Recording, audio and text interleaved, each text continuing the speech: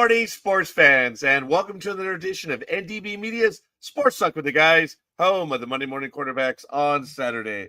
I ask you to bear with me as we're getting this program going right now, and we are making it happen. So there are changes to StreamYard, which are annoying as heck. So I'm going to ask you to bear with me as we make this happen. We're trying to bring the big dog in right now due to the fact that there have been some changes, but we are making it happen. So we ask you to bear with us. And thank you. Good morning, November 15, 2025. There are some changes here on the screen as well, which are a bit annoying. There's a new mode which we can have for telephones and we can have for YouTube, Facebook, and all that stuff, which we're working on trying to resolve. But we already have quite a few people watching this morning. So why don't you let me know who you are and where you hail from? And I ask you to bear with me as we work through these changes. So good morning, one and all. And thank you. We are in an atmospheric trickle. A river. Allegedly, it's an atmospheric river. But it has been, it has been rather light, thank you, but the rain has been consistent since, as far as I'm concerned, since about midnight of Friday morning. I exited the theater at about 12:05 in the morning, and it was sprinkling. So that's where we're at, and it's been a sprinkle. It's been okay. I don't know how it's been for you, big dog, but has it been it's been raining, of course, but I believe right now it is not raining. It was raining pretty steadily since it started yesterday. And there says 70% chance after 7 a.m. Okay, big dog, I Yes, need sir. you to exit again. I have that echo again from you, Oh, and then you let me try the audio then. okay. So again, folks, we do apologize. There are some significant changes that are going on with StreamYard. So we ask you to have a little bit of patience as we work through this. So How's that? again, oh yeah, it looks like it's gone. So Okay. we'll I What's give it a up? What's up, Tony? let's see. So again, folks, I do apologize. I'm not on this as much as I. Oh, okay. Well, the screen's a little bit better, I suppose. Oh, there it is. Those are the presets. Okay, it's the different size of box. Oh, Yes. interesting. That one might be the one that I want, or the first one, but the color is way off. And I'm trying to find the color that we had before. It's a dark green. I don't like this light green, but trying to get this to go, it's been anyway. So we do appreciate the like. Aisha, good morning. Aisha, get in here. Come on, stop throwing rocks. Just get in here. I know you haven't thrown any rocks in yet, but it's all good.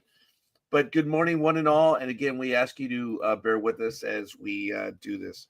So thank you, thank you, thank you. And as I said, of course, November 15th, 2025. This is episode 3 of year 18. We thank you for joining us. And it's all good in the hood, so they say. Right now, it's 61 degrees. It's going to get to a high of 62. So we are where we are. And it's going to be an overnight low of 53. So it's actually going to be colder tomorrow. We'll see how that's going to work. So who's pressing the buttons, damn it? Oh, that's me. I'm sorry. Is it doing it for everything? Okay. Yeah, it is. You're only in a quarter of my screen. The Okay, now entire that's thing is. interesting because, okay, see, that's what I'm talking about. There are some issues going on since I opened the Grrr. program. I have 2 screens. I Yes, me have too. a video screen, and then I have the one for a phone, and then I have the one for the YouTube and whatever. So I guess you're looking at the phone screen. I don't know. I We're gonna have have two to. screens also. I have one that's about like yay big, and then there's a little ittier bittier one right next to it. Yeah, so StreamYard is tailoring it for specific feeds, and we're gonna have to Okay. figure out how it's gonna work. So let me see. Show the scenes panel. Oh, there's another window which I didn't want to see, so we have to get rid of that one now. Oh my goodness, this is It's fun. remove folder. Oh no, I can't do. Oh, it says rename folder. So again, we ask you to see. I didn't realize I sat over here. This is where I normally sit, and now I had to adjust because of the other screen. So it's like, oh, I hate you. There. Okay, I got rid of that extra box. Okay, we're gonna figure out how this works, but feel like rookies all over again. But as I say, it's gonna get to a high of 62 allegedly, which is only 1 degree more. Humidity is at 94%. Pressure is dropping at 29.82 inches. Visibility is at 9 miles, even though sunrise will be at 6:23 a.m. Sunset will be at 4:46 p.m. The wind is heading out to west, 7 miles per hour. Dew point is 59 degrees. UV index 0 of 11, and we are in a waning crescent. What was that big dog about hating the sunset at 4:46? Yes, I hate it when it's by the time it's not even 5:30 and it's pitch black already. I hate that. Why is that, big dog? Why does Doustis hatest that it gets so dark early? Because when I used to be able to do stuff, or actually do stuff, I like it when it gets dark around 7:30, 8 o'clock at night. I hear you. So, Tony, are you on your phone? Or yeah, this is important. I guess we have to check and see how we're being seen right now.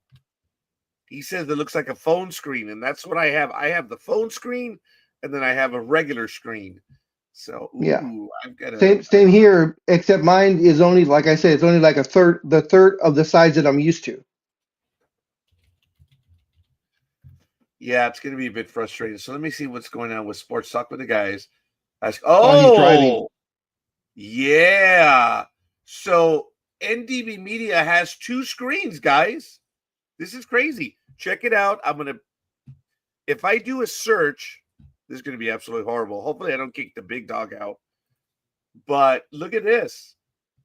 NDB Media has 2. Look at that. And this one over here.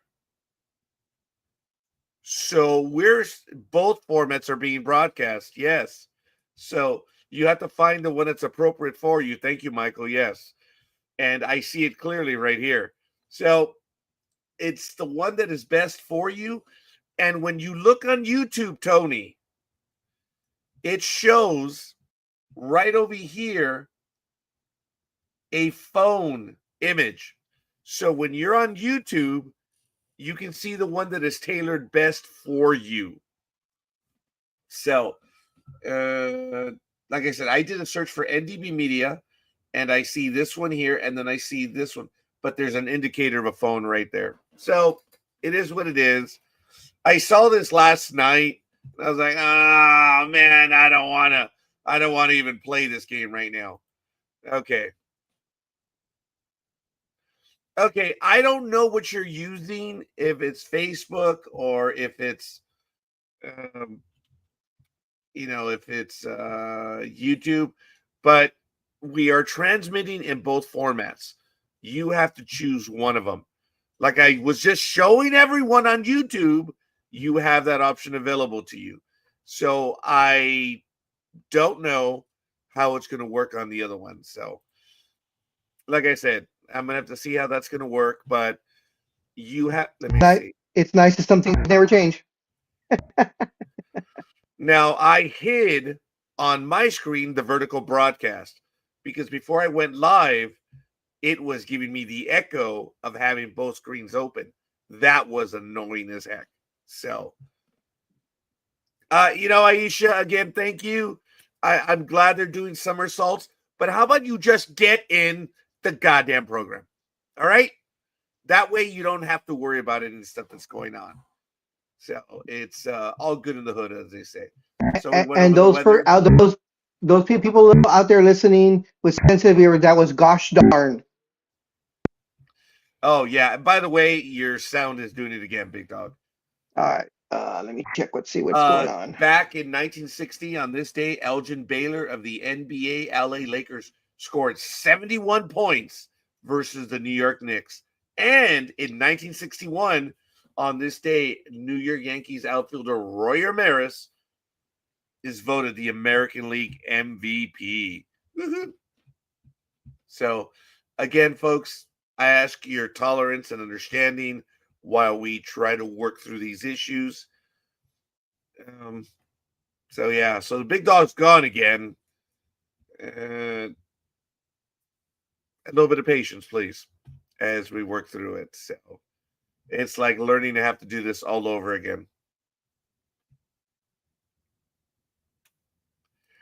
Yes, Aisha, thank you. I already detected it, but I do appreciate that.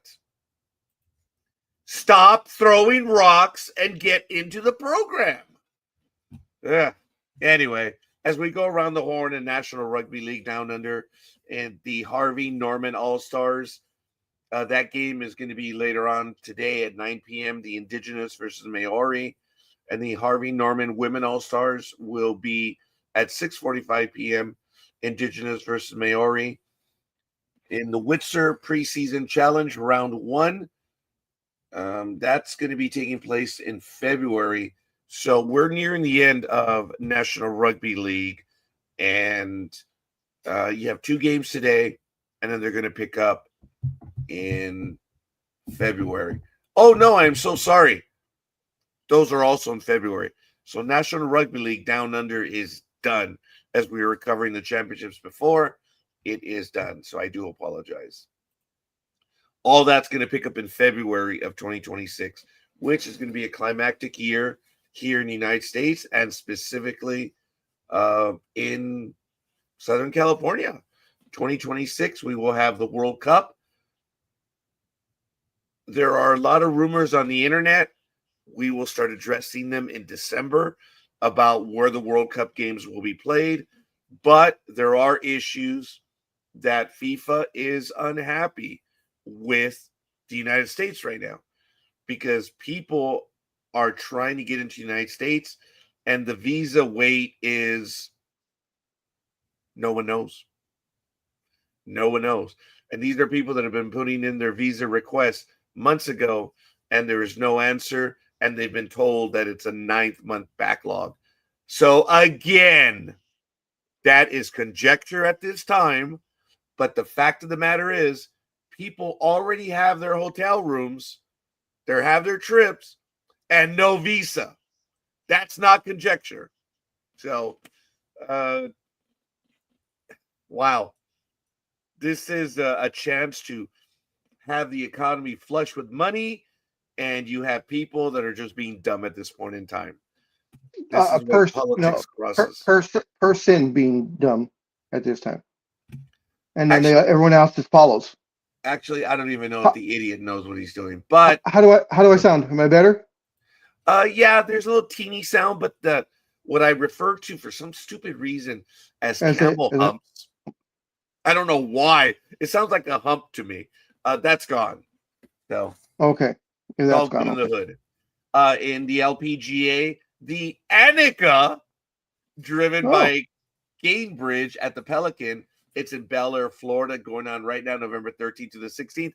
Big Dog will tell you why I kind of perked up over that one right now. Lynn Grant is tied with Grace Kim at -9. Jennifer Kupcho is at -8, tied with Hiren Rune. And then coming in at -7 is Gabby Lopez and Nelly Corda at -6 for the women. So what is it for Florida? Why can't they come up with their own city names? I mean, would they have to copy us for everything? There's a Hollywood, Florida. Now I hear you just said there's a Bel Air, Florida. The hell? Yeah, they're crazy. They do. They have to copy us for everything, and but they kill a lot more tourists than we do. So, yes, we're a lot better off than that. So. That was no.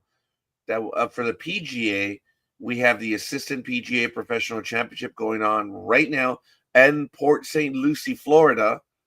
Taking a quick look at the leaderboard for the men's. Sandra, I'm going to butcher this last name, Changisha, is -6. Tied for second, there's 4 people: Adam Fisher, Michael Belcar, Evan Wortgau, and Dalton Bartlett are -5. And then you have Zach Barbin at -3. And tied for 7th, John Wiegand and Zach Oakley. And that's the assistant PGA. So, hey, it is what it is, big dog. I butchered the last name. It was of Indian descent. And I did not get that one correct. My apologies to the guy who's in the lead. Oh, sorry. So what's going on in basketball, homie Claus? A whole lot.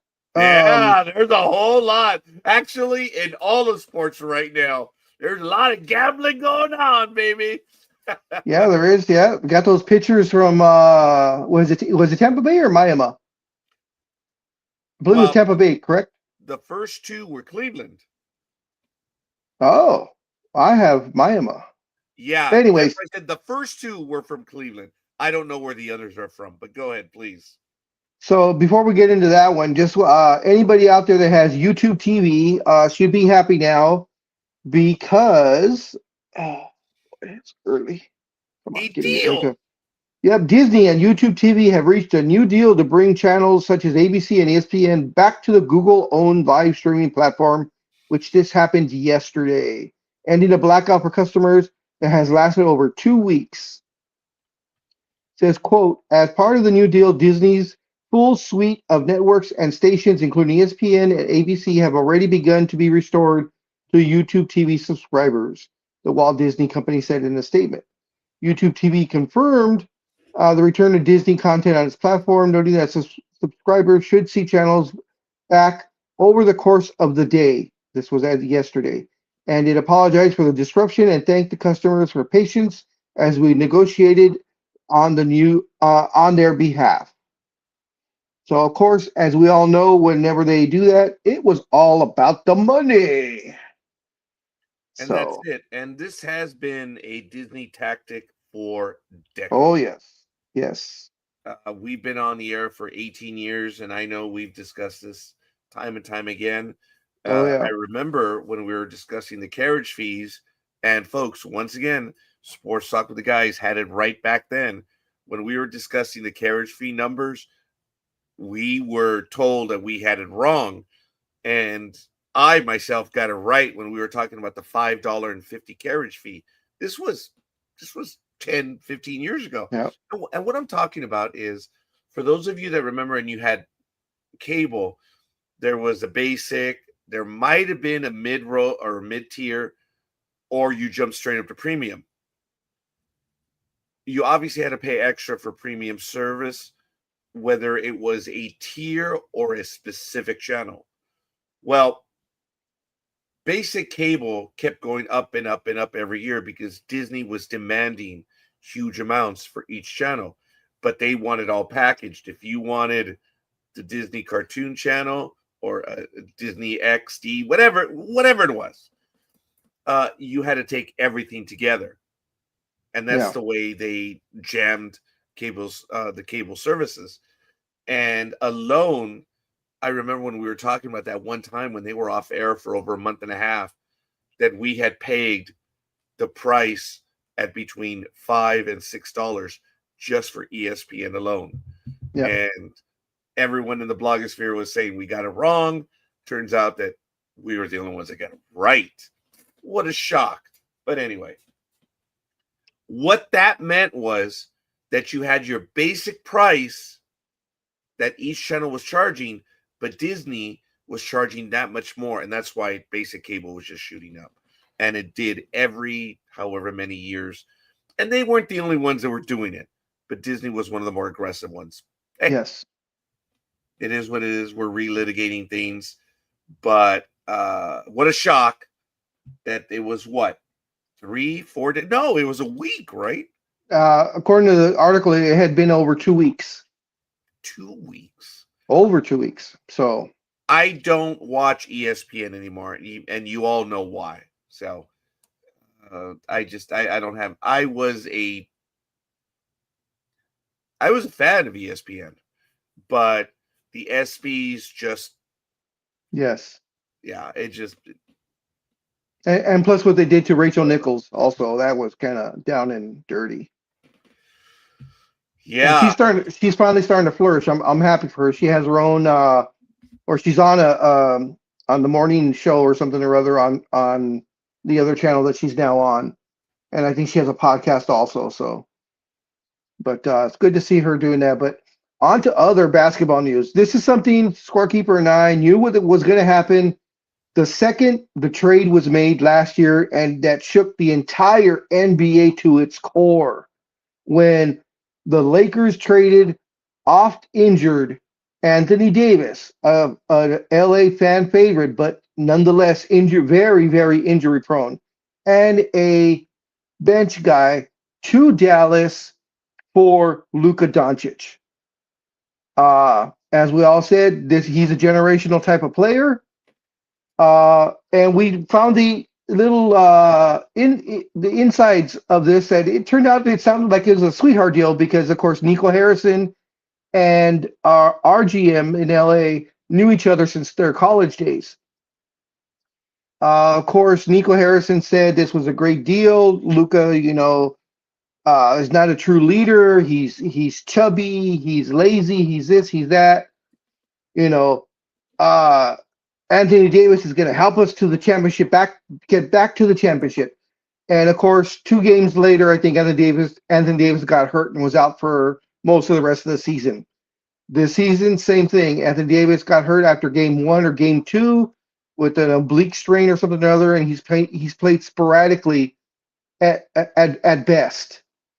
Well, the hammer finally came down. Nico Harrison was fired as the GM, and we all saw it coming. Yeah, he was already on thin ice. And the way the Mavericks have started, they're one of the worst teams in the NBA right now. I believe they're like 4-13 or something or other, 3-12. They're playing very, very badly. Kyrie Irving, who seemed to get rid of his demons once he came to Dallas, has been hurt. I believe he blew an Achilles tendon, so he's not going to come back till maybe February if they're lucky. My personal opinion is if they're not in the playoff hunt, they're going to keep him out the entire year. Because why risk it? He is older. He's trying to come back from one of the hardest injuries to come back from. So he should stay out. Cooper Flagg, who they're pegging their entire future on, he's playing okay. He's not playing great. He's not playing bad. He's a rookie, and it shows. So they're floundering. And on the flip side, Luka came in back, as we all know, came in shape with a chip on his shoulder, and he is averaging about 37 points a game this young season. So he is out for blood, so to speak, and I think he's going to show, I guess, Nico Harrison, which it doesn't matter anymore because he was interviewed and asked about the firing. He says what happens in Dallas doesn't matter to him anymore. He's now a Los Angeles Laker. So the inner workings of other teams don't matter to him. All he wants to do is win. As a side note, I don't know if Big Dog remembers, but Mark Cuban. Oh God, he was so pissed. He says because there was a joke about him still being in charge or not, and this is how ignorant people were, and it is what it is. But he said, "Dude, that deal did not happen under my watch." He said clearly that would not have happened. I truly believe him. Yeah. Yeah. He had some say in drafting Nico Doncic. Oh, Luka Doncic, yes, Luka Doncic. yeah, because he was the Oh owner. my God, they all look alike. They all sound alike. Scorekeeper is mixing them, and I may have just thrown my life away on that one. So, So anyway, yeah, well, of course, Mark Cuban was the owner when Luka got, excuse me, got drafted. I think it was like 2 years later that Mark Cuban sold the majority of the team to the new owners. I think Cuban still has a small percentage, maybe about five, no more than 10%. So he doesn't really have any voting power or say so, but he's still getting some money from them, of course. But yeah, he was livid when he heard about the trade. And it's showing that of course it's all the trade is all on the Lakers side completely. So, but over the uh, years that I've yep, been a Laker fan from the 70s, I don't remember the 70s very much, but into the 80s, obviously, uh, Showtime. the Lakers have ripped the NBA off time and time again. And a lot of it was the former GM just snooker. I mean, getting the best Yes, out of everyone. But again, what a bonehead. What a bonehead to have done this. Look, folks, it's a lot easier. And I, being older now, the reason why I don't jump to conclusions is because as a young man, I jumped to conclusions all the time. So I don't do that anymore. And I've just learned to just shut up and wait. Don't join the rabble in throwing whatever yep, rocks there are. And this trade is not even a year old, and it is already blown up in their face so badly. Look, Mr. Davis, really, really good player, but now it's starting to be yeah, when he's healthy.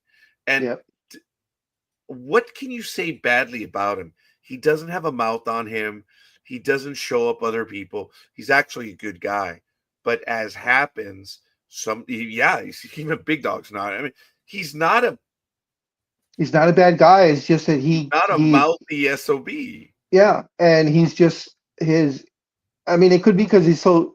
I mean, he's. I say he's thin, but of course he weighs like 240, 250 pounds. But of course he's 7 feet tall. So his frame. He has a thin frame. So unfortunately, and he's not built He, for being under the basket. Yes, sir. he's 7'1" and 240. No, 6'11", 6'11". Oh, then that's perfect.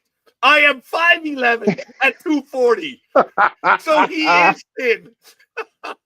I have to pack it in, baby. Folks, Oh, that's I funny. look, I can't make any look, there's nothing else I can do. I am changing everything. I am having issues, obviously health issues. I have gained weight. I hit 250 and I snapped. Did you guys ever see the programs of, the people that were 700 pounds and hmm then they're like, okay, I'm now gonna have that surgery. 650 didn't bother you. 450 didn't bother you. 300. So I always wondered. This is an old story. Big Dog's already like, I've already heard this crap before. But I always said, what is the number that's going to trigger me? And my trigger, oh, okay, was that's 250. it 250 was was your 250. Oh, trigger. he remembers. So 250 I'm was your in paranoia 250. right now. 250 was your realization that oh shit, I gotta do something. Yeah, it's like because I Big Dog and I have had this conversation. We were like, dude, what is the number that like for us, for you, for me? What's that number? Because these people have 700, 650, 800, 900. What is my number? I got to 250 and I snapped. And I am there right now. I have had a lot of physical ailments and I know it. And I'm not using that as an excuse. I know where I'm at. I showed you guys the video last week of me throwing the axes. Yeah. Damn, damn. I almost blocked the video when I threw the axe. And I get it. And I'm self-conscious of it, of course, but I am at a point where I've got to change this. But oh my So God. so so what we have to do is I have to hang out with you more, a little more often, and so this way you won't feel as heavy. You're funny. You're funny. Dude, forgive me. You lost a lot of weight, dude. You Yes, did yes, I have. too. You did. And I never really thought of you as overweight because you're taller than I am. You've Yeah, always been tall. The only thing and that I have over and the I big dog is the yeah. yeah Look at that, the I length, baby. I hold my weight very well, so to speak. Because whenever I tell people how much I weigh, when someone were to ask me like, "You weigh that much?" He goes, "It doesn't. You don't look like it." And I'm like, "Oh, okay. Trust me, I do." Well, compared to Anthony Davis, I pack it in, baby. So um, if there's ever yeah. practice, I get to play with Anthony Davis, and when practice ends, that would be my line. Okay, guys, pack it in. What the hell? So, folks, I am making it clear I am overweight. I mean, flat out, I am, and I've got to work on it. I, but you all know I have a bad heel, my right heel. It's very difficult. At times, I'm unable to walk. Well, my daughter has this thing that she purchased. It's like a metal running track or something, which she has in Uh-huh. her room. Well, I entered her room on Tuesday or Wednesday, and it was around 5 p.m. So it was dark. And as I walked in, I was about to say, "Hey, Mika," and I And you wasn't hit wearing it. shoes. And thank God it was a glancing blow, because had I gotten it straight full on, I probably would have broken it. All I know is that I have a bruise that is still that big. It's not black, it's purple, and it hurts. So on my foot, I have the heel Ow. above the heel right there. The Ow. bruise is there, and then of course my heel when I slipped and fell in I was going to say Las Vegas, no, up in Alaska. I have eternal memory of Alaska. I feel it every day, baby. Anyway, so right now my steps, I was doing 10,000 steps a day. I'm like at 2,000. So I'm like, okay, all right. Hopefully, this is a minor setback. I got to get back out there. I was actually talking to my classmate yesterday and I asked him, what time you going? Because he does 3 miles a day. Damn. Pretty good. So, yeah. And I was like, okay, I know he gets up early. And I was thinking of just driving over to meet him. And he said, oh, I go and walk at like 9:30. I'm like, that messes up my breakfast time. So I don't know. I don't know. So much for commitment, right? Well, Man. well, it doesn't help if you walk your 3 miles and then you go get pancakes and scrambled eggs and bacon Well, I would want to go to breakfast and first, but and and, and one cup of coffee. uh oh guys, I don't Big Dog, I don't even finish the one cup of coffee anymore. Okay, there you go. I made the change, folks. Now I know it's a bit of a joke, but I did have a breakdown a month and a half ago. I felt It like the happens. movie It happens. Flight. Remember oh my god, what's his name? He has the broken pinky or something. The actor Denzel Washington. Okay. He's a pilot, right? Have you seen that Oh movie? yeah, I haven't seen the movie, but I heard it Whoa. was very, very good because everything Denzel does is great. So it's the one where the plane kind of goes upside down. Yeah. Yeah, but he's drunk or something, or he has a drinking problem, or Yes. And that's what I was going to refer to. okay, And there's a okay. significant moment where he falls off the wagon. I mean, literally, he was kept in a hotel room with water and orange juice. Well, they accidentally left he hears the wind and he's able to open the door to the next suite and it has a bar.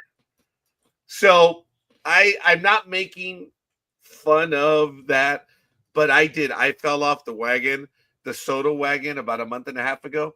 I had like 5 sodas in a 5 hour period. That was huge. And I felt dirty as a oh, cherry Coke. See, I can't make that. That was real. I, I felt dirty, man. And I felt guilty because I was just like, Oh, okay. Is that Tony? Oh, here we go. I'm gonna make a trip out there, and myself and engineer will have to get scorekeeper. On the workout regimen. That's fair, Tony. And I may be calling upon you and engineer, and a few other people that I know. Because all kidding aside, I ordered Slim Fast. It still exists, and it's going to be arriving in a day or so. I don't think it's going to arrive due to the weather. It might be put off a day. But I remember my mother lost over 100 pounds doing Slim Fast. Tommy Lasorda did, and that's where I got the idea, because Tommy Lasorda, for those of you that remember, did those commercials, and he lost an incredible amount of weight. And when my mother was talking about being overweight, I was like, Slim Fast! Slim Fast!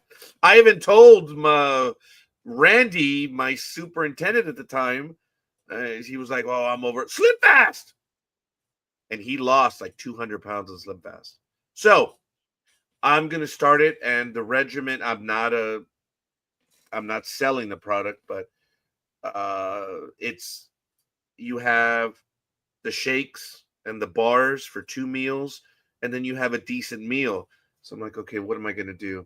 For me, it's going to have to be breakfast. I'm not going to give up breakfast. I like going out in the morning and meeting with people. I do. I mean, I still hit up Big Dog every night. When I was driving, I would tell Big Dog, Hey, Big Dog, were you awake at this? I was like, yes. Damn it. And the one time I texted him, the one time he was asleep. But and because he was asleep, I was like, okay, why? I have that skill, folks. I wake people up. So I'm leery of calling people. But I was in Big Dog's area numerous times. I would take a picture of me passing by his house on the screen, and I would send it to him later. And he's, why didn't you call me? It was up. Damn it. Well, I was on a run. That was one, but I've done that.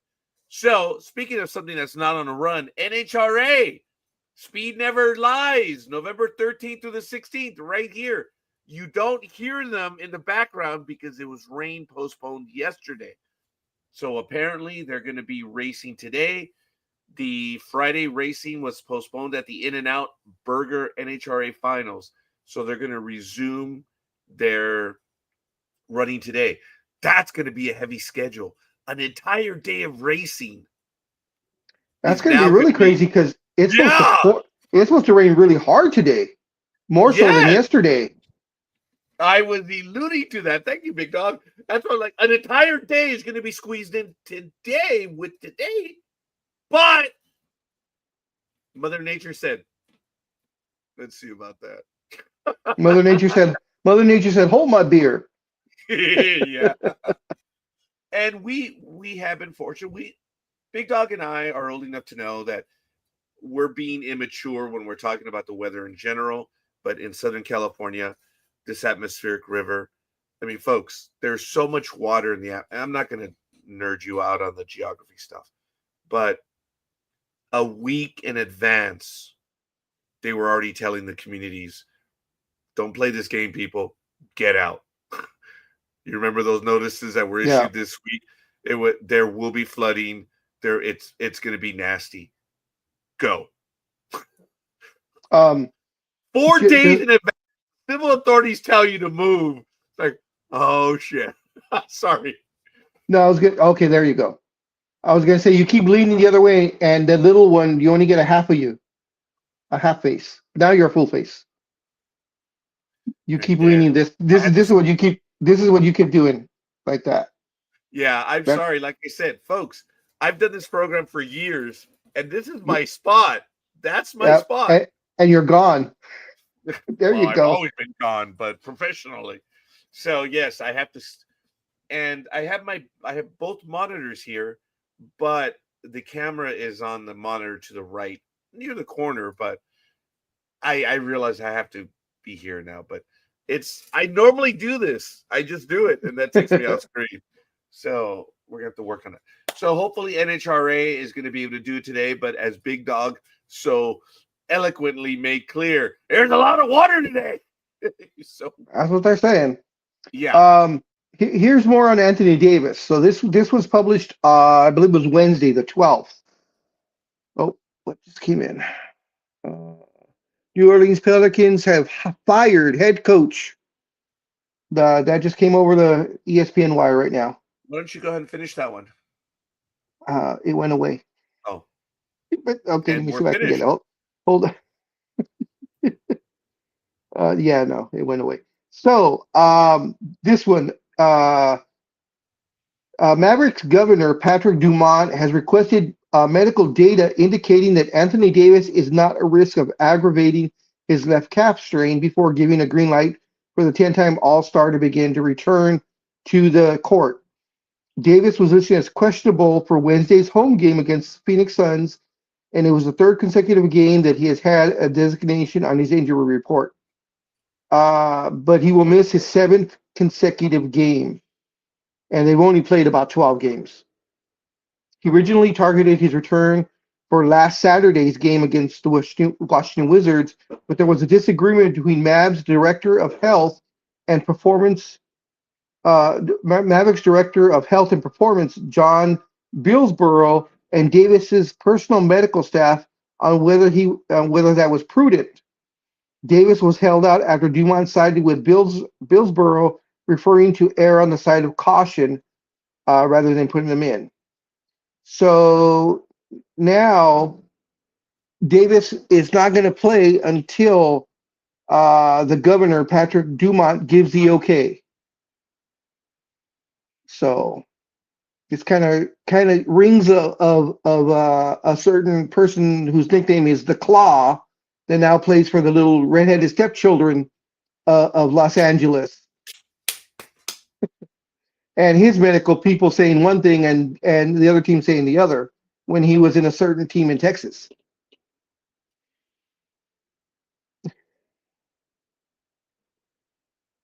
So yeah. In other news, the Clippers, Bradley Beal, the Clipper luck is starting to turn back to San Diego because Bradley Beal is now out for the season. With he has to have major hip surgery. Yeah, that's unusual. That's usually one that you don't get from a basketball player. He says he has a fracture in his left hip, and it will have season-ending surgery. So Let me interrupt, Big Dog. sure. I'm now noticing that Tony and Papa Sox, for instance, it indicates what they're looking at. So Papa Sox, why is the screen shrunken? Well, it looks like, well, first of all, we're transmitting on both types of formats. And when you go to YouTube, you can choose which format you want to look at. And this format that you're looking, the shrunken screen, is the one that's good for cell phones, which I'm like, ugh. And then you have the regular screen. And it looks like you're looking at the cell phone screen, Papa Sox, as well as Tony is. So you better transmit hookers. Yeah, we're trying. That was good. I like it. But good morning, Papa Sox. So I'm dying, folks. I have to tell you, I'm gonna be a jerk right now. Big Dog, Yeah. I'm taking a look at it right now. What's that? That may be the newest member of the fleet Oh, right there. now since it's so long, Yeah. that's what she said. Um, No. you don't require a different license. Class C is still okay. Yes. Okay. Yeah. It's actually has to do with the number of people. So very good, Big Dog. But yeah, no matter what, I'm hoping to get my Class A eventually. But I'm going to be taking a look at this one later on today. What year And is it? I can't. It's in it's small. So. a 2007. Oh, So okay. I'm going to take a look It's at not it. too I'm bad. just dying. So, hey, good Is morning, that, Matt. what's up, Matt? So at about 10:30, once the program is over, I'm going to be taking a look at it. I really like the interior. It actually does look nice. Wow. So yeah, Is that a Lincoln or what is it? yeah, it's a Lincoln Town car. Oh, It's okay. not bad. I mean, it can be a little dated, but it's interesting that there's only one person that fits up front because of the design. So Really? yeah, Wow. so it's kind of Huh. cool. But anyway, sorry folks. I was dying to say, Big Dog's been giving me a hard time as of late. Well, actually, you can see it right here. See, no one fits up front right here due to the design. Oh, wow. The Interesting. entire cabin was moved all the way up here, so there is no front seat. But that seat is pretty big, so I mean, if you know, if fun comes to fun, you can make that work. Interesting. But anyway, um, '07, good year for a car. That's what mine is. Yeah. Um, I hear you, Matt. For me to purchase something like that, brand new, that's over $100,000. I have no desire to do as such. But I've been wanting to do this for a while, and because I take clients on airport runs now, and it's kind of cool. So I'm gonna go check it out. Doesn't mean it's gonna happen, but it's within the realm of what I want to do. And if I, my wa- I, sister is watching, sorry, go ahead. I was just gonna say, I want to see you make a U-turn in that cul-de-sac of yours. In that. No, oh hell no, No, that's not that gonna no. happen. Yeah, that ain't I gonna happen. think it goes You in. gotta back up. You gotta back in or back out, one or the other. I mean, I'd have to go on the curb halfway. Excuse me. That's funny. I don't even think I'd be able to take it into a driveway because it's pretty No. big.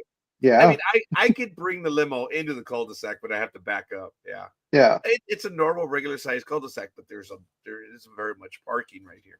But anyway, I am excited over it, folks. I'm going to take a look at it today. It does look nice. So it's funny, 5 years ago, I'm like, okay, what's the monthly? And right now I'm like, who cares? Okay, that's not being a dick. Okay, sorry.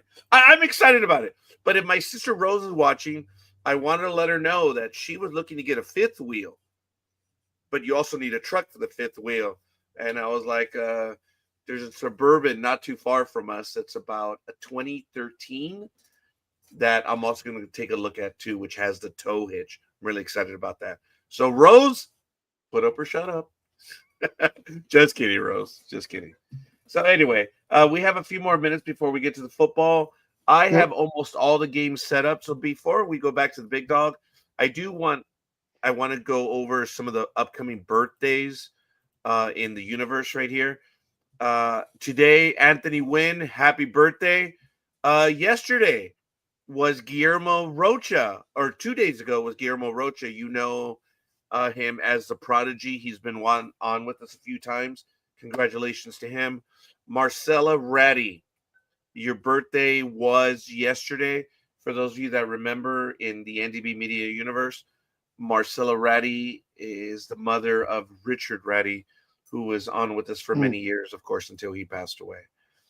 Upcoming birthdays on November 18th, Milt Philly P. Smith. A lot of people know that guy in our universe. Engineer on the 18th. Hala He's going, Nakul. he turns November. 40. I'm not prepared to argue on that, but he really is. Hala Nakul, November 19th. David Pham on November 20th. Leo Villalobos, November 21st. And also November 21st, James J. Rorick. So these are people that are in my universe, as well as the listener base here on NDB Media. So once again, we're going to be ready to go. I have the games set up. I did not copy and paste the Facebook page. So Big Dog, if you have any other item you want to get to, please. Oh yeah. Sure. The player that we all hate, Mr. Dylan Brooks, who has bounced around the league as being the a somewhat enforcer, but all with bad attitude. Anyways, he was fined $25,000. He plays for the Phoenix Suns because he did a rude gesture to the fans as he was leaving the court. So the NBA went, you're gonna pay. You're gonna pay out of your pocket now. So he got fined 25 grand for that. Wow. Yeah. Also, Steph Curry and Under Armour are parting ways and ending their long-standing partnership. Both sides announced on Thursday. Curry's standalone Endeavor Curry brand will move forward independently, and his shoes will release his plan through Under Armour during 2026, but he's now entering sneaker free agency. Curry left Nike and signed with Under Armour in 2013, several years into his NBA career before his rise into an MVP and global celebrity. It says Under Armour believed it. This is from Steph Curry. Under Armour believed in me early in my career, and I gave them the space to build something much bigger and more impactful than a shoe. Because I will always be grateful for that. So Steph's looking for one last nice payday away from the basketball court. As you know, he only has a few years left. He has been playing for about 15, 16 years. So Curry's at the end of nearing the end of that career. Can't blame him for wanting, one last grab. And this one is the important one that scorekeeper myself, everyone here at Sports Talk with the guys that enjoys basketball, we have been not bitching, but we've been complaining how the All-Star game sucks now and has sucked for a few years, going on 5 years probably. Well, the NBA announced its long-awaited plans to overhaul the All-Star game this past Tuesday night, laying out how the new United States once again versus the world format will go and how the teams will be formed. Excuse me. Beyond the obvious change, going to a three-team format featuring eight-man rosters, two of which will be made up of American players and a third team international selections. And there will be a couple of changes on how those players are selected. The basics: 5 starters and 7 reserves from each conference, with a combination of fans, media, and players voting for the starters and the coaches picking the reserves remains unchanged. What is different, though, is there will no longer be any positional requirements. In the past, the starters have been made up of 2 backcourt players and 3 front court players, with the reserves being the same split plus the 2 wild cards. This year, though, the starters will be the top 5 vote getters, regardless of position, and the reserves will be the top 7, also regardless of position. That's a good change. That's a different change. The league answered another lingering question: what happens if those 24 players do not evenly break down into 16 American and 8 international players, or would the league force the voting to adhere to those numbers? The solution is that the player pool doesn't reflect a 16-8. If the player pool doesn't reflect a 16-8 split, NBA Commissioner Adam Silver will name extra players to the roster to get to the minimum 16 Americans or 8 international players. Okay. Sounds interesting. Of course, the All-Star game says will not take place at its usual 8 p.m. Eastern time start time, as it is regularly in the past, but instead will be a 5 p.m. Eastern time, 2 p.m. Pacific time, and will come on the heels of the Team USA hockey game. Ooh, I don't know about that. This year's All-Star Game weekend will be here in Los Angeles at the Intuit Dome, the home of the redheaded stepchildren. What do you think of the format so far, sir? Nope. Yeah, it doesn't sound. It's folks. Look, the NBA is at fault. The Yes. NBA players are at fault. They don't take it for what it was supposed to be. It was supposed to be competition, and they just don't take it seriously. This is what you do: you get elected to the NBA game, you get a bonus. If you win, you get a bonus. You make it worth their while that they want to compete. But you don't have that attitude to win. And a lot of that has to do with the NBA players. This is something that I have harped on for decades now. But you fix it. Look, if it's all about the Quan, make it the Quan. Give them a bonus for making, and then give them a bonus for winning.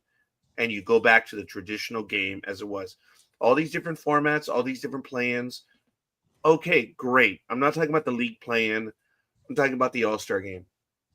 Make it what it was before. Put the pride back in it. Oh my God, that might be political. But anyway, same thing for Major League Baseball. You get a bonus for winning.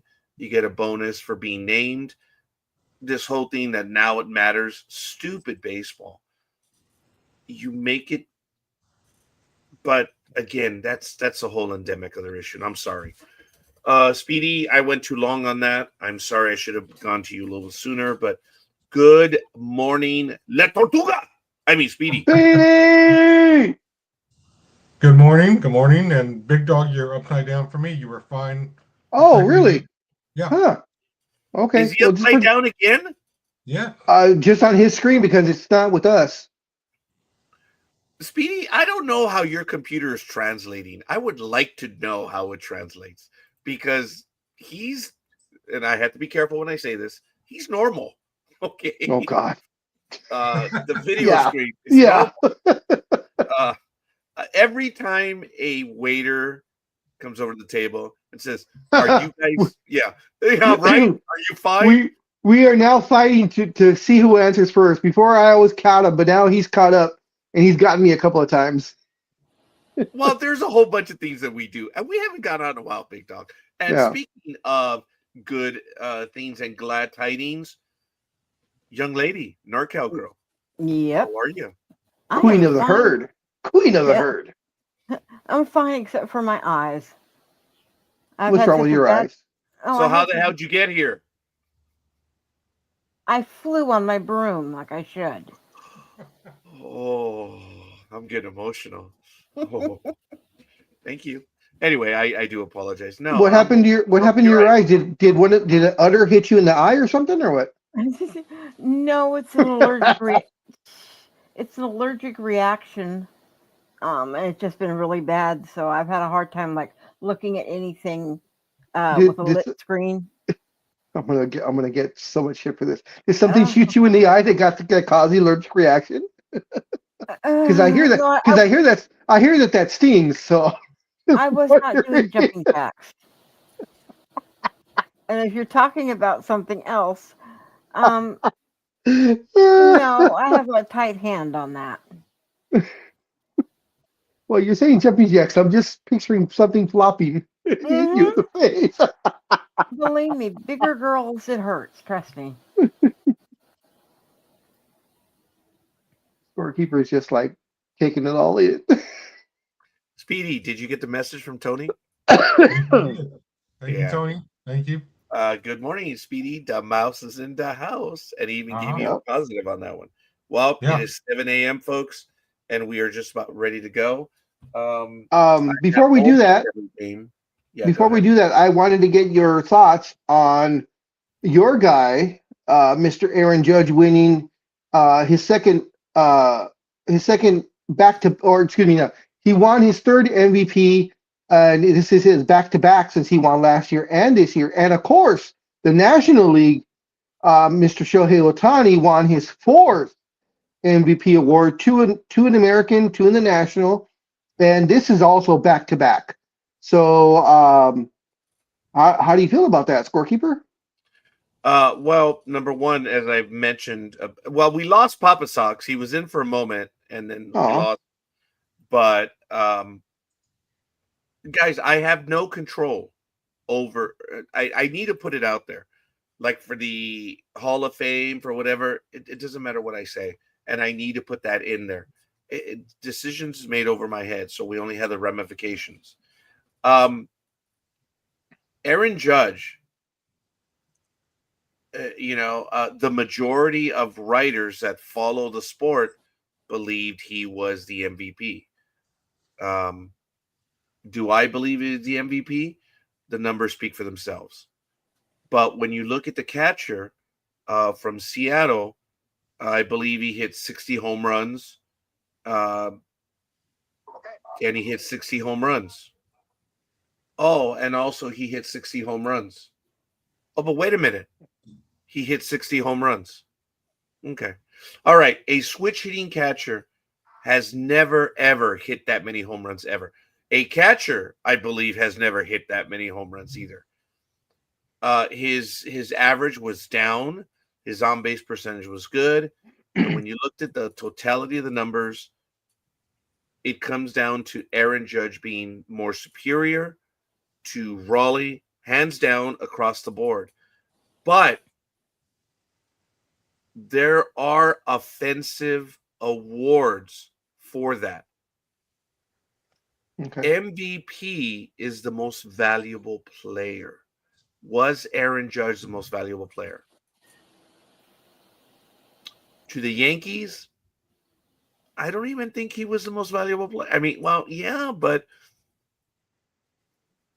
he was a big part of the team. But Raleigh was probably more value to the Mariners than Aaron Judge was. Okay. So that would lend him winning the MVP. But I'm going to go all a-hole on everyone and say the voters have voted. And your feelings on Ohtani? I haven't looked at the MVP numbers, but Mr. Ohtani winning 2 in a row twice in 2 different leagues, I don't think that has ever been done in the history of baseball. Also, just to let you know, voters have voted. So just to let you know, since I know it kind of digs into you, Ohtani's MVP award was.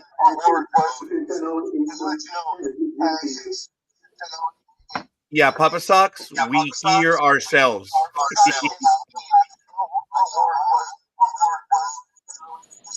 So I'm going to mute you while you work that one out. So go ahead, Big Dog. Ohtani's vote, it was unanimous. Oh, I know how much you hate that. Well, I take that back. You don't hate it, but I know it bothers you when people said, "Oh, it should have been unanimous," and blah blah blah blah blah. No, it's a majority vote, people. That's the way it works. It's going to shut everyone up that it was unanimous. Yeah, it was 100%. Where's that from?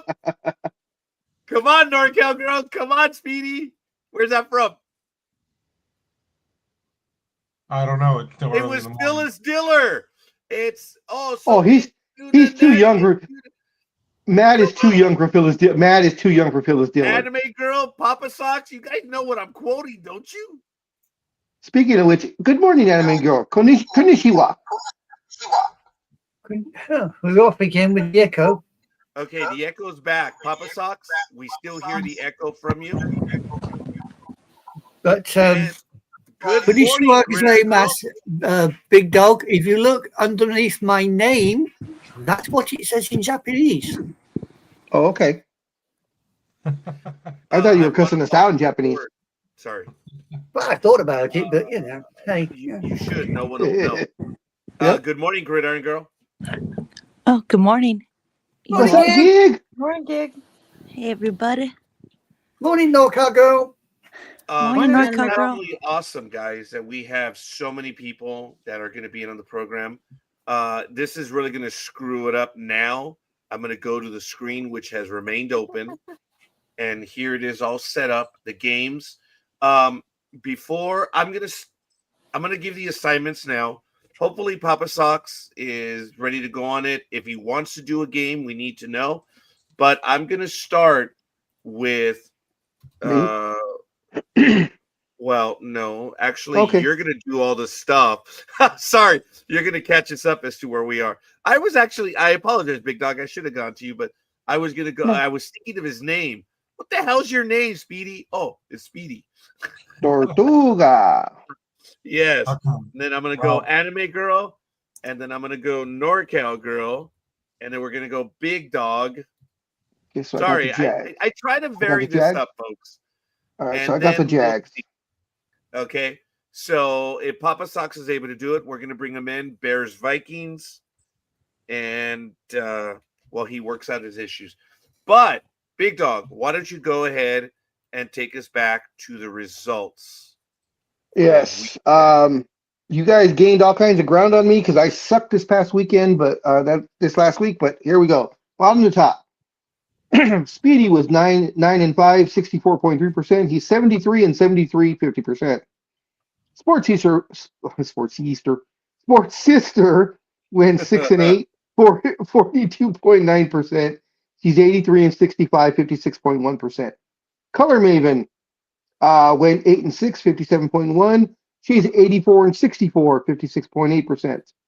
Papa Sox went 1-1, 100%. He's 60-42, 58.8%. Dream went 8-6, 57.1%. He's 89-59, 60.1%. Philly Special went 9-5, 64.3%. He's 93-55, 62.8%. Engineer went 7-7, 50%. He's 95-53, 64.2%. NorCal Girl went 9-5, 64.3%. She is 96-52, 64.9%. Coffee went 8-6, 57.1%. He's 97-51, 65.5%. Anime Girl went 9-5, 64.3%. She's 98-50, 66.2%. Scorekeeper went 9-5, 64.3%. He's 148, 67.6%. Lukey's went 6-8, 42.9%. She's 82-39, 67.8%. Wow. Gig went 10-4, 71.4%. She is 102-46, 68.9%. I went 7-7, 50%. I am 103-45, 69.6%. So Gig made up, I think she picked up 3 games on me. And Scorekeeper now, I think I had a 4 or 5 game lead. Now I'm only on a 3 game lead with him. So the former champs are on my heels. Gridiron Girl, I heard. I heard that. Yep, and that was a satisfaction sigh. So I was like, yeah, I'm coming for you. Is that what it was, Gridiron Girl? I didn't say a word. No, you sighed a word, woman. Oh, Yeah. okay. Maybe a That's why she's little. not. Okay, all right. So we're Yeah, starting week 7. I picked a lot of long shots last week, and not long shots, stuff that I was I picked with my heart, and on like at least 4 games. And I think only one came out to my advantage, so my own fault. I might be distracted because I have Ash here. I don't know if you guys can see him on screen or not. But anyway, this is week 11. The Colts and the Saints are on the bye. Thursday's game, Jets and Patriots. What was the result, folks? Patriots 27, Jets 14. Although Jets had an early lead, but as we all know, they're the Jets, so we knew they weren't going to hold on. What was that, I Speedy? should have changed my pick early on, but I didn't with that game. It's all right, buddy. We're all doing very well. So we're going to get to Sunday's game, which is an early game. Let's get it going. 7:10 a.m. Boom. First game. Go, Speedy. All right, we have the 3-7 Commander taking on the 3-7 Dolphin from Madrid, I guess. It will be Madrid, on the NFL Network. Spain. I don't know. The Commanders are 21st. The Dolphins are 25th. The Commanders are 18th in yards per game. Dolphins are 25th. Time of possession, Commanders are 28th. The Dolphins are 27th. In defensive sack, Commanders are 14th, while the Dolphins are 21st. In total defensive interceptions, the Commanders are 20th. The Dolphins are 30th. In turnovers, Commanders are 28th, and the Dolphins are 29th. Speedy, when you get a chance, could you look up offensive sacks and also offensive interception for me? When you get a chance. Okay, Speedy? Oh. And also both teams suck. So we'll just put that out there. Man, they suck. Previous matchup? The last time these two teams played, the Dolphins beat the Commanders 45-15. Yeah. They beat him. They beat him up. They absolutely Yes. They wrecked them. Unbelievable. And we already have our first pick. It's going to be Miami for Tony, but we'll get to that in a moment. Okay, so the betting line is 2.5 for the Dolphins. Yep. Yes, it is. May we have a win probability? Yeah, looks like those fishy folks might take it 55.8%. Thank you. Anime or NorCal Grow, do you have a weather? Yeah, I do. 58, and it's going to be mostly cloudy, but it's saying they're playing in a dome. Ah, that's the most important thing. May we have Uh-huh. an injury report then? Injury report, certainly. For the Commodes, the first name I've got is the quarterback, Johnson. He is questionable with the mysterious undisclosed. I then have McGee also questionable. Brown is injured reserve. McClone is out. T. Jackson, the tight end. McCaffrey, Amos, Nyang, Armstrong, all injured reserve. KO is out. Jean-Baptiste, Eckler, and Wise are all injured reserve. Daniels is out. Harris Lattimore, injured reserve. Stinnett is questionable. For Myanmar, I have got Chubb, questionable. Daniels, Hill, injured reserve. Bowser, DeBoy, and Schwartz are questionable. Mater, Jackson, Eichenberg, Waller, Burns, Kohu, AZ, all injured reserve.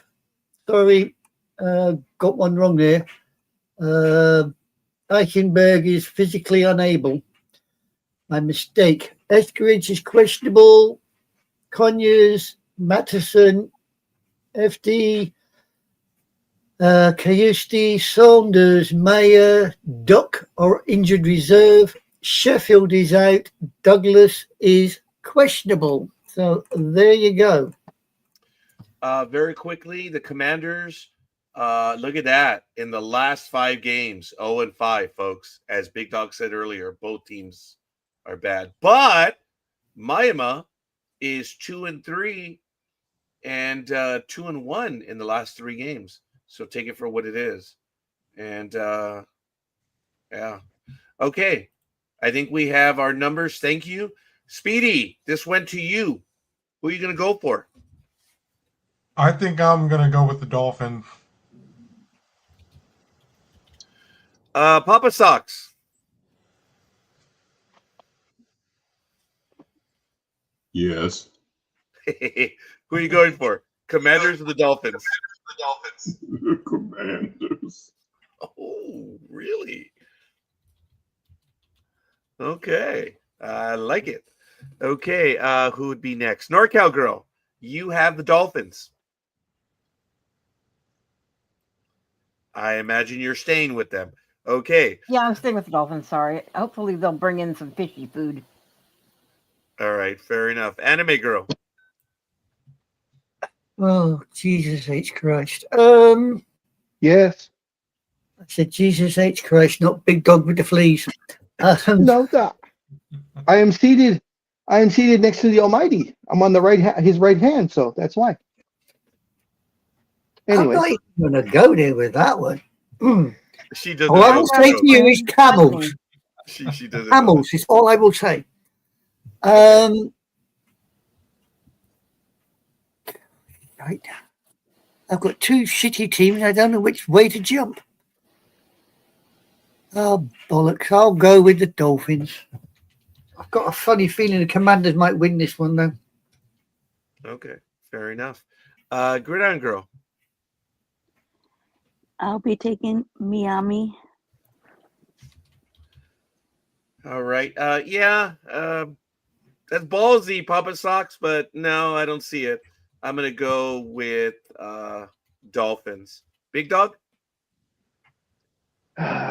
Man, I'm gonna say the Dolphins. They played last week. They decided they were the Super Bowl contenders again because they played way past their actual way they've been performing all year. So hopefully they can carry that on. Yeah, somebody said something similar about the Titanic staying afloat. That didn't happen. True. By the way, I'm laughing at the private chat. I appreciate that, Papa Sox. Papa Sox, unfortunately, there's been a change to StreamYard, and right now we have two screens. One of them is the phone screen, and one is the regular screen. And we're going to be working through the issues. This just started yesterday. So, yeah. I'm not a smelly sock. I wear them. Come on, Papa Sox. Be cool, dude. So anyway, I think we all have our picks then. And Gridiron Girl, please, is this big enough for you? I'll do it. Never mind. For Yeah, don't votes. leave those don't leave those softballs there for me. Come on. Yeah, I know. Commanders, we have Papa Sox. And for Miami, we have Cafe, we have NorCal Girl, Sports Sister, the Philly Special, Anime Girl, me, Scorekeeper, Me, and the Big Dog. me. Oh, I guess we're all okay now because we're on YouTube. So it's all good. Now remember, Papa Sox, when you go to YouTube, if you look up Sports Talk with the Guys or NDB Media, you're going to get the choice of two screens now. So that might help out a little bit. And yes, Tony, it is what it is. First game in. Anime Girl, let's go. Beg your pardon? This is something you wish me to do? Oh, yeah, right. We have the 5-5 Carolina Panthers taking on the 3-6, really, Atlanta Falcons, and they're doing it at the Mercedes-Benz Stadium. Scores on the doors, points per game. Panthers are 28th, the Falcons are 27th. Ooh, picnicking. And 4 yards per game, Panthers are 27th, while the Falcons are 16th. Say what? Possession per game, Panthers are 11th, while the Falcons are 21st. Defensive sacks, Panthers are 26th, the Falcons are 5th. Interceptions, Panthers are 12th, while the Falcons are 7th.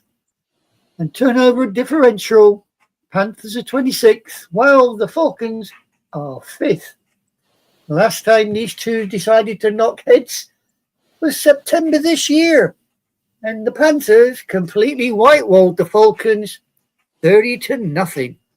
Makes you wonder who the hell showed up on the game. Yeah, no kidding. In the last 5 games, the Panthers are 3-2. The Falcons are 1-4. Wow. All right. Good morning. Always happy. Oh, I believe that might be Engineer. He may be in the house.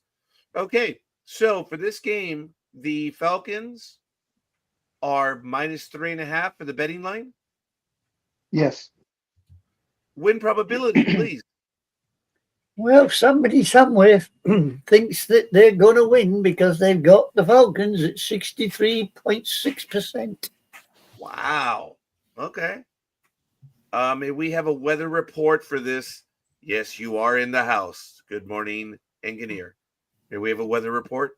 Yes, it'll be 67 degrees and clear. And Engineer, if you wanted to write what it is going to be in a dome. I have 68 and partially cloudy in a dome. Good dome. The dome. You don't do it as well as Jay does. Sorry. Oh, I know. I try. Okay. Well, let it be known that the Engineer is much better at dome calling than anyone else. Okay. Well, so much for education. May I have an injury report, please? Looking at this, I'm wondering how the hell they're favoring the Falcons, but never mind. Here we go. For the Panthers, Wallace is out. Brooks physically unable. Moore, Amuve, Hunt, Mathis, Jones, Christensen, all injured reserve. Ransom is out. Now, for the Falcons, I may take some time on this one. Trice, injured reserve. Dorius, questionable. Anderson, physically unable. Nielsen, questionable. Phillips, Wheatley, Norton, injured reserve. Agnew, questionable. Jones, McGarry, injured reserve. Woods is out. Roberts is injured reserve. London is questionable. Alford is out. Franks is questionable. Floyd is out. Diablo is injured reserve. Haynes is out. Harrison is questionable. Bertrand is out. Lindstrom, Hughes are questionable, and Malone injured reserve. I mean, looking at that, I would say Atlanta Falcons have got either injured, questionable, or out. There don't seem a lot left for them to play with. So it's I wonder how they've got the 63.6% on the win probability, because most of their team is crocked. I hear you. Well, Anime Girl, then who are you going to go for? Well, I'm going to jump on the side of the Panthers. I'm going to go with the 5-5 Panthers. I don't think the 3-6 Falcons will do it this time. Speedy. I'm going to go with the Falcons. Sorry, Anime Girl, but I see them winning. It's all right. You go for the Falcons. I've got more chance with the Panthers. Yay! Philly is going for the Dirty Birds on this one, with his eyes closed. Papa Sox. May I have the Panthers, please? Ooh. But the God, I love that voice. Yeah. Barry White never sounded so cool. Oh, I know. Yep. Gridiron Girl. I'll be taking the Dirty Birds as well. 23-20. Ooh. So she's taking the win, but not covering. Taking the win, but not covering the spread. Okay. Oh, Exactly. I ain't betting this one. oh, very good. Okay. I'm gonna take this one as 2017, but I'm going with them for that one. So Big Dog. No, NorCal Girl. Sorry. I'll stick with Falcons. Oh wow. The atmospheric river has arrived. I don't know if you guys can hear in the background. It is coming down. Oh, yeah, Sorry. just past us. Oh yeah. Yes. Gridiron Girl and I are only, what are we, about 10, 12 minutes apart from each other? Yes. Yeah, Big Dog and I are about, depends how we fight, right, Big Dog? About 20 minutes? About 20 minutes. Yeah. So we're actually, the three of us are actually within 40 minutes of each other, I suppose. Yeah, well, if you buy that new car that you're thinking about buying, you can walk there, because all you got to do is get in the front door and walk out the back door. Oh, that was funny. I like that. Okay. Big Dog, what's it going to be? I am also going to take the Dirty Birds. Cool. Here's me thinking you had the kahunas to step outside the blooming box. What a letdown. Nah, right. I think I know the Panthers have won 3 out of the last 5, and the Falcons have lost 4 out of their last 5. But Yeah, they're due. I think they're due. They're at home, so that there's a lot to say about home cooking and sleeping in your own bed. Yeah, but that injury list, Big Dog, that injury list. I mean, come on, man. Any bloody longer, and they'll be asking the reserves to come out of the reserves to play. As a matter of fact, Engineer says that he has to depart. Jay, thank you for stopping in, young man. Appreciate it. And hopefully it's all good in the hood. Later, Jay. Later, Jay. Hi, Jay. He's off to do my fans. Or only fans, or whatever you call it. His feet pictures for his OnlyFans account. Oh, for the love of He's God. off to do them. All right. Gridiron Girl, you're up, please. By the way, you guys can keep the rain over there, please. Thank you. No, send it here. Did We Speedy, will, Speedy. oh, yeah, okay. All righty. So for the Panthers, we have Sports Sister, Anime Girl, and Papa Socks. And for the Falcons, or the Dirty Birds, we have Cafe, NorCal Girl, The Philly Special, me, 2320, Scorekeeper, 2017, Big Dog, and Big Dog. Arf. That's it. Okay, guys, we're doing well. NorCal Girl, you're up, and we've got 2 games in. We are going Alrighty, and blowing. Sorry, NorCal Girl.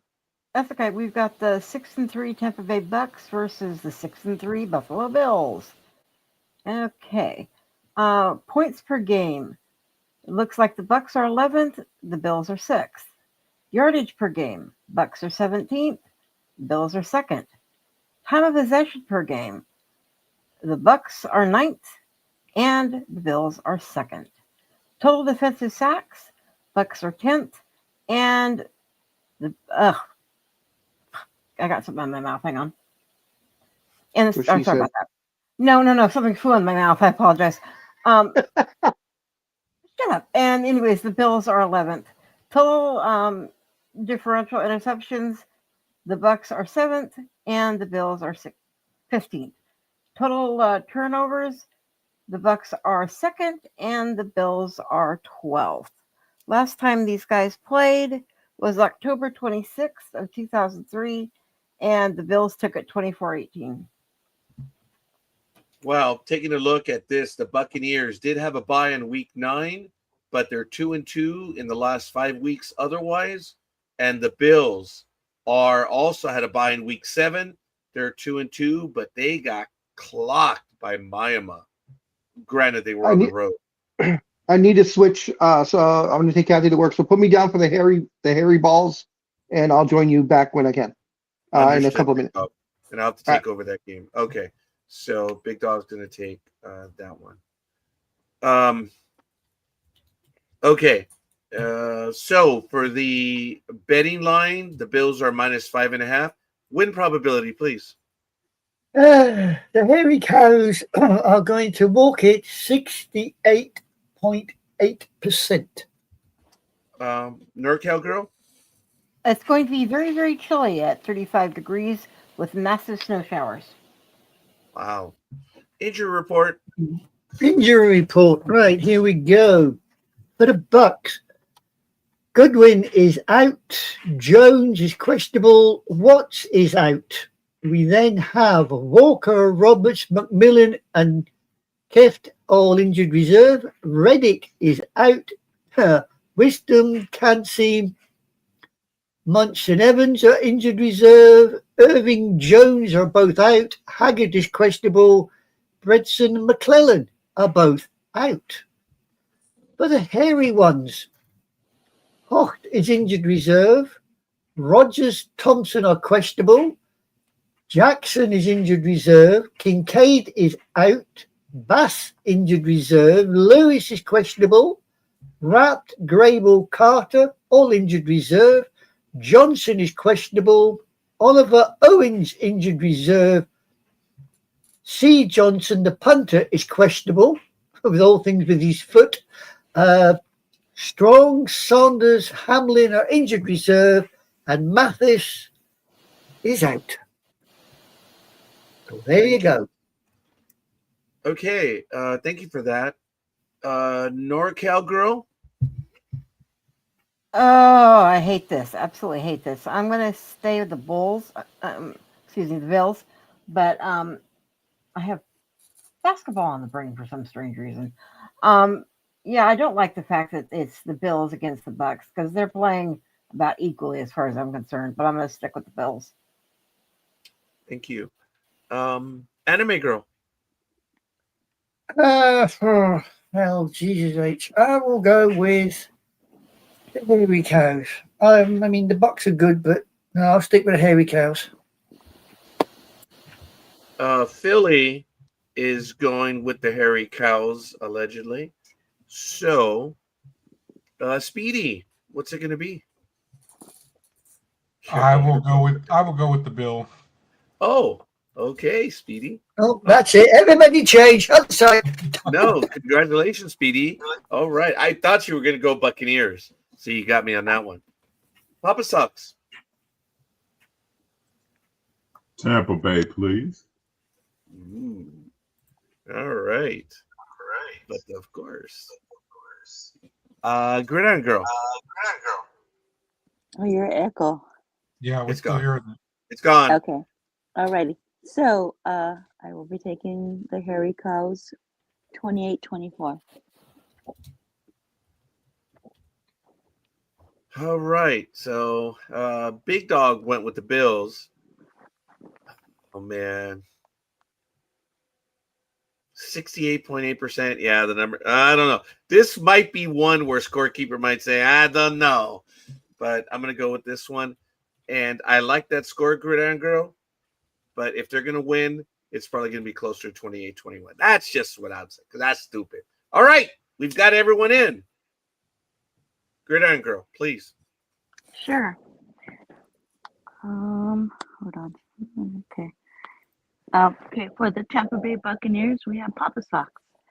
And for the Buffalo Bills, we have Cafe, NorCal Girl, Sports Sister, Big Dog, Anime Girl, the Philly Special, me, 28-24, and Scorekeeper, 28-21. Excellent. So we've got that one out of the way. Next game, Jaguars Commanders was to the Big Dog, but I messed up and he's driving. So we had the 7-3 Chargers visiting the 5-4 Jacksonville Jaguars. This is on Sunday at 10 a.m. It is on CBS. It's going to be at Jacksonville, Florida at Everbank Stadium. I remember driving around that stadium. It's big. Anyway, looking at the numbers, points per game, the Chargers are 13th and the Jaguars are 18th. In yards per game, wow, the Chargers are 8th and the Jaguars are 19th. In possession, the Chargers are a league best at 33 minutes and 35 seconds. And the Jaguars are not too shabby fourth at 32-10. In total sacks, the Chargers are 5th overall with 29. Jaguars are 30th with 12. In interceptions, Chargers are 5th with 9, but the Jaguars are 2nd with 12. So that takes us to turnover differential. The Jaguars are +8, putting them in 2nd.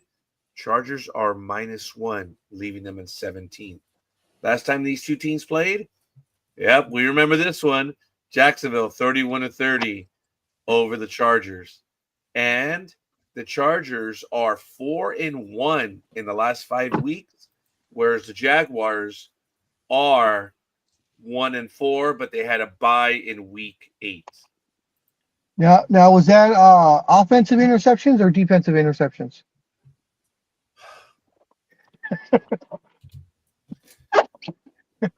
Very good, Big Dog. Very good. The Chargers are -2.5 when it comes to the betting line. Do we have a win probability? Yeah, the electric company is going to take it 58.9. Do we have a weather report? 77 degrees and partially cloudy. Wow, in Jacksonville. That should be nice weather. All right, may we have an injury report, please? We certainly do. For the electric company, Morgan questionable, McClellan is out, Rogers, Harris are injured reserve, Washington. Pardon? I apologize. Go ahead. Oh, so I thought you were going to say something. I Washington, said, because of my name, Rogers. Sorry, go on. Yeah. Washington's physically unable.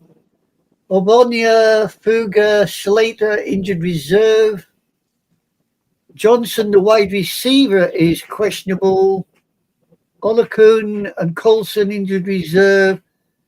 Gadsden, still. Lambert Smith, questionable. Alt, Hampton, injured reserve. Matlock, questionable. Haskins, injured reserve. Hart, questionable. Bloody hell, who's playing for the Chargers? Right. For the Jags, We have Hodges, physically unable. Dixon, Lane, and Thomas are questionable. Long is out. Ransell, McLeod, Hunter, Cephas are all injured reserve. Harrison is out. Murray, Strange, injured reserve. And Lewis is out. So there you go. Thank you. Okay. So there we have it for this game. Look, the Jaguars are at home. That's good, but the Chargers are the best team in regarding these two. So scorekeeper thinks it's going to be more of a it's not going to be a blowout, but this one's going to be 31-21 Chargers over Jaguars. NorCal girl. Oh, I'll do the Chargers. Wow. Okay, but is that your That's choice? that's a pretty bold Yeah. statement there. Okay, I'm Well- glad. I don't do married men, so they have to rule out about half the team. We don't know if half the team's married. We'll have to ask Gridiron Girl for that. That's your team, woman. Are you asking me a question? No, it's okay. We'll go on. Philly's taking the Chargers. Anime Girl. I apologize, Gridiron Girl. Anime Girl. I'm going to take the electric company as well. Okay. And then we have Speedy. I think I'll take the Chargers too, because I wasn't going to go with the Jag, but I don't see it. Thank you, Speedy. Papa Sox.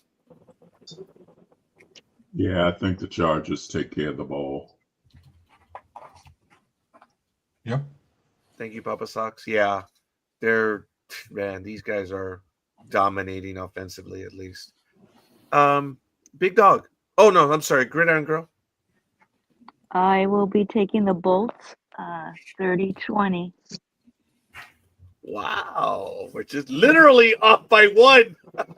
So interesting. All right, Big Dog. Well, much as I love the Jaguars, they're like my second favorite team now. But I believe the Chargers are just they're just too strong. Are they really your second best team? I've been they're my dark horse team. Let's put it that way. Oh, okay. All right, sounds interesting. Gridiron Girl, regale us, please. Alrighty, for the Chargers, we have Cafe, we have NorCal Girl, we have Sports Sister, we have Scorekeeper, 30-21, we have The Philly Special, Anime Girl, Speedy, Papa Sox, me, 30-20, and Big Dog. Oh. And for the Jaguars, we have nobody.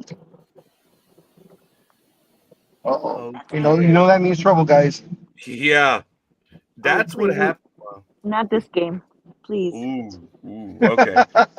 So let's get to the 10 a.m. game. Bears Vikings. Papa Sox, if you're ready to go, let's go.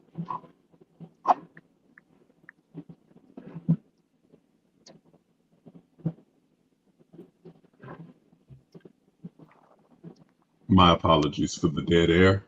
It's all good. The alarm started going off in the house, and Uh-oh. anyway, no, the phone alarms. Anyway, we have the Chicago Bears versus the Minnesota Vikings. Okay, the Bears in points per game are 7th, the Vikings 21st. In yards per game, the Bears are 3rd, the Vikings are 24th. In time of possession per game, the Bears are 10th, the Vikings are 26th. In total sacks, the Bears are 18th, the Vikings are 12th. In defensive interceptions, the Bears are 1st, and the Vikings are 28th. And in total turnover differential, the Bears are 1st, and the Vikings are 29th. The last time these two teams met, Minnesota took it 27-24. Excellent. In the last 5 games, the Bears are 4-1, and the Vikings they had a bye in week 6, so they are 1-3 in the last 5 games. Okay, the betting line is the Vikings -2.5. Do we have a win probability? Yeah, the horny ones are going to squeak past with a 57.7% chance. Weather? You have a brisk walk at 43 degrees with crystal clear skies as you walk from your car to the dome. All right. I'm sorry for that delay. Injuries. Right. For the Bears, we have Johnson and Jones are both injured reserve. Briscoe Williams, questionable. Turner Gordon, injured reserve. Edwards Walker are both out. Amagaji, Hatkins, and Smith are injured reserve. Carlton, questionable. Oh, bloody hell, another A to Z. Hobie Biangbu, or whatever his name is, he's injured reserve. And Stromberg is out. Bloody hell. Where do they find these people? Right. For the horny ones, Moore injured reserve. Bartholomew physically unable. Corell, Nelson, Odoa, Chandler, and Kelly injured reserve. Murphy questionable. Greenard is out. Wentz, who is a quarterback, is injured reserve. There you go. Excellent. Okay, so Papa Socks. Yes, sir. I'm going to go with Minnesota closes the deal. Ooh. That would I know they're at home. Do you have any feeling or insight why? Just curious. No, they're at home, and it's a coin toss for me right now. So Okay. I think they close. I don't think the Bears do. Got it. Appreciate that, Papa And it's Socks. a dome, right? Yes. Is it a dome? Yes. It is a dome? Yeah. Okay, then I blame it on the dome. Oh my God! And I listen to Milli Vanilli, so next time I'm going to hear it, blame it on the dome. Oh man, that was good. All right, so Gridiron Girl. Oh, I'll be taking the Vikings, please. Okay, Big Dog. Well, this may be the one where she catches me. I'm going to take Los Osos. Ooh. Okay. Oh, sorry, Biff. It's actually Big Dog. Okay. I hear you guys. I don't know why. I never go with the Bears, but I'm going to go with the Bears in this one. I really believe that they're going to do it. It's going to be a little closer, 17-14 on that game. Tony is going with the Vikings. Okay. If you're right, scorekeeper, it'll probably be because they are out-coached. Oh, okay. Okay. Appreciate that. All right. Well, we'll see. I don't know. I rarely tell Papa Sox. I rarely ever go for the Bears, but it's not a coin toss for me. It's more of a gut, unfortunately. I need to ask a question to Papa Sox. Go. Who's out coaching who? As the coaches. Well, he said if the Bears win, they outcoach. But go ahead, Papa Sox. Okay. Yeah, that's basically what I was saying. That the Bears will outcoach Minnesota. They have the coach that just does the trickery. It could very well be they just run up to the line on a 4th and 1, and the other side jumps. That's why I'm saying it's a coin toss. I don't trust the Bears to close this one out for some reason. Awesome. Thank you. Yeah, that's exactly what he said earlier. He trusts the Vikings to close this one out. So, all right, fair enough. NorCal Girl? Vikings. You're staying with them. Anime girl. Oh dear. I hate to say this, but I'm going to err on the side. I'm going with the Bears. Yeah, there we go. I reckon it could be a 14-7 game. Oh, I think this is the first time she calls it. 14-7. All right. I like it. Speedy. Yeah, I think finally the Bears will let that Bear fear wake up and win. That's it. It's going to be 14-7 to the Vikings now. That's it. He's joined us. All right, Speedy. I appreciate that, Actually, brother. it's going to be 16-13. Because at least in video game territory world, Bears actually eat Vikings for breakfast. Well, you know what? If No, you're it's using games for simulations, hey, good for you, buddy. Okay. Then Nope. It's 16-13. 16-13? Yep. Wow. All right, Papa Sox. Appreciate that. Is that your first scorecast? No, I accidentally did one 4 weeks ago. Oh,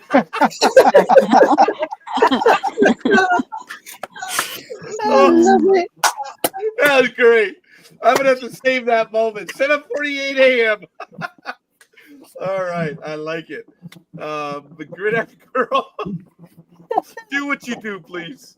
Okay. So for the Bears, we have Sports Sister, Big Dog, Scorekeeper 17-14, Anime Girl 14-7, and Speedy.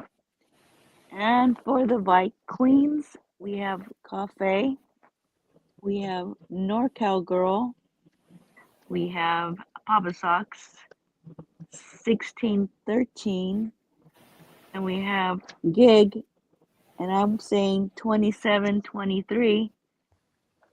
And last but definitely not least is the Philly special. Oh, and I apologize. Billy did put in a score of 24-23. 24-23. Vikings or Bears? Queens. Ah, And that is all.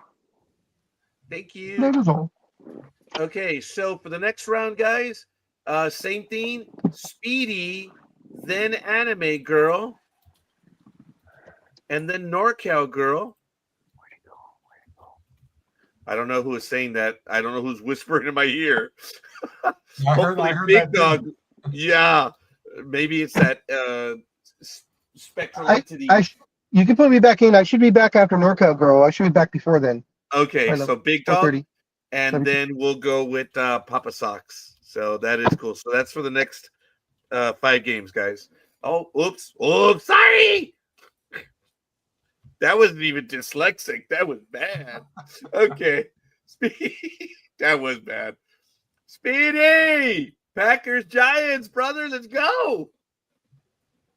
All right. We have the 3-1 Packers taking on the 2-8 Giants from East Rutherford MetLife Stadium on Fox. 3-1. Wait. They're not 3-1.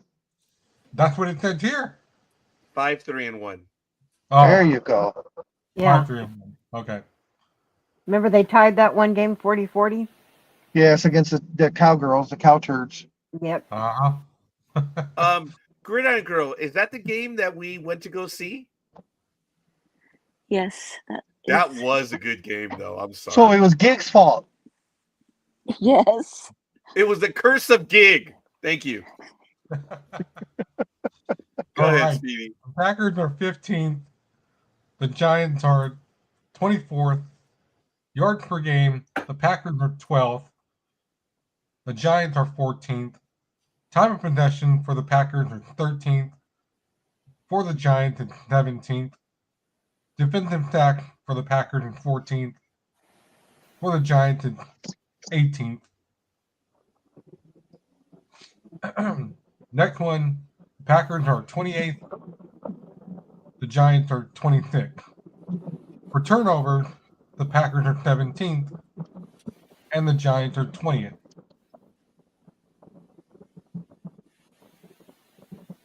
The last time these two teams played was, the Giants beat them 24-22.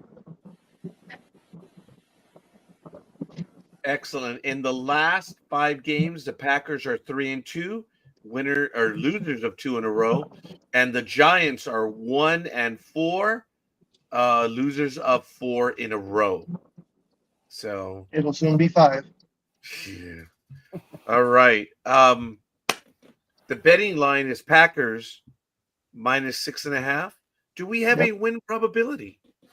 It looks like the cheesy heads may take it 74.7%. Just a little bit more than necessary, but there you go. In Rutherford, may we have the weather report, please? Yeah, it's going to be nipply for anything out there that's nipply. Because it's Squeeze going to me. be, you heard me, nipply. I see you pointing in opposite directions. Okay. You've never heard that before, seriously? It's going to be 45 degrees and partially cloudy. When we say it, it's not meant as a sexual thing. Even our DJs announce it on air with cooler weather. That is true. Wow. Excellent. But I will say it'd be better for the nipply weather to be pointing different directions rather than going north and south. I'm not going there. I actually envision that. Let's go with the injury report because Tony has already given his pick for this one. Nice one. Right. For the cheesy heads, we have got Jenkins Reed injured reserve. Hayes is questionable. Lloyd injured reserve. Whelan Belton questionable. Oliver physically unable, along with Williams. That's the guard. Wide receiver Williams is questionable. Glover is injured reserve. Hobbs is out. Kraft is injured reserve. Randall Van Nies is questionable. Cox injured reserve. Golden is questionable. And Niemann injured reserve. For the little people, we have got Okere is questionable. Neal is out.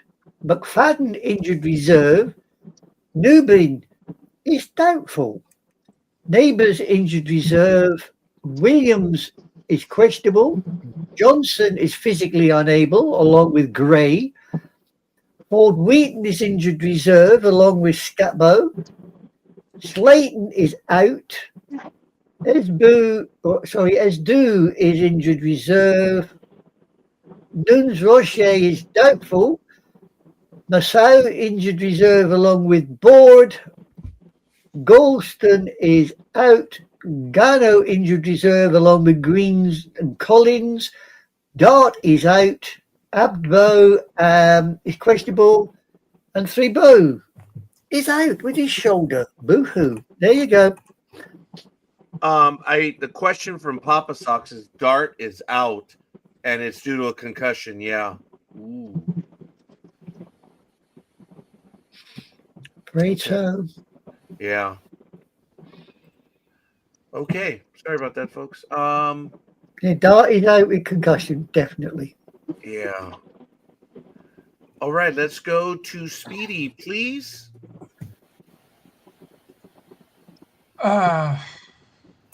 Let's see. I will take the Packers. Why not?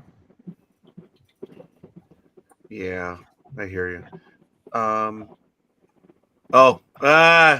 Tony just gave very good. It's nipply weather. Absolutely awesome. He's going with the Cheeseheads. Philly is. That's 27-10. All right. So Speedy went first. Papa Sox. Oh no, wait. Oh yeah, please, Papa Sox. No problem. I'm gonna have to take the Packers. The Giants' magic is gone right now. Yeah. They're bad. All right, thank you. Go down, girl. I will be taking the Fudge Packers 28-17. Wow. I'm sorry. What was the score again, please? 28-17. Big Dog. I will take the nachos.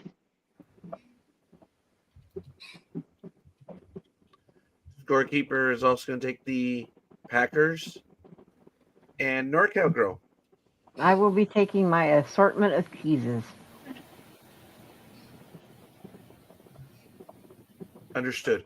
Yeah, it's actually raining right now. Well, it's actually lit up for the moment, but it is raining a great deal. Papa Socks, you say it's cloudy out here. We have an atmospheric river, so it's been raining since Friday morning. Pretty much all day, huh, Big Dog? Yeah. Yes. Yeah, but and Great Aunt Girl, it's been kind of. I mean, it's been light, but it's been raining all day. And today we've had 2 downpours, but it's going to rain all day. We got ours on Wednesday with a little bit of thunder. So Oh, I hear you. This is cuddling weather. When I got on the cuddling. Oh, I'm Yeah. sorry. I'll see if I can get down there and cuddle with you, cuddle puppy. Ooh, that sounds good. I'll even let you be the big spoon. Wait. I'm coming off of mute. You're doing cuddles? I didn't read that in the notes this morning in the chat. You're doing cuddles? Oh, gosh. How did we select that? Hold on, wait a minute. I missed it. Papa Socks, it just happens, brother. It just does. And they're making arrangements. It's cuddling season, or what do they call that right now? It's cuffing season, right? something like that. Yeah, the kids call it cuffing season right now. August and September through October. That's the trial. So we're all right. It is what it is. Okay. Sorry, Anime Girl. Sorry. I'm taking the Cheesy Hedge 30-20. Ooh. Anime Girl, 30-20. And then Speedy, you gave us the first. Okay, we got it. All right, Gridiron Girl, please regale us. Alrighty, for the Green Bay Packers, we have Coffee, NorCal Girl, Speedy. Oh shit! What are you I'm sorry. doing, I'm dude? sorry. The Philly Special, 27-10. Papa Socks, me, 28-17. Big Dog, Scorekeeper, Enemy Girl, 30-20. And for the New York Giants, we have Sports Sister. Yay! Yeah. All right. Bengals and Steelers. Anime Girl. Okie dokie, we have got the 3-6 Bagels taking on the 5-4 Steelers at Chris Shaw Stadium. Our scores on the doors are as follows. In points per game, the Bagels are 13th, while the Steelers are 16th. In yards per game, the Bagels are 22nd, while the Steelers are 29th. Possession per game, the Bagels are dead last, 32nd. But then again, the Steelers aren't far off, they're 31st. In sacks, the Bagels are 29th, while the Steelers, well, would you look at that, they're second. In interceptions, the Bagels are 7th, while the Steelers are also 7th. In turnovers, the Bagels are 26th, while the Steelers are 4th. The last time these two decided to knock heads was in October of this year, and the Bagels decided to edge out the Steelers 33-31.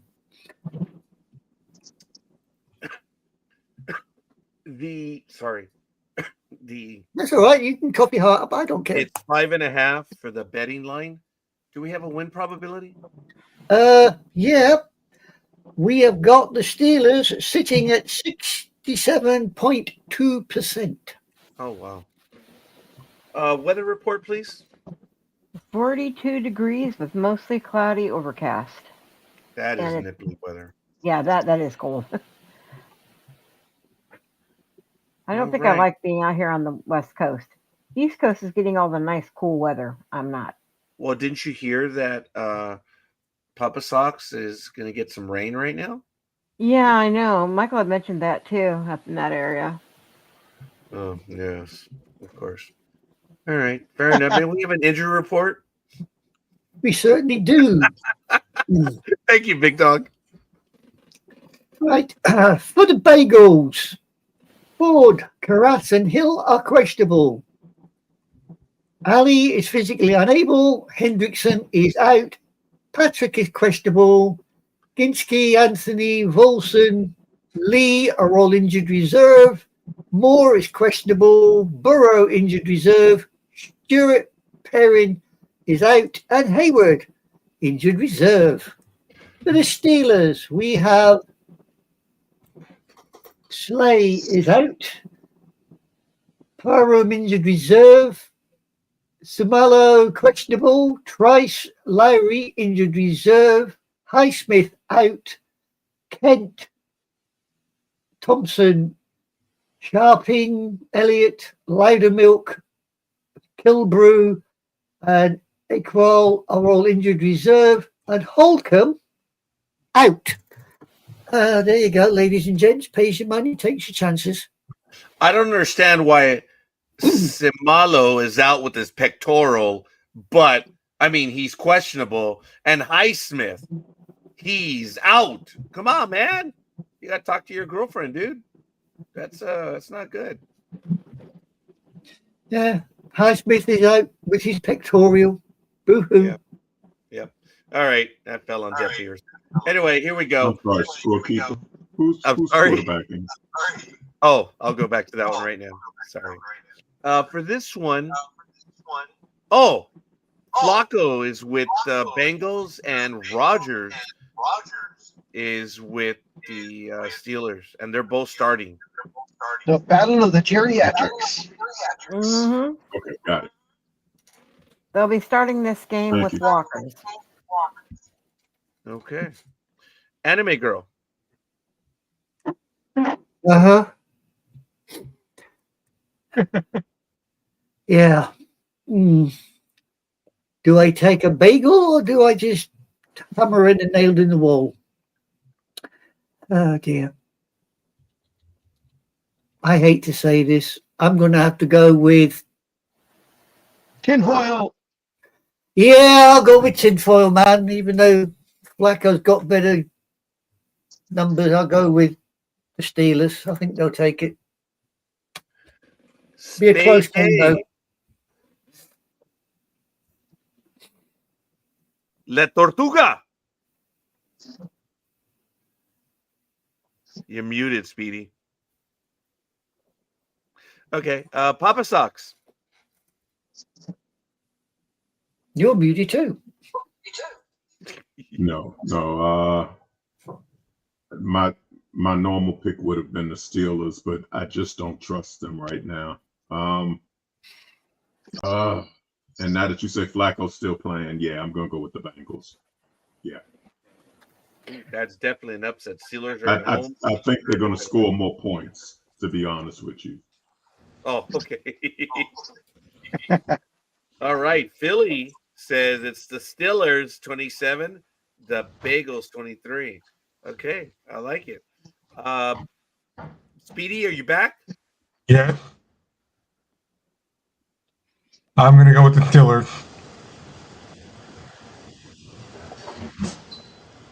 Gridiron Girl. I'll be taking the Steelers for 27-21.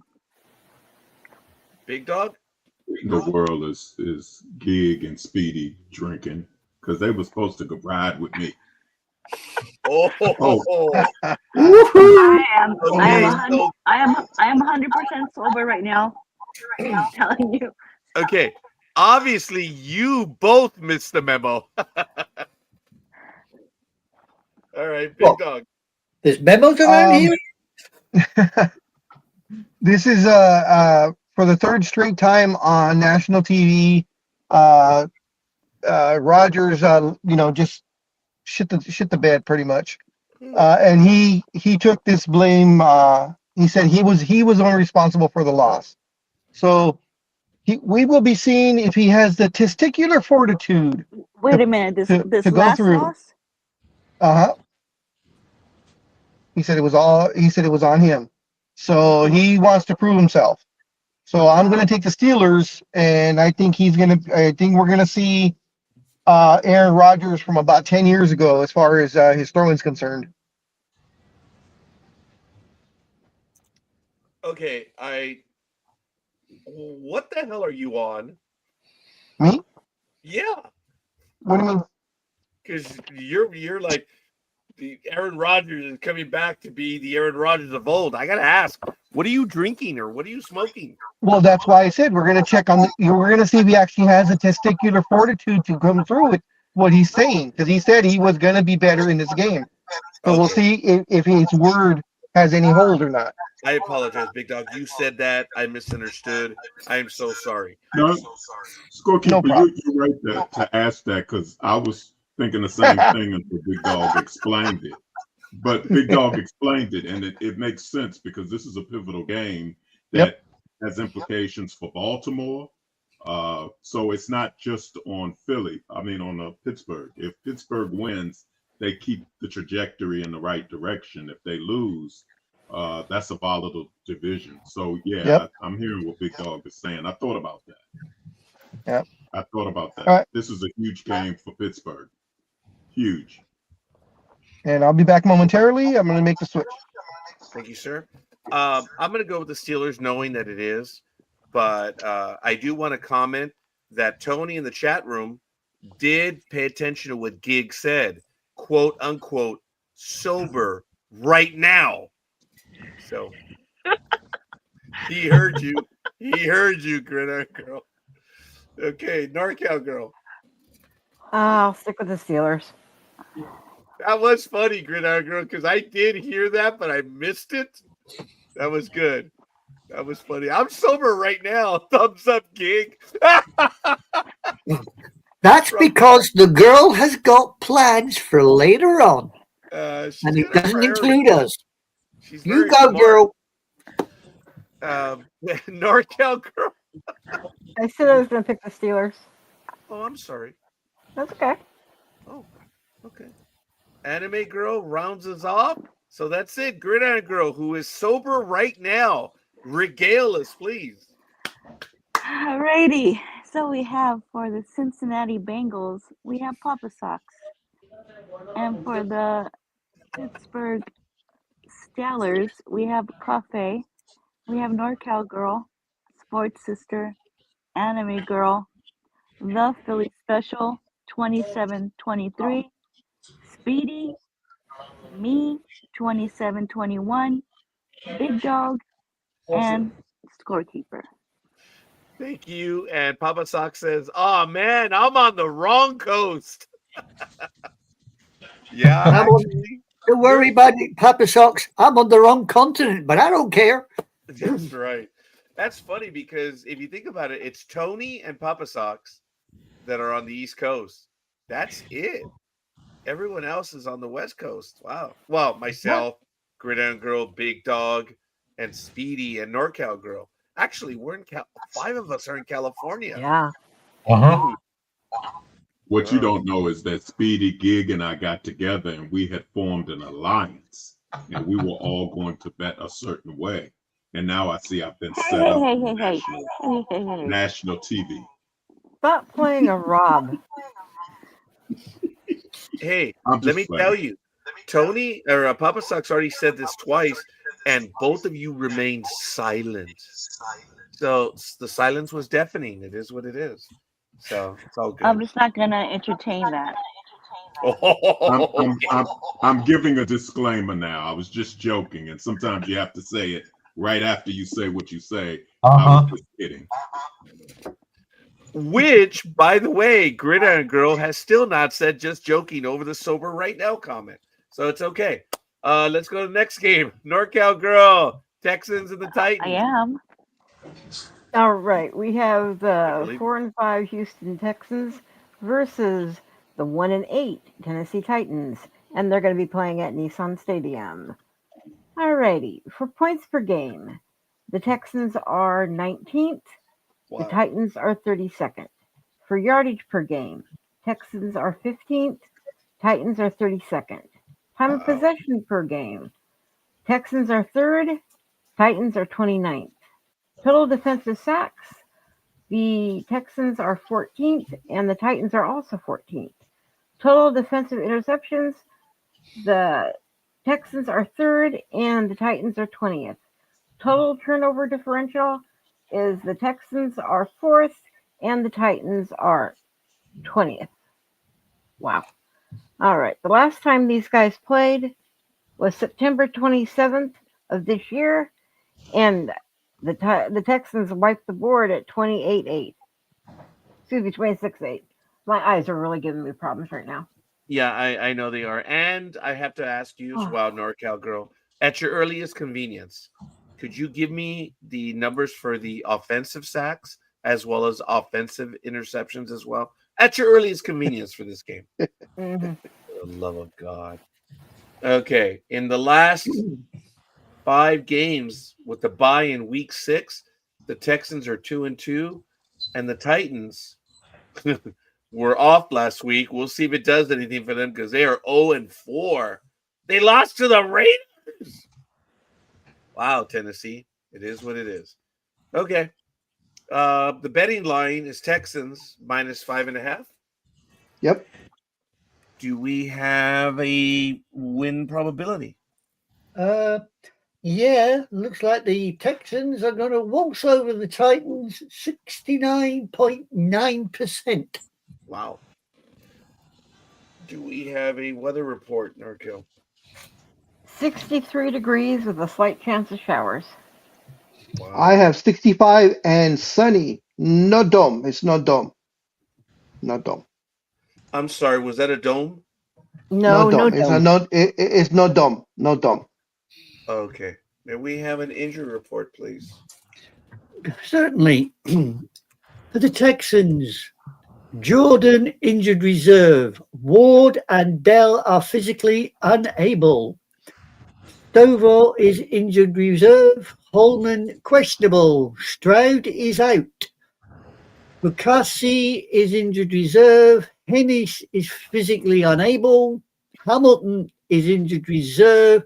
Ingram is questionable. Petrie is out. Watson, Smith, Taylor, Johnson injured reserve. Bryant, Fairborn out. Stewart injured reserve. And Arnett out. For the Titans, we have got Key questionable. Need injured reserve. Hardy is questionable along with Bruss. Lyon and Wallow are injured reserve. Johnson is questionable. Mullings is injured reserve along with Levi, who's a quarterback. Just for your information, along with Hance. They're all injured reserve. Small, Ridley, Prince are questionable. Origi is injured reserve. Ravenel questionable. Oliver, Watson are out. Simmons is questionable. Olanio is injured reserve. Woods is out. Gay is injured reserve. And Lynn is questionable. So it looks like the Titans are in for another hammering this week. That's what she said. May the fleas of 1,000 camels infest your butthole. Wow. NorCal girl. I think I'm going to stick with the Texans. Thank you. Anime girl. Yeah, I'll go with the Texans. I'm not going to give the Titans a second glance. Philly is taking the Texans. Thank you for that. Speedy. I'm also going to go with the Texans. Papa Sox? Yeah, Texans have a chance to become second in their division with the win, or tie for second in their division. I think they They take it too. Gridiron girl. I too will be taking the Texans. Getting nervous here. Big dog. Los Tejanos. Uh-oh. We have an upset in the works. Gridiron girl. What about you? Oh, thank you. You see, I don't do it deliberately. I'm just old. Scorekeeper, we'll take the Texans. This one, I'm looking at a colossal one. 28-7. Ooh. Yeah, it's gonna be a blowout. Guys, did you look at Thank those you. numbers? Thank you, scorekeeper. You didn't pause, so you didn't give me a chance to get that shot in there. So thank you for that. Oh, that was unintentional. Sorry. I'll see I if I know. can do it better. No. Look, they're 32nd, and 29th, man, in yards, points, and time of possession. I mean, they're bad. So, hey, NorCal girl, did you come up with the offensive sacks and offensive interceptions yet? Oh, she's not talking to me now. All Go right. on, I dare you. I dare you to say it, no, Cargill, because I would. Gridiron girl, did you give the recap? No, because you keep on fiddling with your fiddle. Well, no one else will fiddle with it, so he's got to have. Gee, he's got to fiddle with something. He's got nothing else to fiddle with. Anyone else? Tony? Tony's trying to keep on the road from laughing so hard. Dude, he's probably swerving on the road right now. Highway Patrol's probably sitting behind Tony thinking, what the hell is that guy on? Dude, okay, Gridiron girl.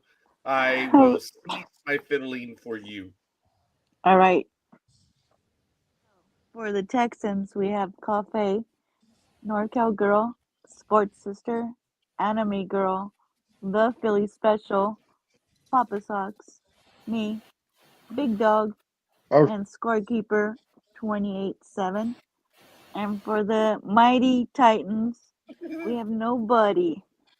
Speedy, you didn't go for the Titans on this one. No, I didn't. It was more rhetorical than anything else. But all right, yes, because don't you always remember the Titans? Yes, I do, but not this week. He forgot about him this time. Yeah, he did. Something like that. Okay, well, fair enough. Let's go. Big Dog, you're up.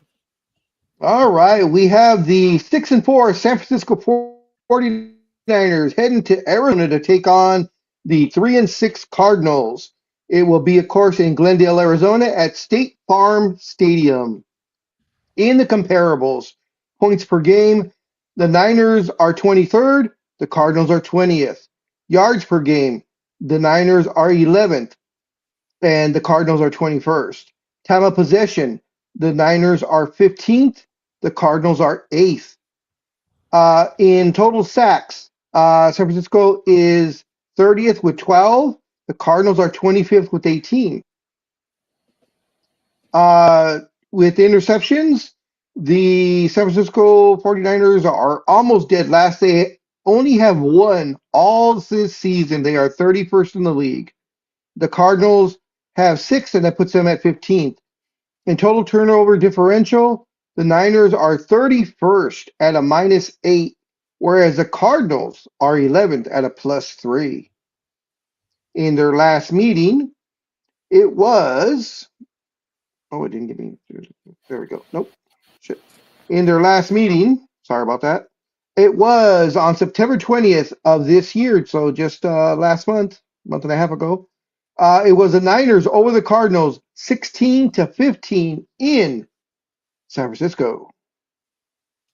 Thank you, Big Dog. In the last 5 games, San Francisco is 3-5. And the Cardinals, they had a bye in week 8. They are 3-5. How are they 3-5 in? Thank you. 2-3. They were 2-3. I don't know what happened. I really don't know what happened. That was bad. That was very bad. I got them both wrong. The Cardinals had a bye in week 8. They're 1-3. Their only win against Dallas. Wow. Sorry. That's not saying much anymore. No. Sorry, anime girl. I've already told you. I'm sending boxes of fleas over to you, boy. I really am. Okay. Well, the betting line is -3.5 for the 49ers. I've got a win probability. probability. I've got a win probability of just straight 60%. Oh, wow. Why, thank you. So, I need a weather report, please. It should be 71 degrees with a slight chance of showers. I have I have 71 degrees and cloudy. It's a dome. Yeah, as you walk from car to the dome, yeah. Also, what I want to mention is now we all know that Mac Jones has been their quarterback and they've been winning pretty much every time he plays. The word is that Brock Purdy is expected to return and start for the game tomorrow. He's still probable. He's only probable, but they're expecting him to be the starter tomorrow. So just want to add that in there for you guys. Yeah, Tony a few minutes ago commented, sorry, NorCal Girl, that the 49ers win in Purdy's return. NorCal Girl, go. Sorry. I was going to say, I hope somebody decides to step on Purdy's toe and pull him out longer, because we've had much better luck with Jones. Big time. That's funny. May we have the injury report, please? Yep, here we go. Yep. In the Niners, we have got Jackson injured reserve. Ayuk is physically unable. Leonard is questionable. Jackson, Tomlinson, Taylor, Gross-Matos, Cowling, Williams, Bossa, Taylor, the running back, Robinson, and Warner are all injured reserve. No Purdy on the list, just to let you know. For the Cardinalians, we have got Jones, injured reserve. Ojolari is physically unable. With that name, I'm not surprised. Connor is injured reserve. Blackson is out. Gilkin, Benson injured reserve. Johnson out. Nolan questionable. Russell, Thomas injured reserve. Harrison is out. Blunt, Sen, Connor injured reserve. Hernandez is questionable. Raymond, Collier, Jones injured reserve. Beecham questionable. Volek is injured reserve. Wilson is out. Fehoka injured reserve. Robinson questionable. Murray injured reserve. And then we have Taylor, Demerson, Browning, and Williams all out. So who the hell's playing for the Cardinals is anyone's guess.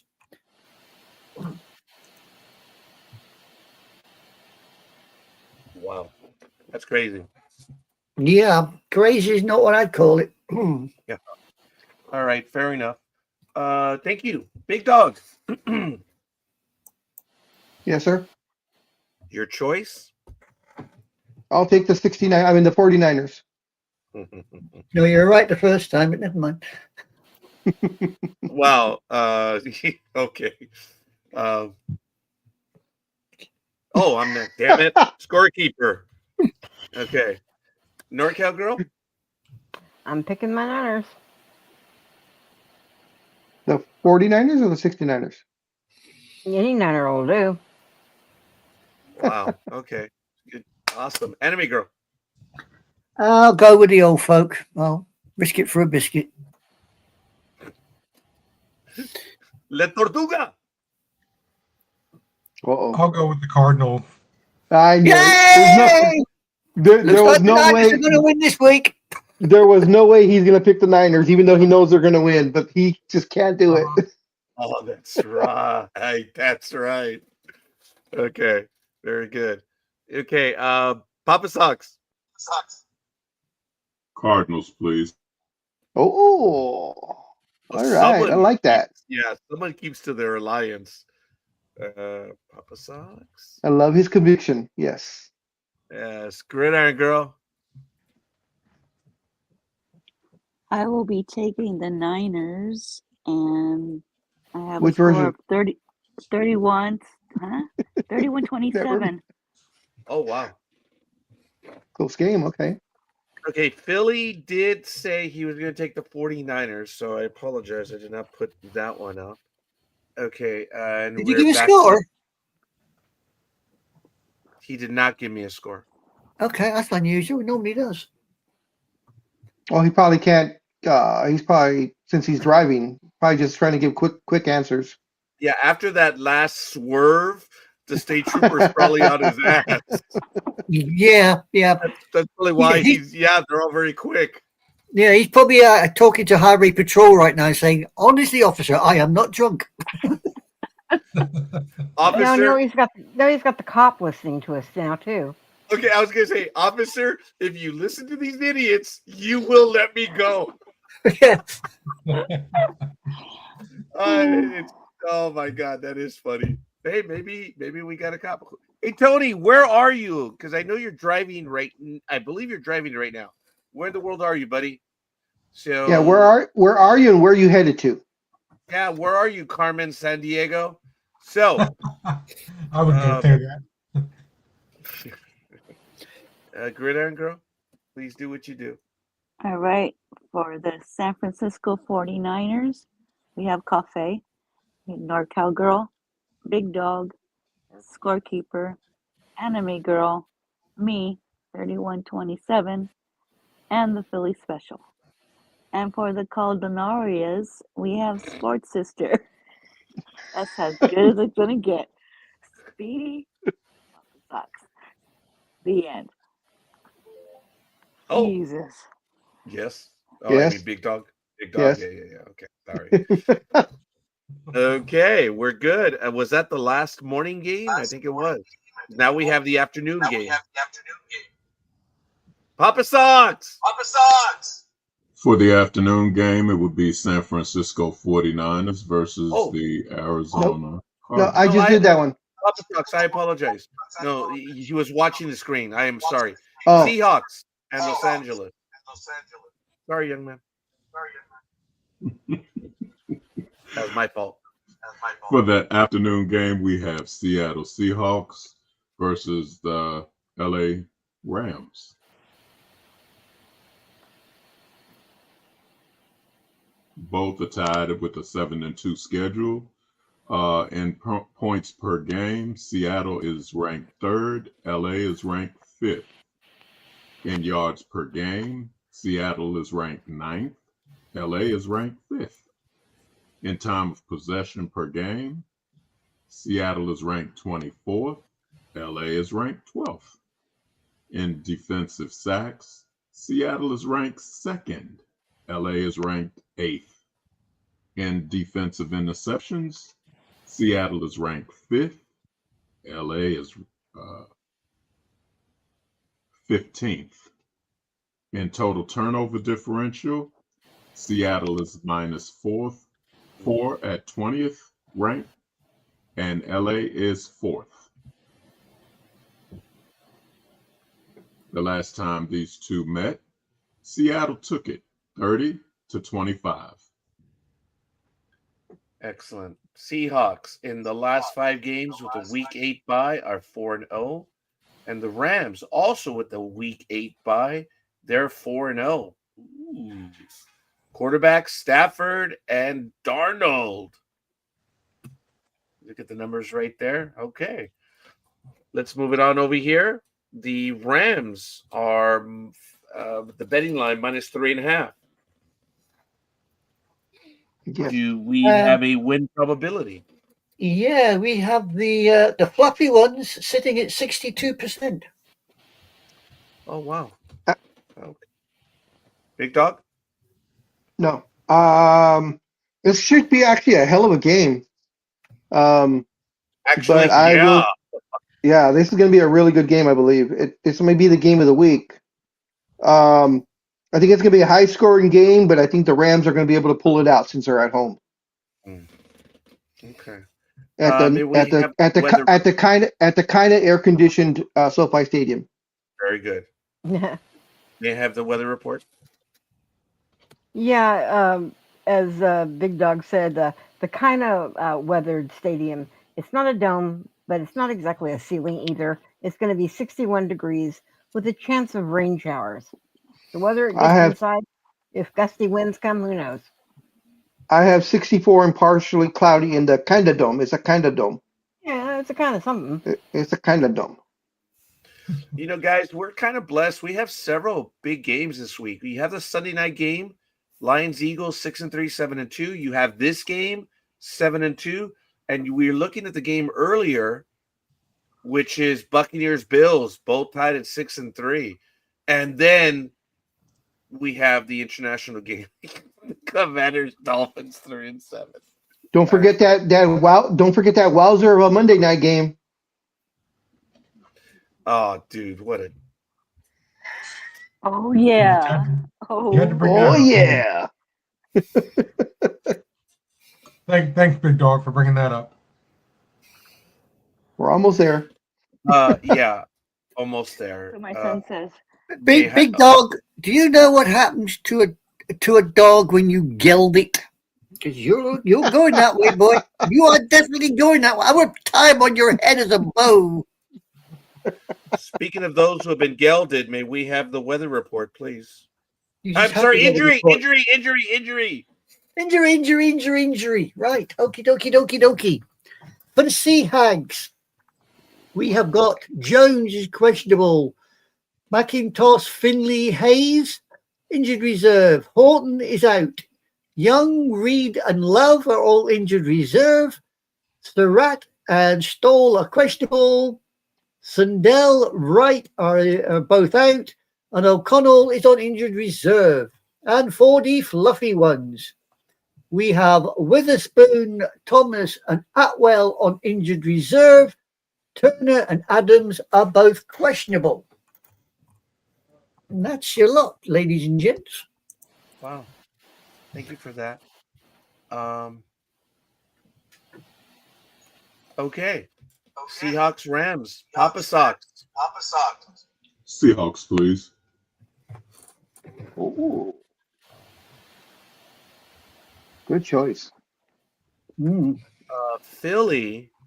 By the way, Philly said he's in the Akron area. He's only 363 miles from the birthday boy in Philly. And he also says that he's going to take the Lambs 26-24. Okay. Gridiron Girl. I will be taking the Rams, and it is going to be a close one, 32-28. Oh, wow. Big Dog. I'll take the Gardneros. Is that how you say it? What did you say? Gardneros? Is that how you say it? Is that a beak? Yeah, that's right. Listen. The Sea Hags. No, the Rams. Oh. Isn't that how you say Rams in Spanish, Scorekeeper? Okay, yeah, I think you were close. I'm sorry. I was concentrating on so many things. Yeah, you're good, Big Dog. You are. No, that's good. Okay, I apologize. Oh, I'm gonna cheat on this one. I want to see where all you are going. Okay. This is a genuine toss-up for me. So, NorCal Girl, Sticking with the Rams. Anime Girl. I think it'll be the fluffy ones, but I don't think it's going to be high scoring. I think you're going to find it's something like 2014. It's going to be tight. Ooh. Okay. Never mind. Speedy. I beg your pardon, you little ratbag. Yeah, it might be like the Thursday night game, but I'm gonna go with the Seahawks. Yay! That's all the Yay! confidence. Sorry, Speedy, you know when you're taking the mic. No, I'm not. Damn it. These are two damn good teams. Yeah, that's the problem. How do you separate them? See, but then the takeaways, that would probably sell it for me. This is a team that's dominating and is taking the ball away a lot. Yeah. But that's a lot, as they're scoring a lot of points, but the yards per game and time of possession is clearly the Chargers. Or the Rams. The Rams. Scorekeeper's going to go with the Rams. Sorry. And this one, I'm thinking it's going to be something what Gridiron Girl says. I'm looking at 31-28. So this is going to be an entertaining game. It's going to be a lot of scoring on this one. Okay. Hey guys, I'm gonna have to interrupt. I need to go. My eyes are hurting me so bad. I need to go Okay. do something with them again. So I'm sorry I have to bail. But NorCal Girl, thank you Okay. for staying with us for as long as Feel you better? did. Thank Hope you. you feel no better. problem. Oh, so do I. So Okay, take care. thank All you right, for take See you it easy. around. All right. bye. We have NorCal Girls. So what we're gonna do is we're back around the horn. We're gonna go with Speedy, but Gridiron Girl needs to do the Recap. what she does. Yes. Mm-hmm. Mm-hmm. For the Sea Hags, we have Sports Sister, Papa Socks, and Speedy. And for the fluffy ones, we have Cafe, NorCal Girl, Philly Special, we have 2624, me, 3228, Big Dog, Anime Girl, 2014, and Scorekeeper, 3128. And that is If all. NorCal Girl is still here, Papa Socks says you hope you feel better. And if not, I should be able to get her. Someone will get her the message. So I hope she does feel better.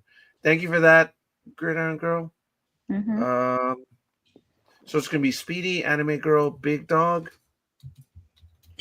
and then Lions people. Papa Socks will. So what? No, I'm just confirming what I have. Oh, understood. Papa Socks will finish up on Monday night. Okay, we're good. Let's go, Spade Day, Ravens and Browns. Not too long ago, this would have been a marquee game. Wow. Why do I not have that one? I thought I did. Ravens and Browns, right? Yeah. Yeah, Right. there it is. There you go. It's loading. It's loading. Thank you, La Tortuga. It's going slower than me, though. Indeed. All right. We have the 4-5 Ravens taking on the 2-7 Bears from Huntington Bank Field. The game will be on CBS. The Ravens, are 10th. The Browns are 29th. Yards per game, the Ravens are 20th. The Bengals are 31st. Sorry. The Browns. Yeah, that's what I said. You said bagels. Well, and earlier you said Bears too, so yeah, it's okay. he hasn't gotten the team yet. Yeah, it's babyshitters. That'll get it going. Babyshitters. Matt doesn't cuss. No, never. So where was I at? Time of possession. You're on time of possession. Okay, time of possession for the Ravens. They're 22nd. The other team is 18th. That was funny. The yards total sacks are for the Ravens are 30th. For the other lot. Yeah, they're 8th. All the interceptions are 20th for the Ravens and 12th for the Browns. And then total turnovers for the Ravens are 15th. and 14th for the Browns.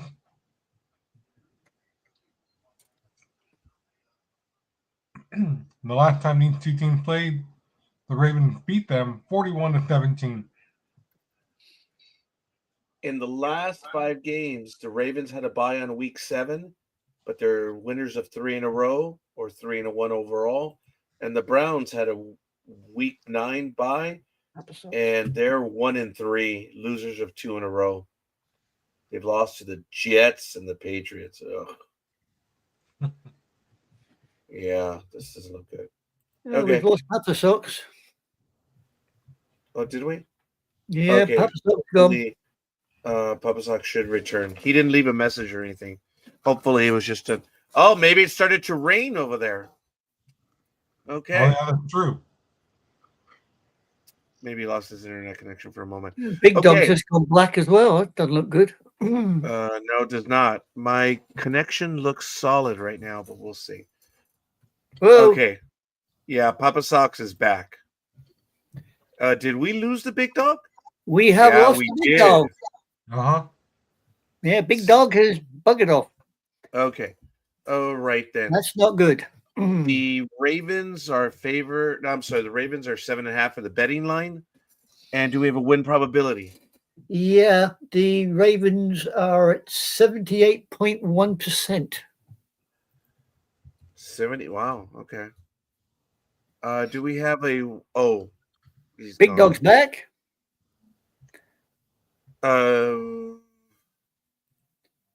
Is he back? Big Dog? He's back. I There he is. guess I guess it was a glitch in the matrix or something. Yeah, same What? thing with Papa Socks. We lost you both at the same time. Yeah. All right. Do we Sound have a is weather very- report? Yes. It will be 42 and partially cloudy as they play in Huntington Bank Field in Cleveland, Ohio, which of course is no dome. It's no dome. May we have a injury report, please? Certainly can. For the Ravens, we have Isaac is injured reserve. Hartley Johnson are questionable. Washington physically unable. Cone Longerbeam injured reserve. Matthew and Rush questionable. Wade Balderbalk injured reserve. Humphrey is out. Washington, the defensive linesman, and Robinson are injured reserve. Higgins, Bateman, Hill are all out. Green is questionable. And for, as our Speedy would say, the other lot, that other team, you have Emerson Jones, injured reserve. Watson, physically unable. Wright is out. Onzohu Komora, physically unable. With a name like that, I'm not surprised. Swain is questionable. Osborne, Watson, Reed, Carter, injured reserve. Williams and Collins are questionable. There you go. Thank you. All right, Speedy. La Tortuga. Who are you going for? I will go with. I think I'm going to go with the Browns. Even though they're at home? Yeah, good. Okay, good job, buddy. All right, Papa's Gridiron Girl.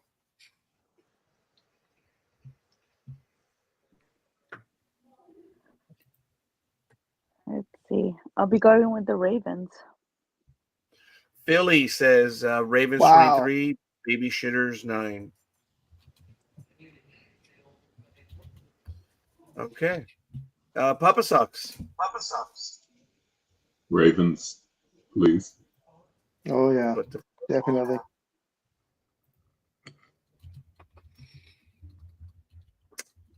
Oh, come on. Someone's got fat finger syndrome. Someone's just fat. That's me. Big Dog. Yeah, no, my baby shooters are going to get eaten up big time in this game. They're going to lose big. So the Care to Ravens, of venture a course. score? No. Okay. Scorekeeper says ditto. NorCal girl, I am assuming is going to stay with the Ravens. Anime girl? Ravens.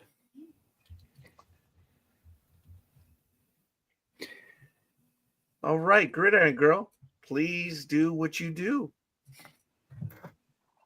All right. So for the Ravens, we have Cafe, NorCal Girl, Sports Sister, The Philly Special, 28-9, me, Huh? Papa Socks, Big Dog, Or- Scorekeeper, and Anime Girl. And for the Browns, we have Speedy. That is it. Yay. Le Tortuga. Okay. Chiefs Broncos. Anime girl, you are up. Oh, am I really? Yay me. Right, we have got the 5-4 Chiefs taking on the 8-2 Broncos at Empower Field, Mile High. Scores on the doors. We have got the points per game. KC are 9th, while the Bronx are 17th. In yards per game, the KC is 7th, while the Bronx are 13th. Time of possession, KC are sitting 6th, while Bronx are sitting 20th. In defensive sacks, oh, look at that, completely switched around. KC are 21st, while the Bronx are 1st. Wow. In interceptions, KC is 15th, while Bronx are 20th. And in turnover differentials, KC is 10th, while the Bronx are 20th. Last time these two knocked heads was January this year, and the Bronx white-walled KC 38-0. So there you go. That's crazy. In the last for the Chiefs, they had a bye last week. They're 3-1. They lost against the Bills, and the Broncos in the last 5 weeks, 5-0, decisively. Wow. The only questionable game was the Giants, and they beat them by 1 point. Otherwise, they pretty much dominate everyone else. Close games. Yep. And also wanted to add, KC on the road is only 1 win with 3 losses, and Denver is 5-0 at home, and they are playing at home. So just wanted to add that. This is the Chiefs are minus 3.5 for the betting line. Yep. Win probability. I got KC sitting at 65%. Ooh. Wow. Okay. Well, I guess So there is obviously some big money being put on KC. Yep. Huh. Do we have a weather report for? Yes. 70 degrees and partially cloudy at Empower Field at Mile High in Denver, Colorado. And of course, it is no dome. No dome. That's gonna be a beautiful day, man. Wow. Well, Okay. beautiful day for someone. Don't know who. Someone. Not us. Not any of us. All right. May we have the injury reports? Certainly. For KC, Moore, Jones, Lockhart, questionable. Ingram, Bringstall, Bush, Scott, Robinson, Johnson, Anuke, Azumo, Norman Loft, George, all injured reserve, and Pescio is out. For the Bronx, Ellis, Singleton are both out. Miller is questionable. Saunders, Walker, Burton are all injured reserve. Atkins is out. Gargulio, Wallow, Higginson, Kroll, Powers, Pert, Reed, they're all injured reserve. And Dobbins is out. So there you go, peeps. Okay. I've got Mahomes starting for KC and Nick's starting for the Bronx. Yes. If that's any use to anybody. So who are you going to take, Anime Girl? Well, my head says one thing and my heart says something else. But I love the wee man. Shite it. I'll go for the Bronx. I think KC just might edge it, but I'll go for the Broncos. Going to be tight, though, I think. Ooh, who's back? Big dog. La Tortuga. Speedy! You're muted, Speedy. I know. Sorry. I'm also going to go with the Broncos because who cares about Taylor Swift's team? Woohoo! Okay, here. Gridiron Girl? Don't anger the Swifties. I know. So Chiefs are... yeah, I'm gonna pick Kermit's team. Yeah. Oh, wow. Yeah, they're missing two big linebackers in the Broncos right now. Well, that's not the reason for me, but I'm going for the Chiefs. It's because she secretly has a crush on Kermit now. No, she doesn't. Tony is going with the Chiefs as well. He has it 24-20. Wow. Papa Sox. The Chiefs, please. Yeah.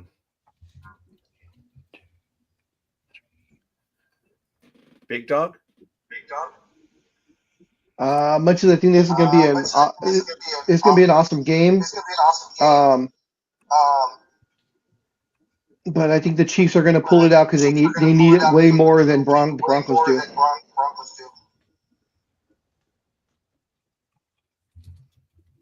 You know, you might be right because Broncos have got 6 linebackers out. Yeah. I noticed that, and I was looking at another statistic. They might eat him up right there. Not the running backs, just he. Yeah. I'm going to go with the Chiefs on this one. This will definitely be an upset. Clearly. A 5-4 team and 8-2. I'm sorry, my girl. So my heart said the Chiefs because they've normally been quite good for me, but the head said Broncos for some reason. So I went with the Broncos. Okay. All things being equal, I was leaning to the Broncos, but their defense in the particular area is pretty beaten up. That might be enough for Kermit. All right, Gridiron Girl, would you do what you do? I mean, would you regale us, please? Sure. For the Chiefs, or aka Kermit's team, we have Coffee, we have me, we have the Philly Special, 24-20, Papa Sox, Big Dog, Scorekeeper. And for the Denver Broncos, we have NorCal Girl, Sports Sister, Anime Girl, and Speedy. And that is it. And that is all. All right, the Sunday night game. And if anyone cares, I will probably be at the Applebee's on Monte Vista, right there in Montclair for this Sunday night game. This looks to be good. Lions and Eagles, that game alone. Yep. Oh my. Okay. What's that? Trying to narrow mine. She missed the boat. Believe it or not, if you say something, it means something. I was the little thing you said, it reminded me of the Wizard of Oz, so I said, oh, okay. Never mind. That's all right. It's all good. Okay. Detroit, Philadelphia. Big dog. We have the 6-3 Detroit Lions heading over to Philadelphia to take on the 7-2 Eagles. Of course, it'll be at Lincoln Financial Field Stadium in, of course, the city of Philadelphia. In the comparables, points per game, the Lions are 2nd. The Eagles are 12th. Yards per game, the Lions are 6th. The Eagles are 23rd. Time of possession, the Lions are 5th. The Eagles are 19th. Total sacks, the Lions are 4th. The Eagles are the Eagles are 24th. In interceptions, the Lions are 8th and the Eagles are 20th. In turnover differential, the Lions are a +6, and that puts them at 4th in the league. The Eagles are not too far behind. They are a +5, and that puts them 8th in the league. And in their last game, oh, come on, there we go. In their last game, which was on September 10th, 2022, it was the Eagles 38, the Lions 35 in Detroit, Michigan. Yeah. The Lions had a bye on week 8, but they're 2-2 in the last 4. The Eagles had a bye in week 9, and they lost against the Giants, but they're winners of 3 in a row right now. They've been, yeah, wow. Okay. The Lions are -2.5 on this one. No, it should be the Eagles. I'm sorry. Yeah, I have it. Sorry, I have it as the no, Eagles. you get it right. Eagles 2.5. Yeah. May we have a win probability, please? Well, shock horror, I've got a win probability of the Dodos at only 57%. Wow. May we have a weather report, please? Yes, as the crescent moon will be rising, it will be 44 degrees on the field, and of course there is no dome. It's no dome. Wow, that was almost poetic. Jeez. All right, may we have an injury report? Certainly. For the Lions, we have Robertson questionable, Davenport injured reserve, Rodriguez physically unable, Rakestraw, Dorsey injured reserve, Omokazui physically unable. Bloody no, a name like that, not surprised. Decker questionable, Frazier physically unable, Vaki is questionable, Arnold is out, Jackson, Robshaw, Jones, and Swarsdale injured reserve. Laporta is out. Turner injured reserve. Joseph out. Zestra injured reserve, along with Reed, Cunningham, and Manu, and Mahogany. And Sewell is questionable, along with Sailors and Wright. For the Dodos, we have got Carter and Steen questionable, Van Suren, Wilson, Hilton, Lampkin, Ujori, I think that's what you call it, Williams, Okaru, bloody Nora, Hewitt and Eaps, all injured reserve. Good God, no wonder these people are injured reserve with names like that. They can hardly stay them, let alone bloody play with them. Carry on.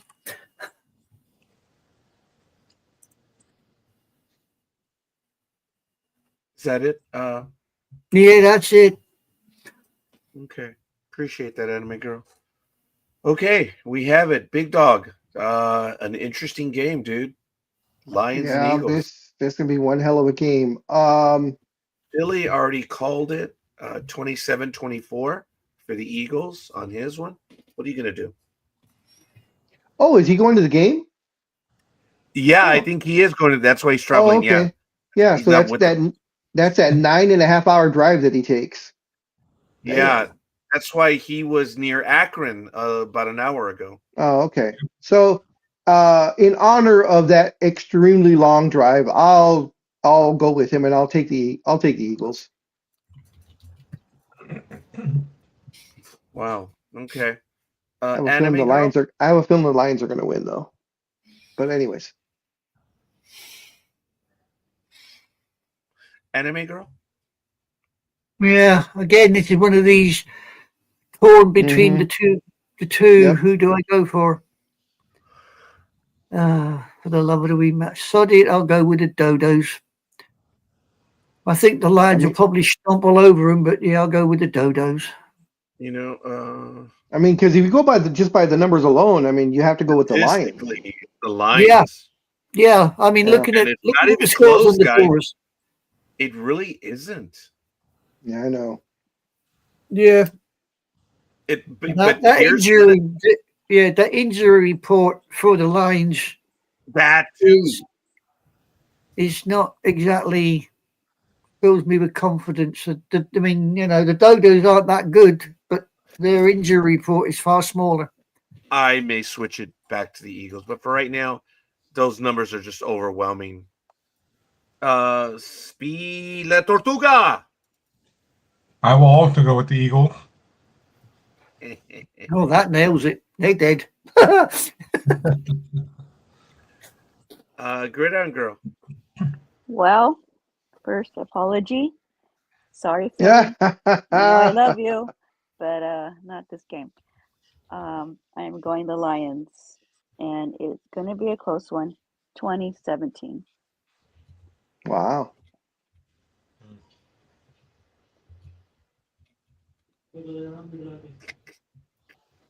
Oh, just no, to no. be No, just it to would be facetious, is that scorekeeper? Yes, actually, 18. I don't see them hitting that many field goals. Yeah, it'd be 17 as well. Just to be facetious. Papa Sox. Detroit, please. Ooh. Yeah. All right. Tony, I respect you. I admire you. I love you. But no, dude. Sorry, Tony. I know we're probably going to be at war again, but it is what it is. What do you mean And again?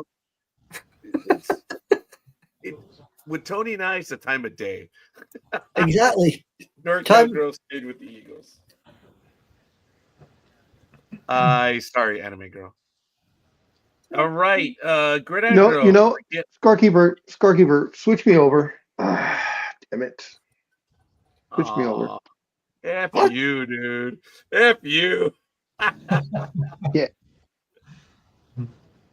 Dude, the numbers are no, overwhelming. It's gonna this is gonna bite me. This switch is gonna bite me in the ass. Watch. Notice. Damn it. In the last 2 years that I say I'm gonna, change, I never do either. I've learned it is very rare. Yeah. Tony says, I'm passing through Schittsburg right now. Yeah, I'll be in row 4, left end zone, wearing my Eagles construction helmet since it's going to be a tough game. Okay. LOL. But it's actually pronounced Sheberg, but it's Schittsburg. I love it. I love it. Okay, Gridiron Girl, please. So for the Detroit Lions, we have scorekeeper 21-17, me 2017, Papa Sox, and Big Dog. We thought we snookered him, huh, Gridiron Girl? So for the Eagles, we have Cafe, NorCal Girl, The Philly Special, 27-24, Anime Girl, and Speedy. Okay, this is a good split. It's a good split. Almost half and half. Yeah. There was another one where we had a good split earlier. Oh, Bears and Vikings. Yeah, remember that one, guy? Bears and Vikings was a good split as well. Yeah. I still love you, Cake. Oh, dude, not when it comes to picking, dude. If there's one thing I've learned with this woman, jeez. I did learn something about Gridiron Girl in the last week, that she heard or saw or was in the presence of every Dodger game all year. Good for her. Yeah. Papa Sox, you're up.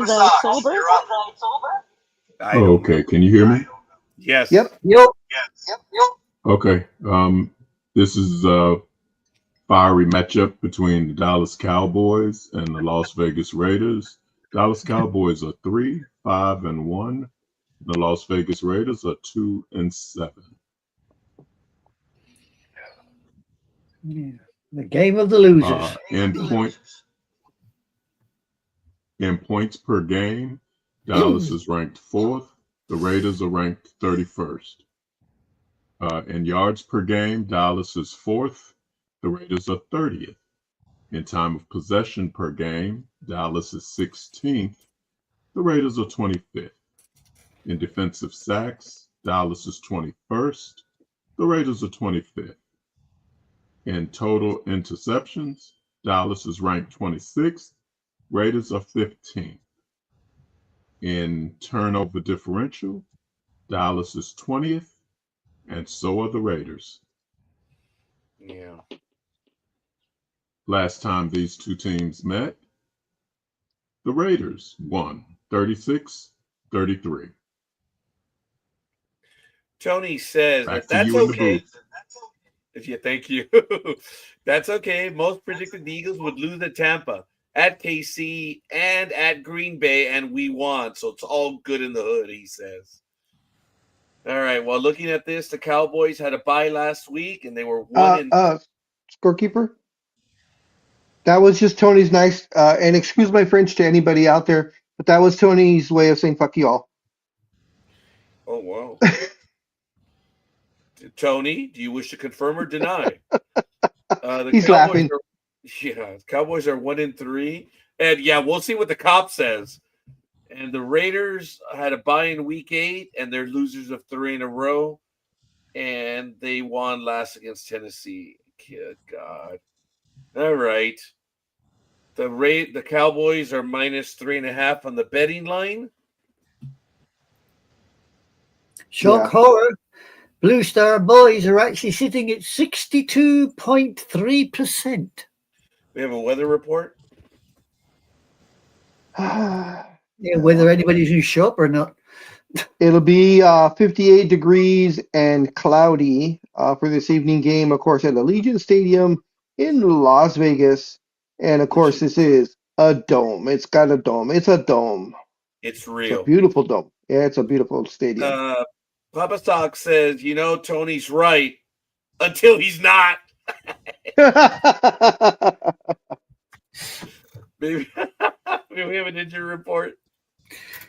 Yeah, we got injury report. For the Blue Star Boys, we have got Diggs, injured reserve. Smith and Williams are questionable. Butler is physically unable. Sanders, Turner, Mafar, Jones, Winfrey, Stevens are all injured reserve.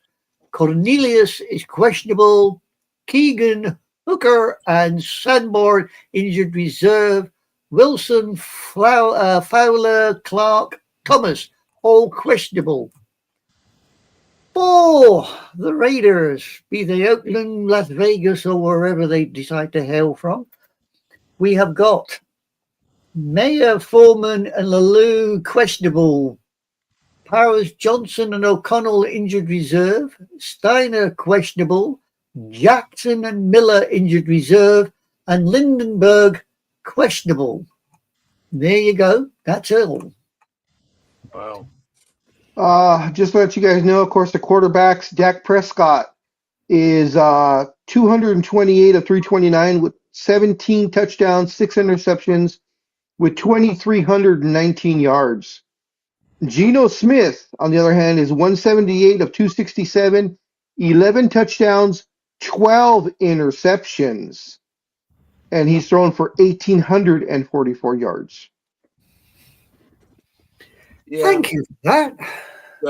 Philly says both teams combined record 5-18, and he also confirms with you, Big Dog, with a big thumbs up. Told you. All right. So, you know him so well. Yep. Papa Sox, who are you going for on this one? Who's at home this week? Raiders. The Raiders. Oh, give me Geno then. Oh. Thank you. Okay. Big Dog. Oh, man. You know you're going to have to go for it, don't you? Raiders. I figured it out. Damn. Scorekeeper is going with the Cowboys. Yeah. Anime I know. girl. As I said, a game of losers. I mean, you know, it's not even worth worrying about. But Blue Star Boys.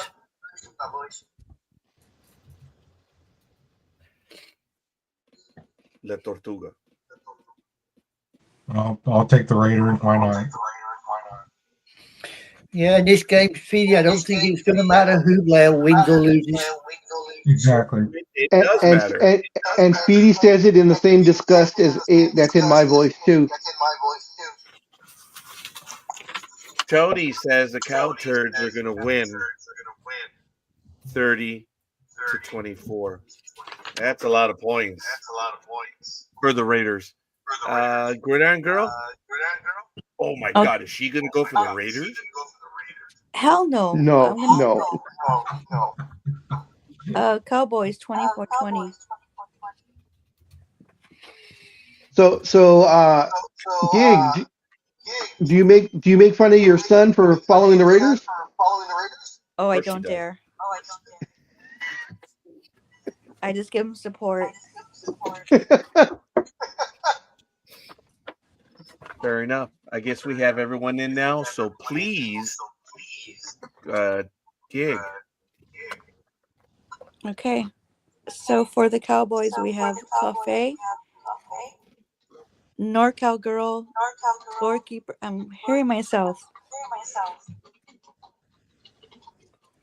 Okay. Scorekeeper, Anime Girl, The Philly Special, Gig 24-20.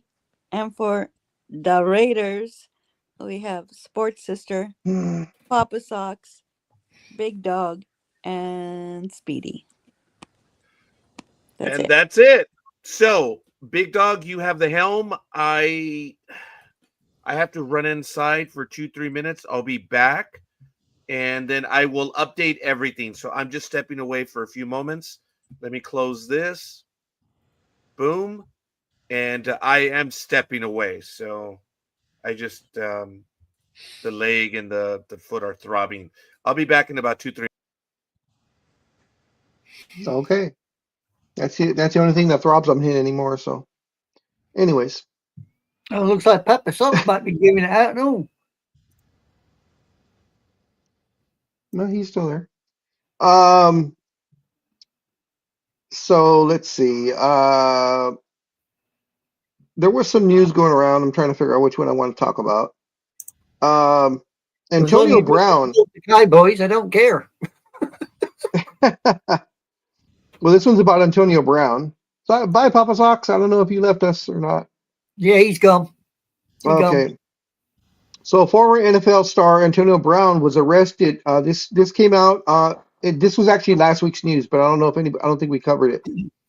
So, former NFL star Antonio Brown was arrested on attempted murder charges stemming from a May shooting after a celebrity boxing event in Miami. Police confirmed last Thursday. Miami spokesman Mike Vega said Brown, who is 37, was taken into custody by U.S. Marshals in Dubai. He was flown from Essex County. He was flown from there to Essex County, New Jersey, where he is being held pending extradition to Miami. It was unclear why Brown was taken to New Jersey first or how long he had been in Dubai, although he posted several times on social media over the past few months from there. It says, according to the arrest warrant detailing the May 16th shooting, Brown is accused of grabbing a handgun from a security staffer after the boxing match and firing 2 shots at a man he had been in a fistfight with earlier. The man, Zul Koran Kwame Ntambu, told investigators that one of the bullets grazed his neck. It is unclear from court documents whether Brown has an attorney or not. So even once he left football, he still can't keep out of trouble. What do you expect? What do you expect? And the fact that he had been in Dubai for months, from one of the reports I read elsewhere, is that he was hiding out in Dubai But unfortunately, they do have extradition. They have an extradition treaty with the U.S., so he picked the wrong country, I guess. And there was an update. This was as of, come on, give me the article. This was as of November 13th, so a couple days ago. He was extradited to Miami jail, and on Thursday he was released. Wow. See, now this is what I don't understand about bonds, guys. He has an attempted murder charge, and he was released on $25,000 bail. And it's a second-degree attempted murder charge. You only got 25,000. Yeah, only 25,000 for attempted murder. I don't understand. Judge on speed or something? I guess. It says Circuit Judge Mindy Glazer ordered Antonio Brown to wear a GPS ankle monitor as he awaits his trial. He faces up to a potential of 15 years in prison and a fine up to $10,000 if convicted. Said prosecutors have sought pretrial detention, contending Brown is a former professional athlete with resources to flee. They said they told the judge Wednesday that Brown, who no longer has a passport, will return to his home in Broward County, Florida, as the case proceeds.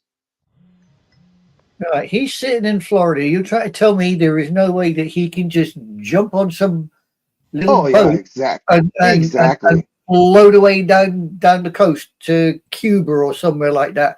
You know, and then nothing stops him doing that. Yep, really. I completely agree. So at least he has the ankle monitor, so they'll know where he's at. Oh, those damn things can be blocked and all. Silver foil around and that soon blocks them out. Yeah. And of course, I don't think we covered it last week, and unfortunately, it is about your Dallas Cowboys, but it is very sad news. As Dallas Cowboy defensive end Marshawn Keelan, who was only 24, died last Thursday, the Thursday before, Thursday morning from an apparent self-inflicted gunshot wound. The team put out the statement, but did not mention the cause of death. It was, quote, "It is with extreme sadness that the Dallas Cowboys share that Marshawn Kendall tragically passed away this morning. Marshawn and his beloved, Marshawn was loved by his teammates and every member of our organization. Our thoughts are in prayers regarding Marshawn and his girlfriend, Catalina, and his family." I believe the Cowboys are going to be wearing a memorial thing on the helmet. Oh, yeah, okay. They're going to be wearing it on the patch on the helmet this week. So it says here that according to Frisco, Texas police, the department responded to assist the Texas Department of Public Safety with locating a vehicle that evaded troopers during a pursuit that entered the city approximately 10:39 Central Time the previous Wednesday. It says DPS troopers found Keelan's vehicle crashed on a southbound Dallas Parkway near Warren Parkway. According to the report, Keelan fled the scene on foot, and officers searched the area with the help of a K9 and drone units. As authorities were looking for Keelan, a dispatcher told officers that people who knew him had received a group text from Keelan saying goodbye. They were concerned for his welfare, and according to recordings from Broadcastify, which archives public safety radio feeds, says approximately 3 hours later, Keelan was found with what appeared to be a self-inflicted gunshot wound. I don't know what kind of mental problems he was having or what was going through his mind at the time. So I think there's a lot more behind the shooting or the suicide than just fleeing the police. I don't think it was just that might have been the last straw, but there must have been something else going on behind, with him, whether it be family or professionally. But something was happening with him, and unfortunately, he didn't get the help he needed. That's a sad thing. No, I mean, A lot of people will turn around and say it's a coward's way out, but to take that final step, believe you me, ain't no coward's way out. You're standing on the precipice, and as far as you're concerned, there is nowhere to go. No. The man was definitely troubled. Yes. No, my sympathies to his family and his teammates. That's for sure. So young, only 24 years old, man. Yeah. Wow. On to other news. We have reports from former NFL quarterback Bernie Kosar. He said this was as of Wednesday that he underwent 2 aggressive procedures to stop internal bleeding as he awaits a liver transplant that has been delayed. It says in a video posted on X, the former quarterback said that he was set to get a liver transplant this past weekend, but it was held off because the donor organ was infected. Kosar then underwent 2 procedures and was set for a 3rd procedure, he said. And he said, quote, "I could really use your love, support, and actual prayers today," he said while in his hospital bed. Kosar had previously announced in July of 2024 in Cleveland Magazine that he had been diagnosed with cirrhosis of the liver and Parkinson's disease. Kosar, who is 61, has been on the list for a liver transplant through University Hospital's hepatologist Anthony Post told the magazine that Kosar had improved since the year started. Of course, as we all know, Kosar played for my little baby shitters from 85 to 93 and is the 3rd all-time in franchise history with 21,904 passing yards. He led the team to 3 AFC Championship games appearances, 86, 87, and 89, losing each time to John Elway and the Denver Broncos. I remember that. Machine Gun Kelly. Oh, no, this is Kosar. I'm sorry. Kosar. Right. Reference your last story about the Dallas Cowboy. Yeah, Mr. Leland. Yes. Yeah. I don't know if anybody's aware of this, but the Cowboys have just announced that his girlfriend is pregnant with their first child. Oh, wow. Just 1 week after he removed himself, his girlfriend, Catalina Manchera, is expecting their first child. Wow. So the Cowboys have decided to help out. They've started the Nealon Memorial Fund where they can give help and support to Catalina. So there you go. I don't know if anybody was aware of that. So there you go. No, I hadn't seen that one. No, and the Cowboys will honor Nealon for the remainder of the season by wearing memorial decals on their helmets. Additionally, the team will sport special T-shirts for at least the next couple of games. Okay. So there you go. Pre-game moment of silence and a video tribute will be done at the Raiders and the Eagles. Oh, apparently. Raiders and Eagles. Okay. Huh. You feeling a little better, scorekeeper, now that you got up and walked around a little? Yeah, I did. And I'm updating Lukey's picks. Yeah. Don't know if you're aware of this, but this Nealon thing.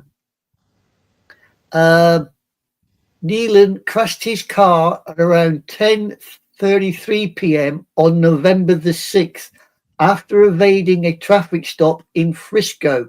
He then ran from the scene and was found dead at 1:31 a.m. from a self-inflicted gunshot.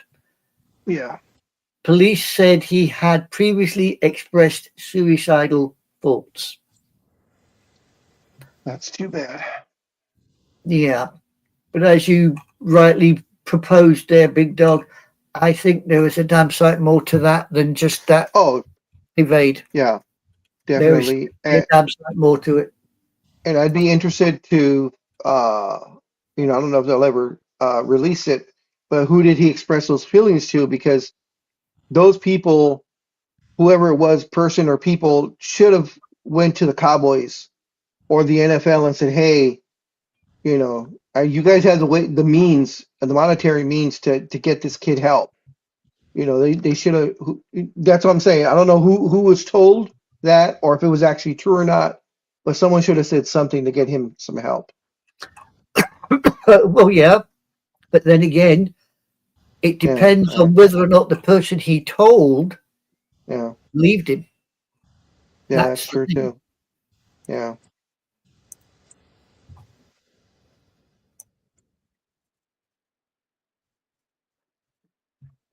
Oh, excuse me. Got a frog in my throat. I know it's not French before you say anything. In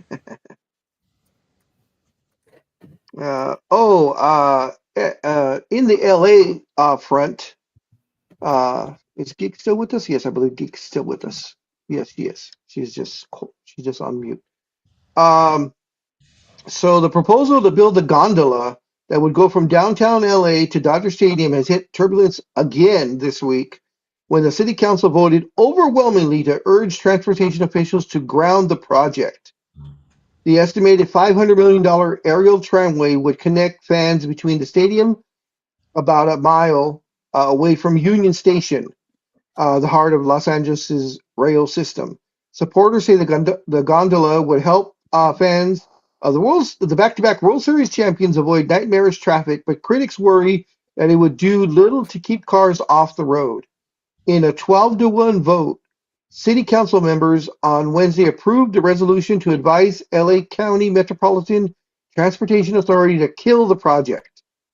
Major Karen Bass must sign off for it to take effect, and the mayor had previously voted in favor of the project as a Metro board member. Her office didn't immediately reply to emails on Thursday asking if she will okay the council's resolution. A full council vote to approve the project is expected next year, but this week's action is a sign that developers could face an uphill battle of getting it built. The ultimate goal, of course, is to get people from Metro buses and trains at Union Station from there glide through the sky to the ballpark. That is a tough proposition in sprawling, car-centric Los Angeles, where many people live in areas far beyond the bus and rail networks. Scorekeeper, I know this is near and dear to you, as you like to hear those type of things that whenever it has to do with Metro and so on and so forth. What is your feeling on this latest endeavor or news? 5,000 people an hour. That's what this is supposed to move. And if you look at the time the game opens, this thing is designed. Okay, let's back up. Who's the one who's doing this? It's the parking lot attendant, the former owner of the Dodgers, who Mr. still McCourt. owns McCourt, who still owns a significant portion of the parking lot. Oh wow, coming down hard right now. Sorry. Anyway, it's only going to remove 5,000 parking stalls. Oh, wait a minute. What does that mean? That means that Dodger Stadium will be able to remove 5,000 parking stalls, which is an incredible amount of land, and would allow McCourt and the Dodgers to develop land right around it. Right now, they cannot remove it due to the city council regulations of 56,000 fans and a certain amount of parking stalls. I believe it's 14,000 or whatever. If they're able to get this gondola to go, they could conceivably remove 5,000 parking stalls. And if anyone knows, that's a lot of land. So this gondola, which is skyrocketing in price to well over $1 billion now, what is the endeavor? Because right now, the Dodger Stadium Express is free with your Dodger ticket, and it works. The gondola will be free with your Dodger ticket. It's an endeavor to build on Dodger Stadium land. That's it. So, I like the idea of having a gondola. in its purest sense of the form. It's going to be a stop at Union Station, a stop at Alameda, and a stop at the base of, in the parking lot of Dodger Stadium. Is it worth it? Yes. But the trade-off is there's going to be housing and retail done on the Dodger Stadium lot. Do we really want that? Scorekeeper, do you know if they've ever talked about, or if it would even be allowed for them to do a parking structure rather than just the flat parking that they have now, just open land? Have they ever talked about doing a parking structure of like say 5 or 6 stories? That's a good question. I don't know that part of it because I did think about that, but yeah, I don't know what the regulations are in that area. Yeah. So okay. Why don't they just putting a build parking structure for anyone who's been sorry, Speedy, go ahead. So why don't they just build an underground garage? Well, either way, whether it's an underground garage or a parking structure, it's the same thing. If anyone who's been to Dodger Stadium, and I have, for a playoff game, it's ridiculous. Even though all 5 exits are now open again, when they close Scott Street to be a friendly neighbor to the neighborhood, it's open again. So the 5 exits. So why can't you get out of Dodger Stadium like you used to? It's because of the design. Frank McCourt, sorry, he's effed it all up. He has. It's sad because Big Dog and I could sarcastically say, what time? Game time 7:35? We could leave our house in East Los Angeles at 7:15 and be in our seats by the national anthem. Yep. Frank McCourt effed up the parking at Dodger Stadium. How is it the number of parking stalls did not change? Didn't change. How is it that it takes you more than an hour to get out before, when it used to take, Big Dog and I could get out of there in 5-10 minutes. Yeah, if once we got to our car, we'd be out of the stadium in 5 minutes, under 5 minutes.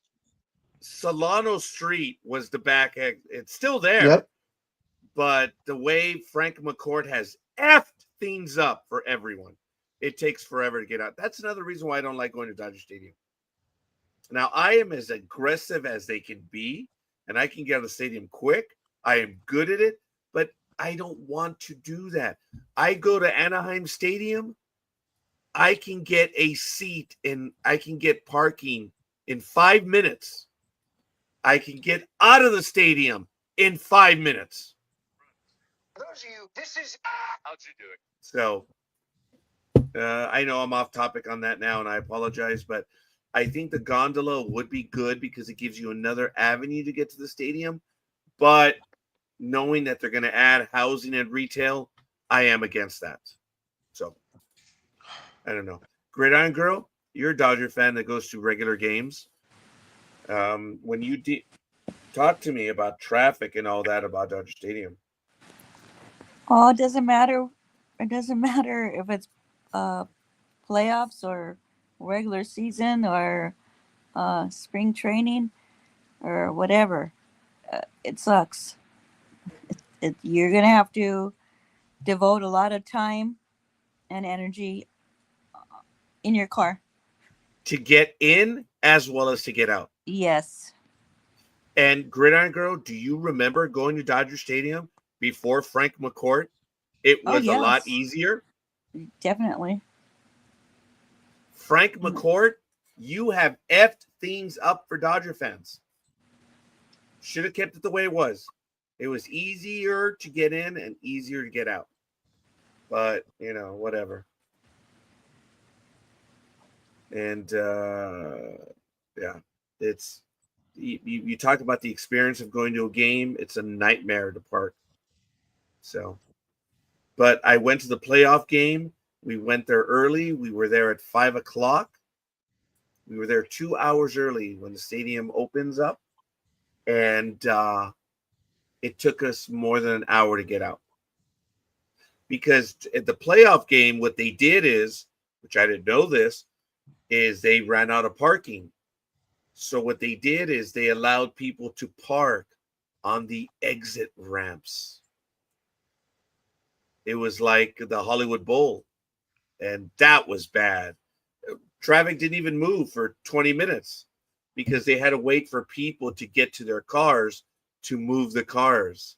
I'm like, that was, I personally believe that was a fire violation, but what do I know? I don't know anything. That sounds like a headache. Oh, Matt, it was a little more than a headache, but that's okay. I like going to a game that I can experience and get in and out quickly. And sorry, Anaheim Stadium is ridiculously easy. And this is when they sell out, there's 45,000 fans there. I can get in 5 minutes and get out in 5 minutes. It's crazy. And they have fewer exits than Dodger Stadium does. Dodger Stadium has 5 entrances and exits. How is it? Thank you, Frank McCourt, for effing things up.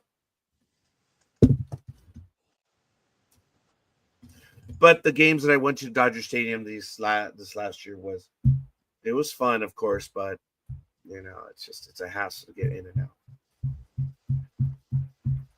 Of the changes, Gridiron Girl, that they've done to the stadium itself, what do you think to the stadium? Not the parking and all that, but the stadium. Oh, I love it. I love it. I love the outfield pavilion, the restaurants and whatnot. Pretty cool.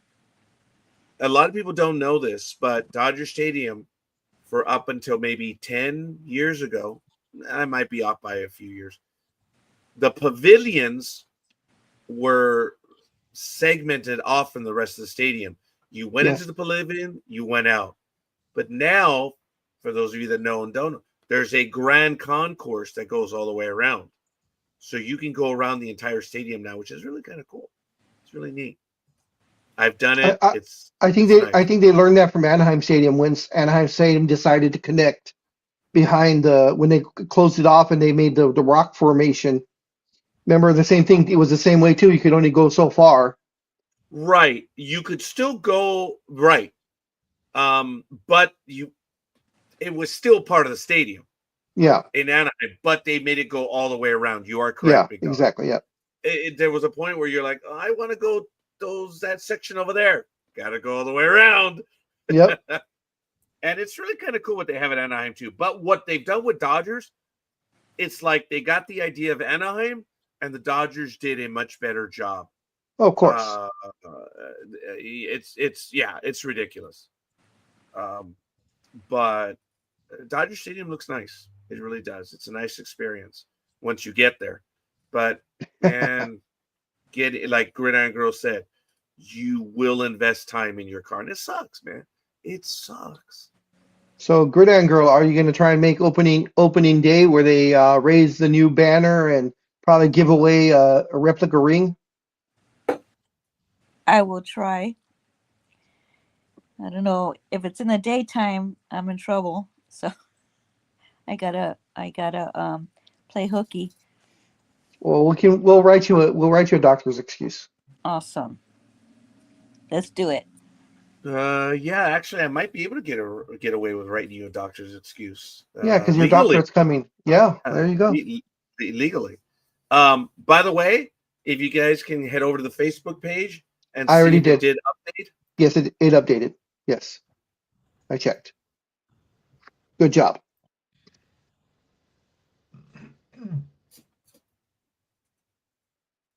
Awesome. Looks like you want to punch people. Oh, no, not at all. I'm just being sarcastic. But I did get Lukey's picks in there as well. So you were going to talk about the baseball players, but then we started the football stuff from Miami that also got nailed. And do you have that information right now? Let's see. Yeah. Because I have a few stories. Okay. So you know what? You were right. It was Cleveland. Oh, okay. Because I'm looking at the same Guardians. Yeah. So Of course, this was from a while ago. I think it was the week before, or was it this week? Let's see. Well, no, it was in June or July when it first happened, Yeah, but it but was they are, last week yeah, when yeah, they last week. were. So Cleveland Guardian pitchers Emmanuel Clase, I guess, and Luis Ortiz were charged with fraud, conspiracy, and bribery stemming from an alleged scheme to rig individual pitches that led to gamblers winning hundreds of thousands of dollars, according to the indictment unsealed by the federal prosecutors last Sunday.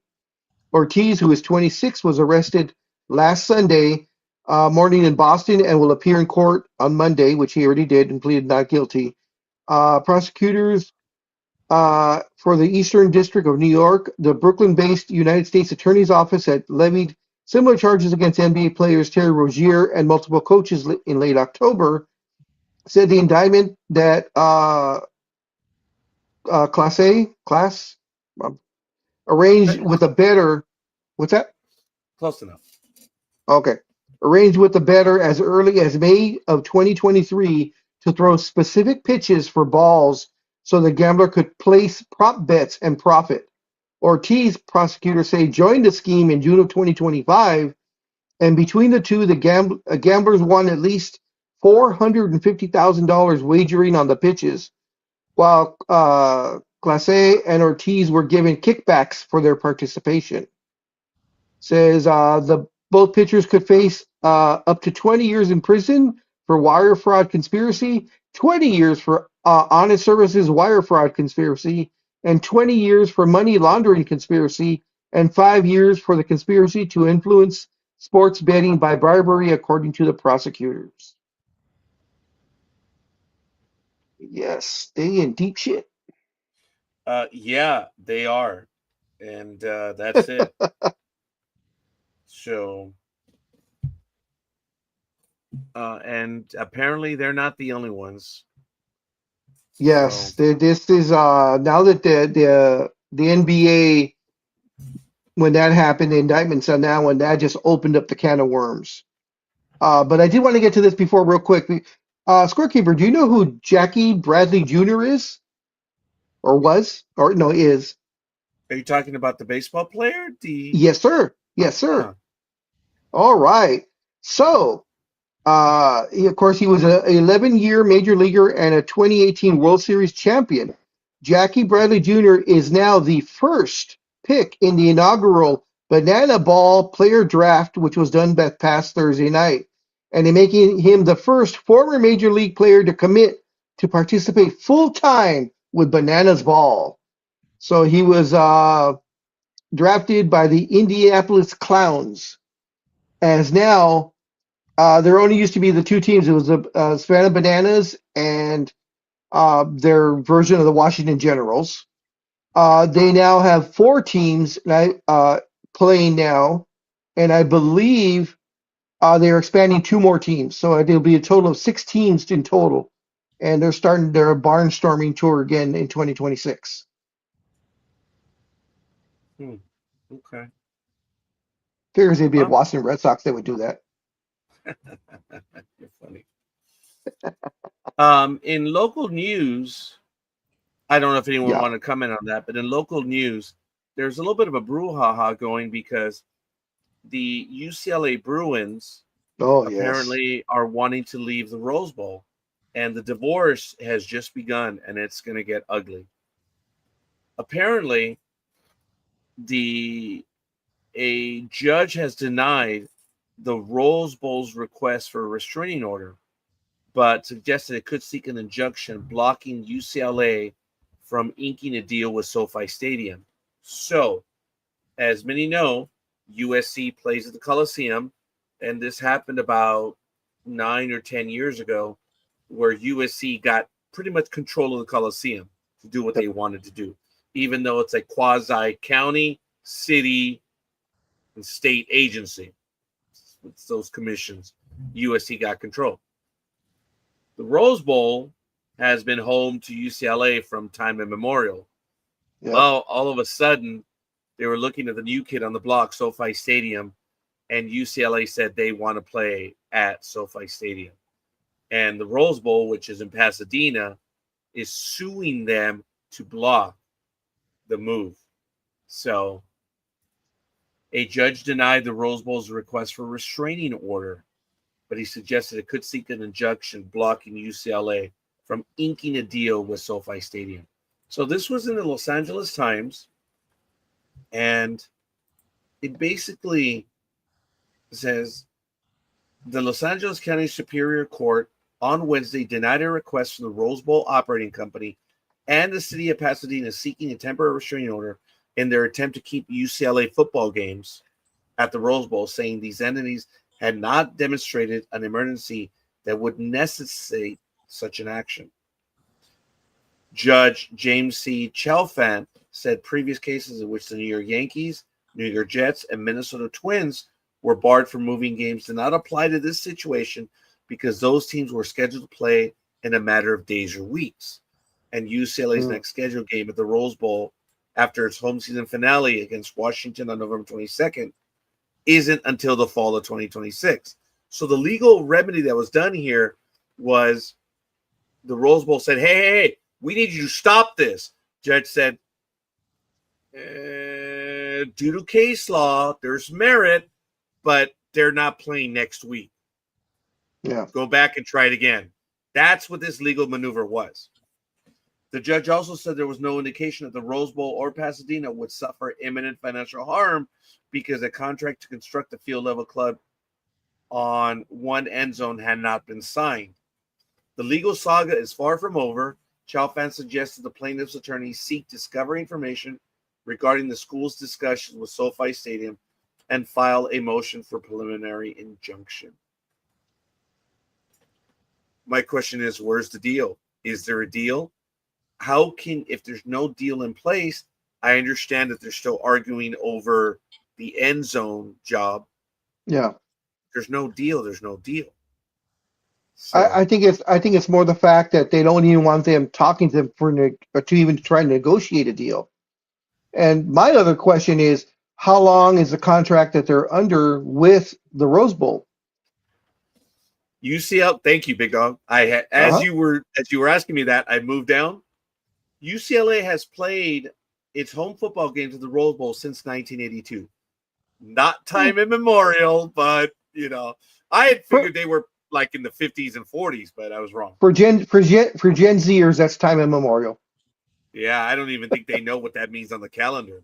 Exactly. That's funny. In 2014, Janet Napolitano, president of the University of California System, signed a long-term lease amendment that did not include an opt-out clause in exchange for the stadium committing to make nearly $200 million in improvements through the issue of public bonds.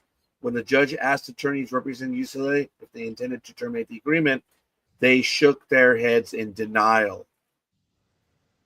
Yeah. But Moebi accused UCLA of participating in a shell game in which it had furtively explored options for moving to SoFi Stadium. So what I said 2 minutes ago was wrong.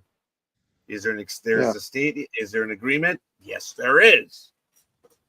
I think it's just one of those ploys that we always hear about when, so many teams have been dangling Las Vegas or even LA when they say we want to move, and that's just so they get their stadium to get improvements done.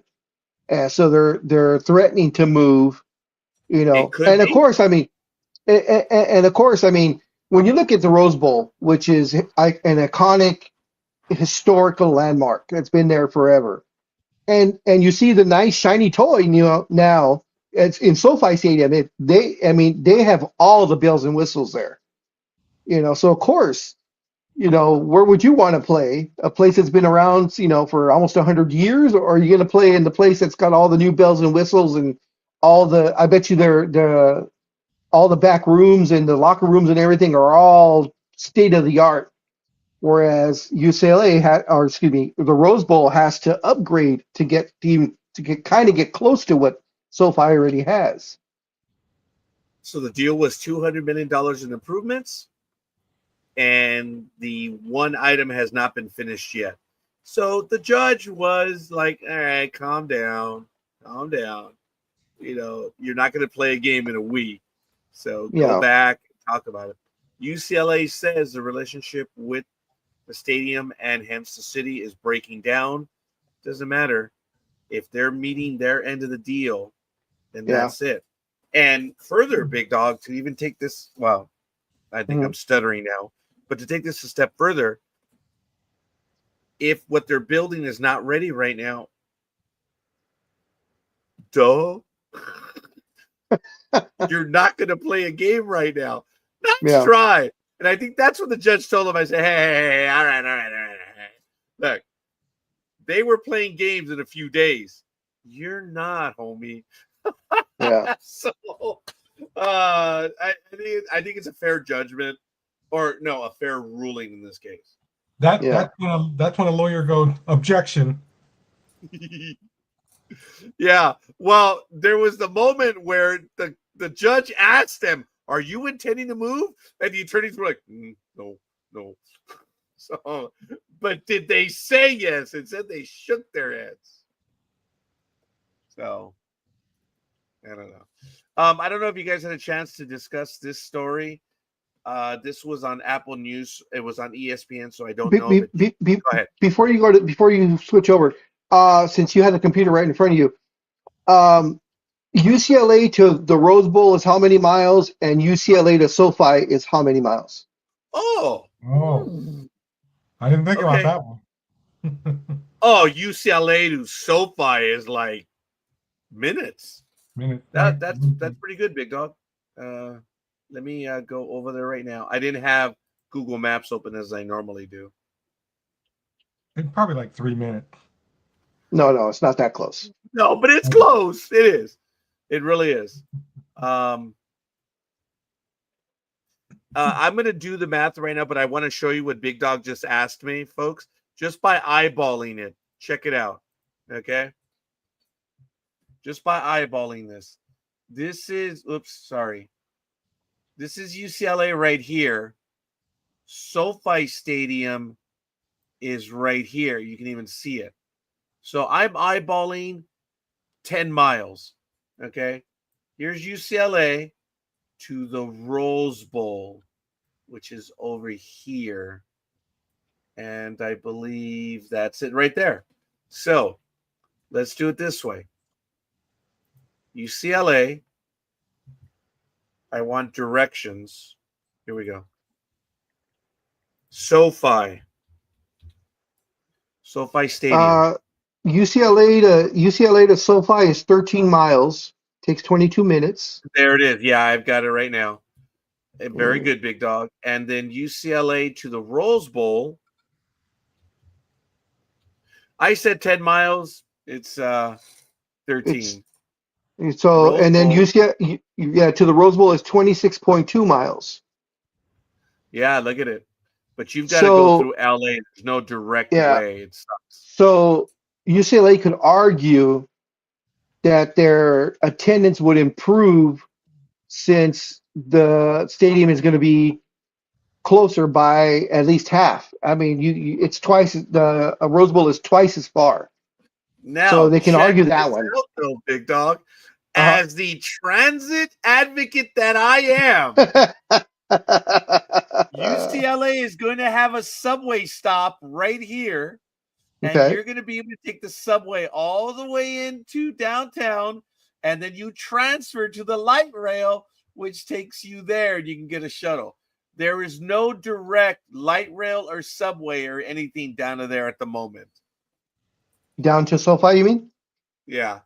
Okay.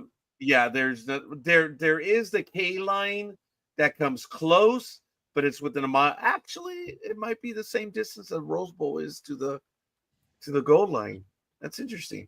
Ooh. I'll have to do a little bit of work on that. But as a transit advocate, you're going to be able to walk less than 100 feet because it's in Westwood, the subway stop. Yeah. You get all the way to Union Station, transfer to the Gold Line, and then you take a shuttle from right here in Pasadena to the stadium, which is common practice. That's what everyone does right now. Yeah. Over here, because I was just wondering. I figured SoFi was closer. I just wanted to know. Check it out. The K line passes right here. This is the K line right here. and then it comes down on Aviation Boulevard over here. So it's within about a mile and a half, which they're going to do some sort of transit thing. Yeah. To there. Now, here's an interesting wrinkle. The new LAX shuttle is going to end right here. They were talking about extending it on Century Boulevard to come up to the stadium. Like, ooh. Okay.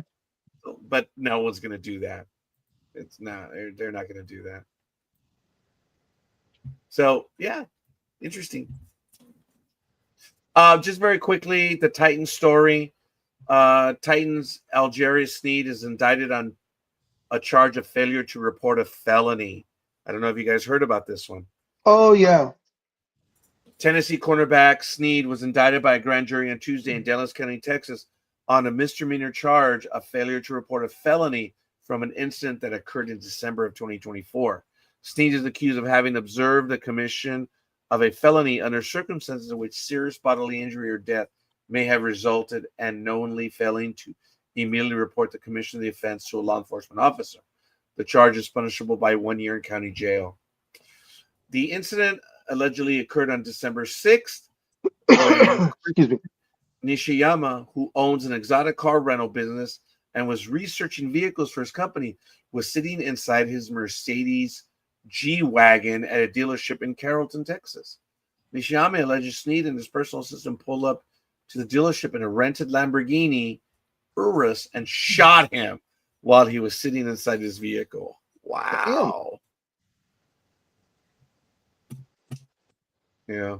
Sneed, according to the lawsuit, according to the lawsuit, Nishiyama remembers seeing Sneed and his assistant at the car dealership, but didn't recognize Sneed from his NFL career or television.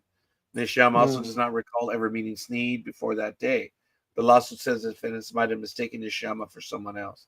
The Titans traded for Sneed, who was 28 last March, and signed him to a 4-year, $76 million deal. Sneed is currently on injured reserve after suffering a quad injury against the New England Patriots. Wow. Bummer. I have some San Diego Padres news. The family of the late Peter Seidler, is exploring the potential sale of the San Diego Padres. The team announced on Thursday. In a statement, Padres chairman John Seidler, the franchise's control person and Peter's older brother, wrote that the team will, quote, undertake the process with integrity and professionalism in a way that honors Peter's legacy and his love for the Padres and lays the foundation for the franchise's long-term success, end quote. Since Peter Seidler was part of the group that purchased the Padres in 2012 and became the franchise's largest stakeholder, in 2020 and invested in the team in unprecedented fashion, outfitting the roster with star players on long-term contracts and running the payroll higher than $250 million in 2023, all with the goal of delivering the first championship to San Diego. And we all know how that ended. The Padres are in the midst of the greatest run of success in their franchise history, making the playoffs 3 times in 4 years and winning 90-plus games in back-to-back seasons. Petco Park, which of course is nestled in the heart of downtown San Diego, has enjoyed record-setting attendance along the way, drawing at least 3 million fans in each of the last 3 seasons. It has been an impressive run. Yes, but the Padres lost their local media contract early in 2023, eliminating a crucial source of fixed revenue, and the franchise has scaled back in its spending since Seidler's passing. The Padres slashed payroll by about a third going into 2024 to roughly $172 million, and they brought it back up to about $215 million this past season.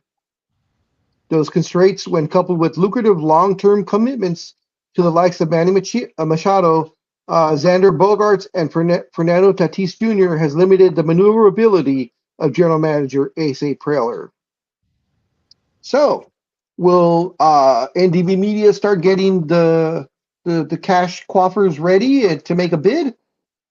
Well, yes,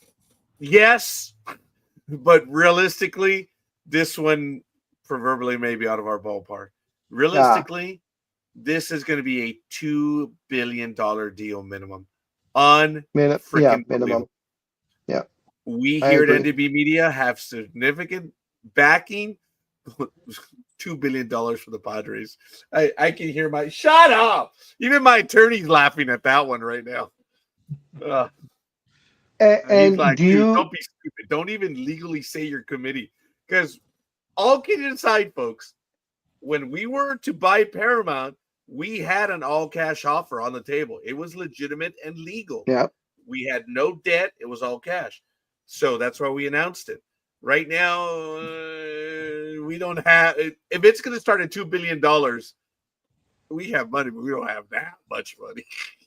Now, Scorekeeper, do you believe that the $6 billion deal for the Commanders, and then the $6.2 billion deal for the Celtics, and then the unprecedented $10 billion sale of the Lakers, do you believe that that is going to affect the price of the Padres as far as it going up higher than what everybody would expect? Yeah. Yes, I do. Because there's a wonderful problem that the Padres have. They're winning, Yeah. and they're selling seats. You know, those tickets are very expensive. Yeah. In a way, only baseball fans will get this. The seats are shittier, and you know, they're higher up and they cost more. Believe it or not, some of the Padre tickets are much more expensive than Dodger tickets. Yeah. And the Padres own that stadium, right? Or is it the city? No, Or does the city? The city. The city owns it? Okay. Yeah, but I mean, the city charges them rent. So Yeah. no, the Padres are making the money. Okay. Then I'll go down there. I'm going to go to the Starbucks to do the rest. Okay. Okay. So go to Starbucks, Speedy. Yeah, go, Speedy. Give me a caramel latte, okay? Actually, no, a caramel frappuccino. Caramel macchiato. Hot, damn it, I'm old. Hey, that wasn't me. I'll take a matcha heavy cream. Time out. That wasn't for me. That was for my nurse. He wanted to go down and get Starbucks, I guess. Well, yeah, that's why we're giving you the order. But he's gonna go get it. Well, yes. Yeah. And that's why we gave you the order. It's for all of us. That was funny, Speedy, because we barely heard you. I heard you were talking, but Big Dog picked it up because I'm deaf. I heard Starbucks. I knew it wasn't Matt's voice. So I was like, okay, someone's going to Starbucks run. I want my Starbucks. That was good. That was funny. It was good, folks. But the thing with the Padres, I mean, realistically, we are we gonna try to get involved? Oh, hell yeah. But $2 billion, no. What do you think? What do you think they'll sell for? I mean, if they do sell, I mean, of course, this is still conjecture because they're only thinking about it. But once you hear that, most likely it's going to happen within the next year. What? Okay, Tony. Okay. I love the gracias at the end. Oh, and I was screwing with Big Dog a little bit because that was the grass. That was the grassy ass. Yes. He asked me for something, and it then was I gave him the answer. It was Lukey's pick. Lukey's pick. And he put grassy ass. And I was like, that was funny. So then later on, I was sending him a text and I said, oh, this is going to translate perfectly. So that's why I said, I don't know what grassy ass is. And, and I saw the way it came out. I'm like, good, send it.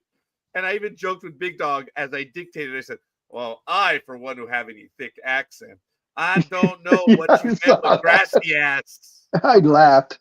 I'm glad you did because I had read it and I was like, oh, I can mess with them on this one. Well, the funny thing too is it was a day later, so I didn't know if you just saw the grassy ass or if you connected it to your sister's pick. And when you gave it to me, I said gracias, but I just put grassy ass just to mess around. And guys, you guys don't know what we're talking about. Big Dog actually put GRASSY, grassy ass. It's funny. I know what he meant. It's gracias.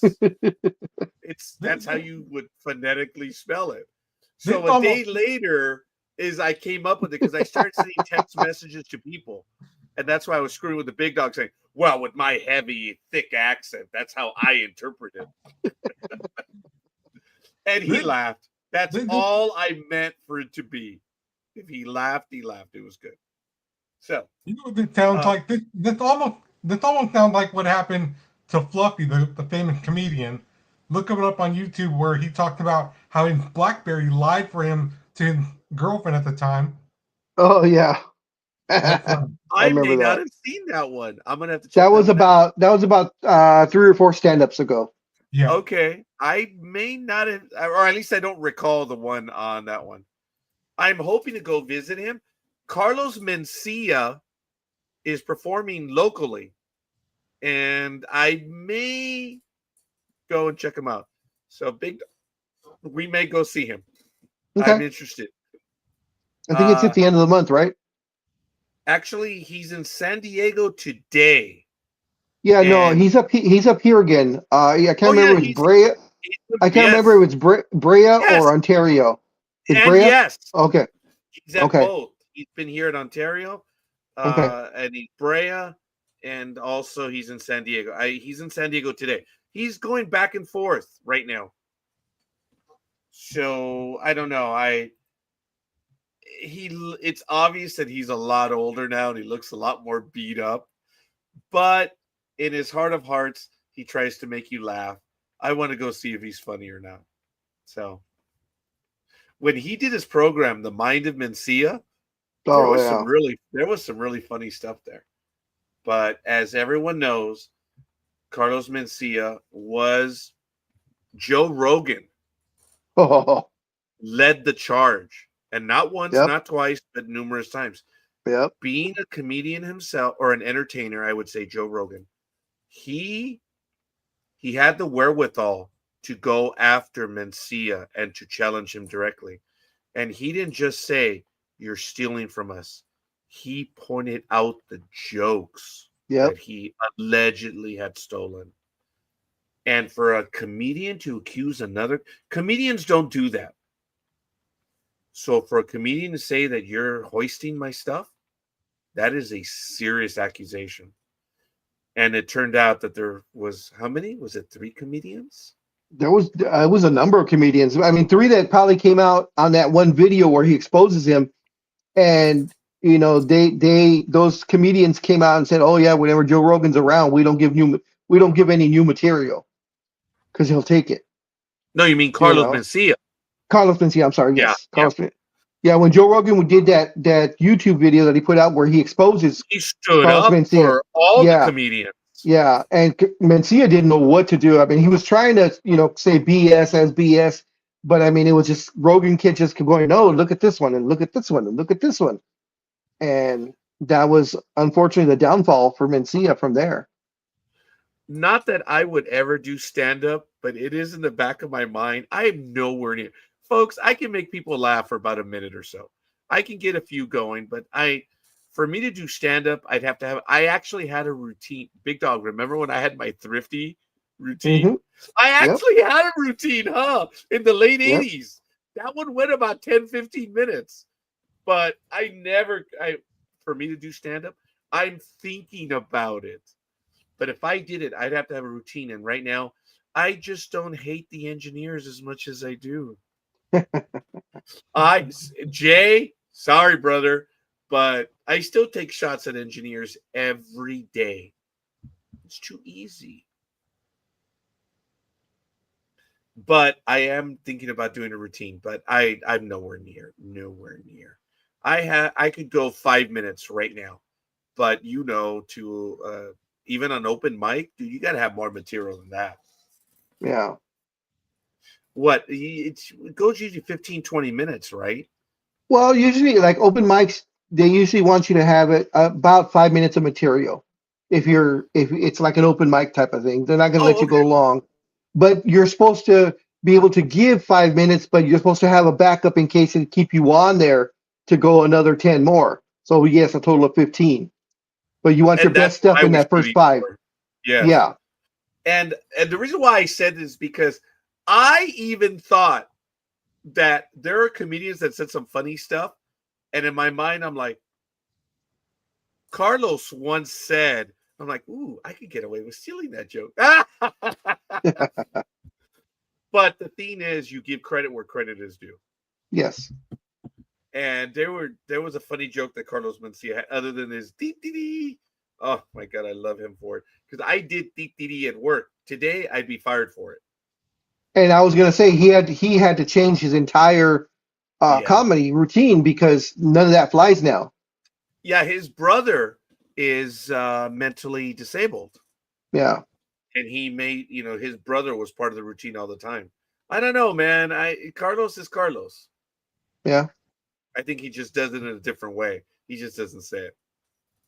I think I need to start watching Paul Rodriguez and stuff because Fluffy talked about him a lot, how they made fun of each other back in the day. And then Paul Rodriguez was like, hey, man, why are you stealing my stuff? Why are you stealing my catchphrases?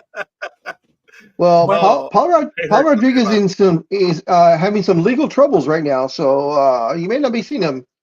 I believe there were 2 different gun charges against him over the past maybe 6-7 months. So that's why I was only talking about watching YouTube.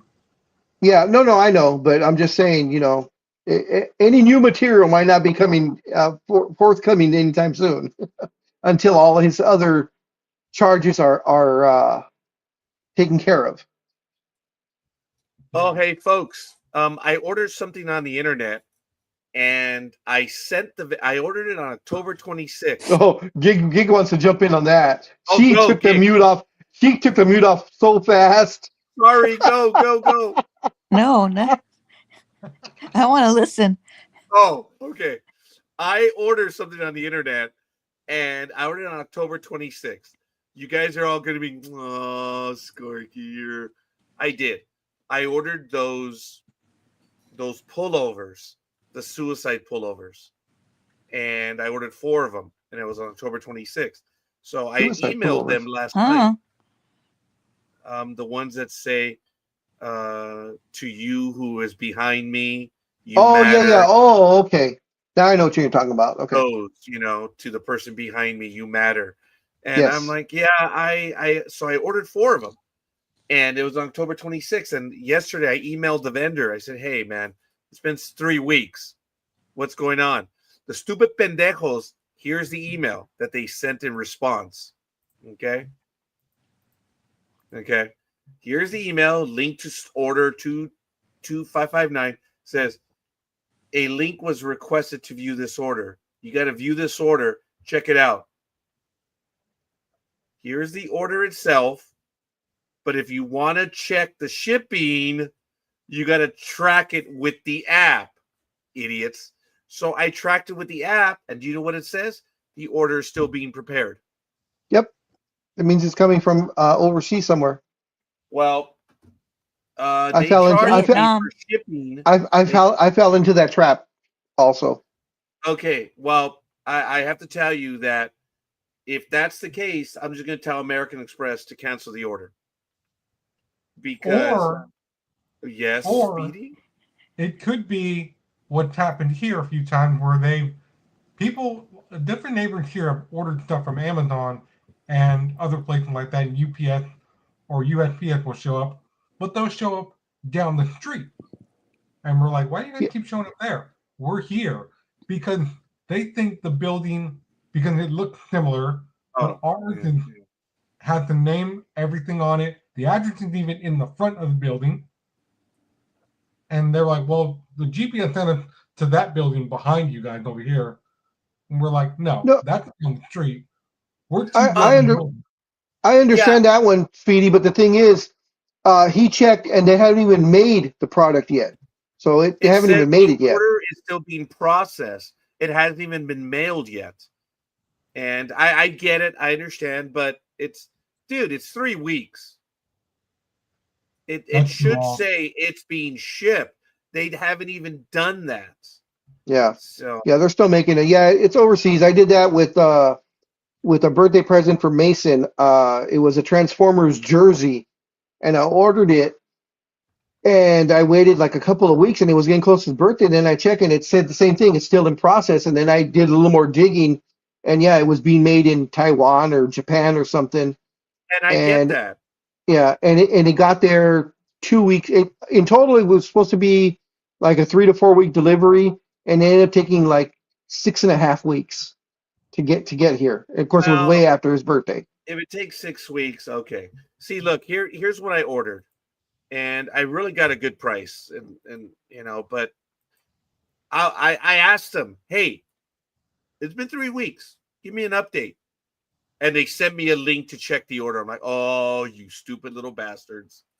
So it's a pullover, it's a hoodie, it's a Yeah. zippered hoodie, and it's in the front. It says "You are enough," and the Mhm. back it says "Dear I person saw those. behind, the world is a Very better nice. place in it." Yep, And that's those are what I very wanted nice. to get, and I ordered 4 of them, and like I said, and I got multicolored ones, and they were at a ridiculous price. I got a navy blue, a gray, a black, and a white one. So I kind of wanted to have them. Hey, Gig. Yes. So when he said that he ordered a pullover, me being the asshole that I am, was saying I thought he had gotten them in and they wouldn't pull over.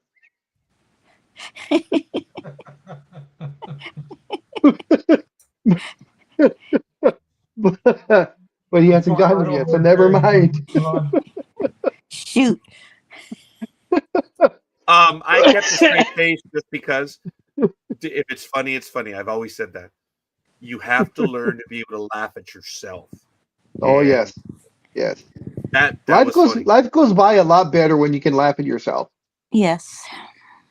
I've always said that well, not exactly that, big dog, but Yeah, I get you. Yeah. if someone because at work I was feared. I wasn't loved. I was feared because I was very quick and I would put people in their place all the time. And it would happen that the guys you beat up, they finally come back and they're like, oh, well, they've got to put down. They got to come back. And another. And you're like,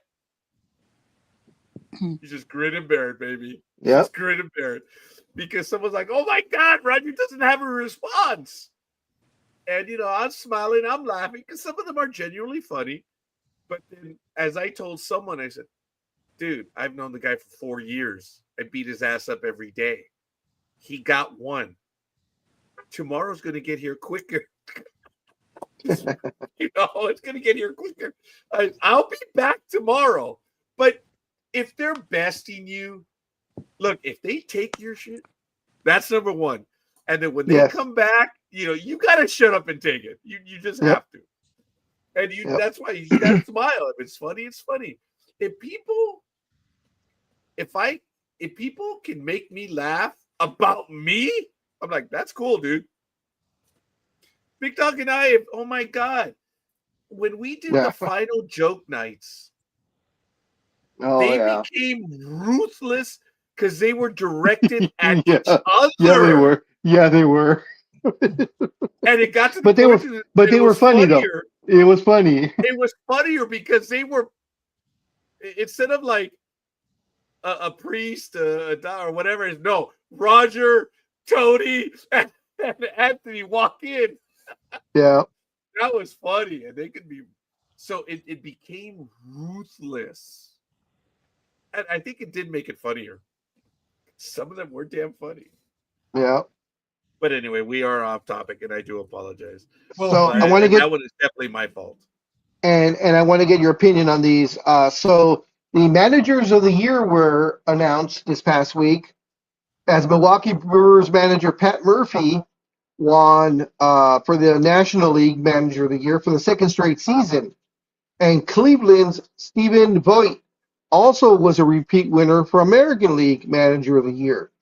My question to you, scorekeeper: do you agree with both picks? No. Clearly, Toronto's manager. He took a team that was not in the position to be in, and he did what he did. So Voight on that side, Voight had 17 of the 30 first place votes, and Toronto's John Schneider received 10 of those votes and finished second. Yeah, in my humble opinion, but it's been Schneider. And folks, the point of Manager of the Year is, if done correctly, it's the guy that doesn't have the winning team. So that would immediately mean Schneider's out and Roberts are out. But Roberts, the luckiest man in baseball, I want to shake his hand so I can steal his luck, made moves this postseason and the season to get there. The Dodgers had no bullpen. Dodger fan, argue with me right now. Bring it. The Dodgers did not have a bullpen. It was the scary thought the Dodgers were as good as they were with no bullpen. Go, Gridiron Girl. True. It was a joke. This Dodger team is a damn good team. Really good, but no bullpen. And what did Roberts do? He managed without a bullpen to win. Gridiron Girl, as much as it pains me to say, I think this is a time that Roberts probably should have been Manager of the Year. Wow. I do believe that. Yeah. That's saying a lot coming from you, scorekeeper. Because I know you're not a big fan of Mr. Roberts. Oh no. He is a target. I mean, if we didn't have the Adam Dunn, it would have been the Mr. Roberts. I have no love for Roberts whatsoever. But he learned, he heard scorekeeper lose his shit when Yamamoto had pitched 8 2/3 innings, gave up the hit or the home run. They took him out. The Dodgers lost that game. Oh yeah, I remember that. I remember that. Pendejo. And I screamed from high end, dude, let them finish. And what happened? Roberts let them finish. And what happened? What happened, Dodger fan? Yeah, hell, Yamamoto went crazy. And Snell. Yeah, Snell. And Sasaki. And all of them. He let the pitchers pitch. Look, there are times. Look, oh my God. What was the game? Yamamoto? Was it game 6? Dude, Oh, yeah. Oh my God. He only went 6 innings, right? Mm-hmm. But those were high stress. You could tell that when Yamamoto was about, dude, he was done. But he had done what he had to do.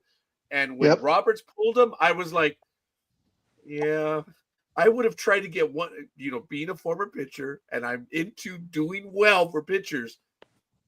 I wanted to see him go the full inning. But when Roberts pulled him, I'm like, dude, those are high stress pitches that Yamamoto delivered. He has nothing left. He had nothing left. And then comes back the following day to close it out. But going back to that game 6, scared the holy crap out of me. And I'm pretty sure scared the holy crap out of Gig too when bases loaded, 2 outs, and they bring Kershaw in. When they brought Kershaw in for that, I was like, we know we know the way he is in the playoffs. How good of a move is this? But he got him out. I was praying like I never have prayed before. But so what was he pitched to his gut? Yes, he did. Because the numbers, you never bring Kershaw. For the love of God. Gridiron Girl. It's like either him or Kiki. I don't know. So when it was 2 outs and you saw Roberts coming out, Gig, and he motions to the bullpen, and you see Kershaw, the one walking out, what was your first reaction? Thank God I didn't see that. WTF? Dodger fan. She is a Dodger fan. And folks, when I direct shit at Dodger fan, I am never directing it at Gridiron Girl because I respect Gridiron Girl and her love of the Dodgers. I've always have. She gave me a Dodger cup. She also gave me a Yankee cup. What does that tell you? So I got love from Gridiron Girl on that. You've seen me with the Dodger cup on this program. Mm-hmm. Yep. I love that Dodger cup.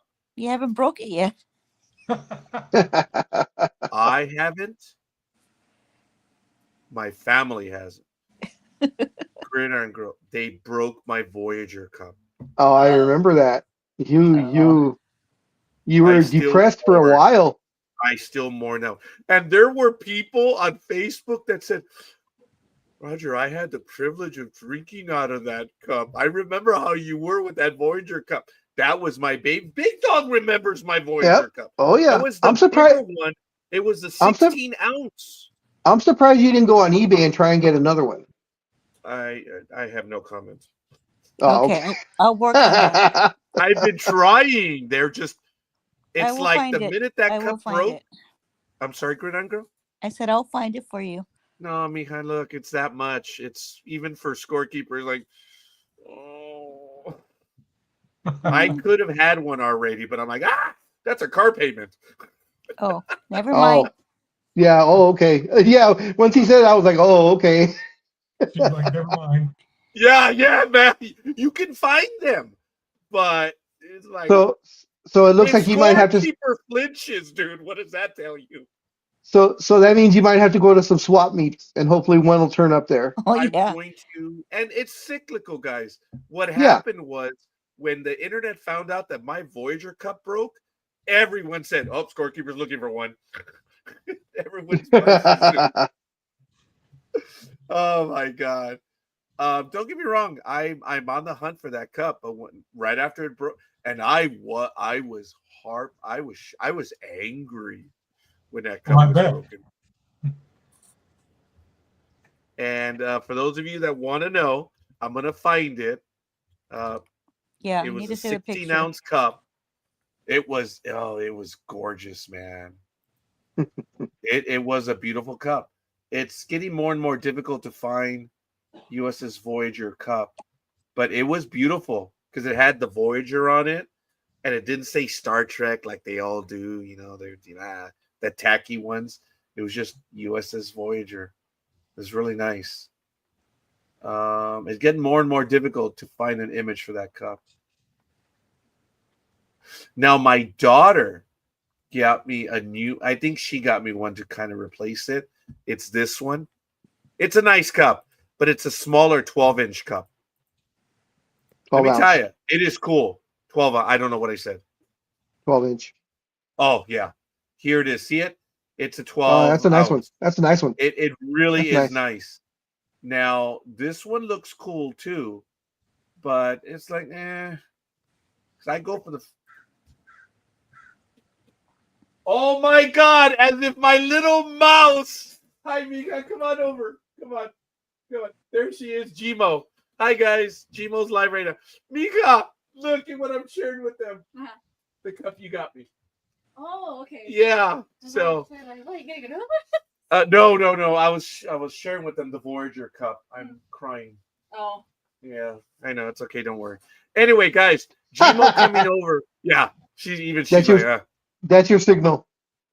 Oh my God! Did you guys find it? Who wrote it in there? It is ceramic. No, I don't know if it's 11 inches. It was a big cup, but 11 ounces. No, it says 11 ounces right there. Sorry. Okay, USS Voyager, ceramic. It was ceramic. Oh, no, Coffee in the Nebula. I have that one. But cup Voyager. Spell it right, stupid. But my daughter came over to pick me up because we were going to go somewhere right now. Oh, it's like this. You're going to go look at the limo. No comment. But I have that coffee cup. There's coffee in that nebula. It is really cool. That is not the cup, though, but it's 16 ounces. Let's see if they have it. No. These are some cool cups. I'm going to have to spend a little bit more time. It's like, 16 ounce.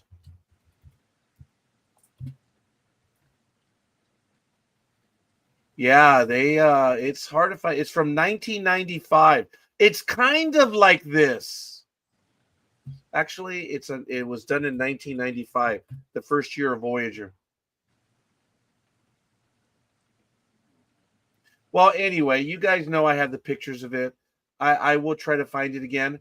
But Gmo and I are going to go. We have to run some errands right now.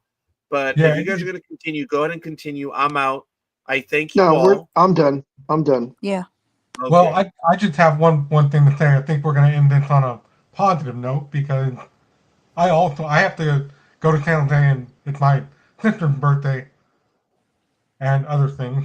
But Well, tell her happy birthday from us. Yes. I will Happy do birthday. Yes.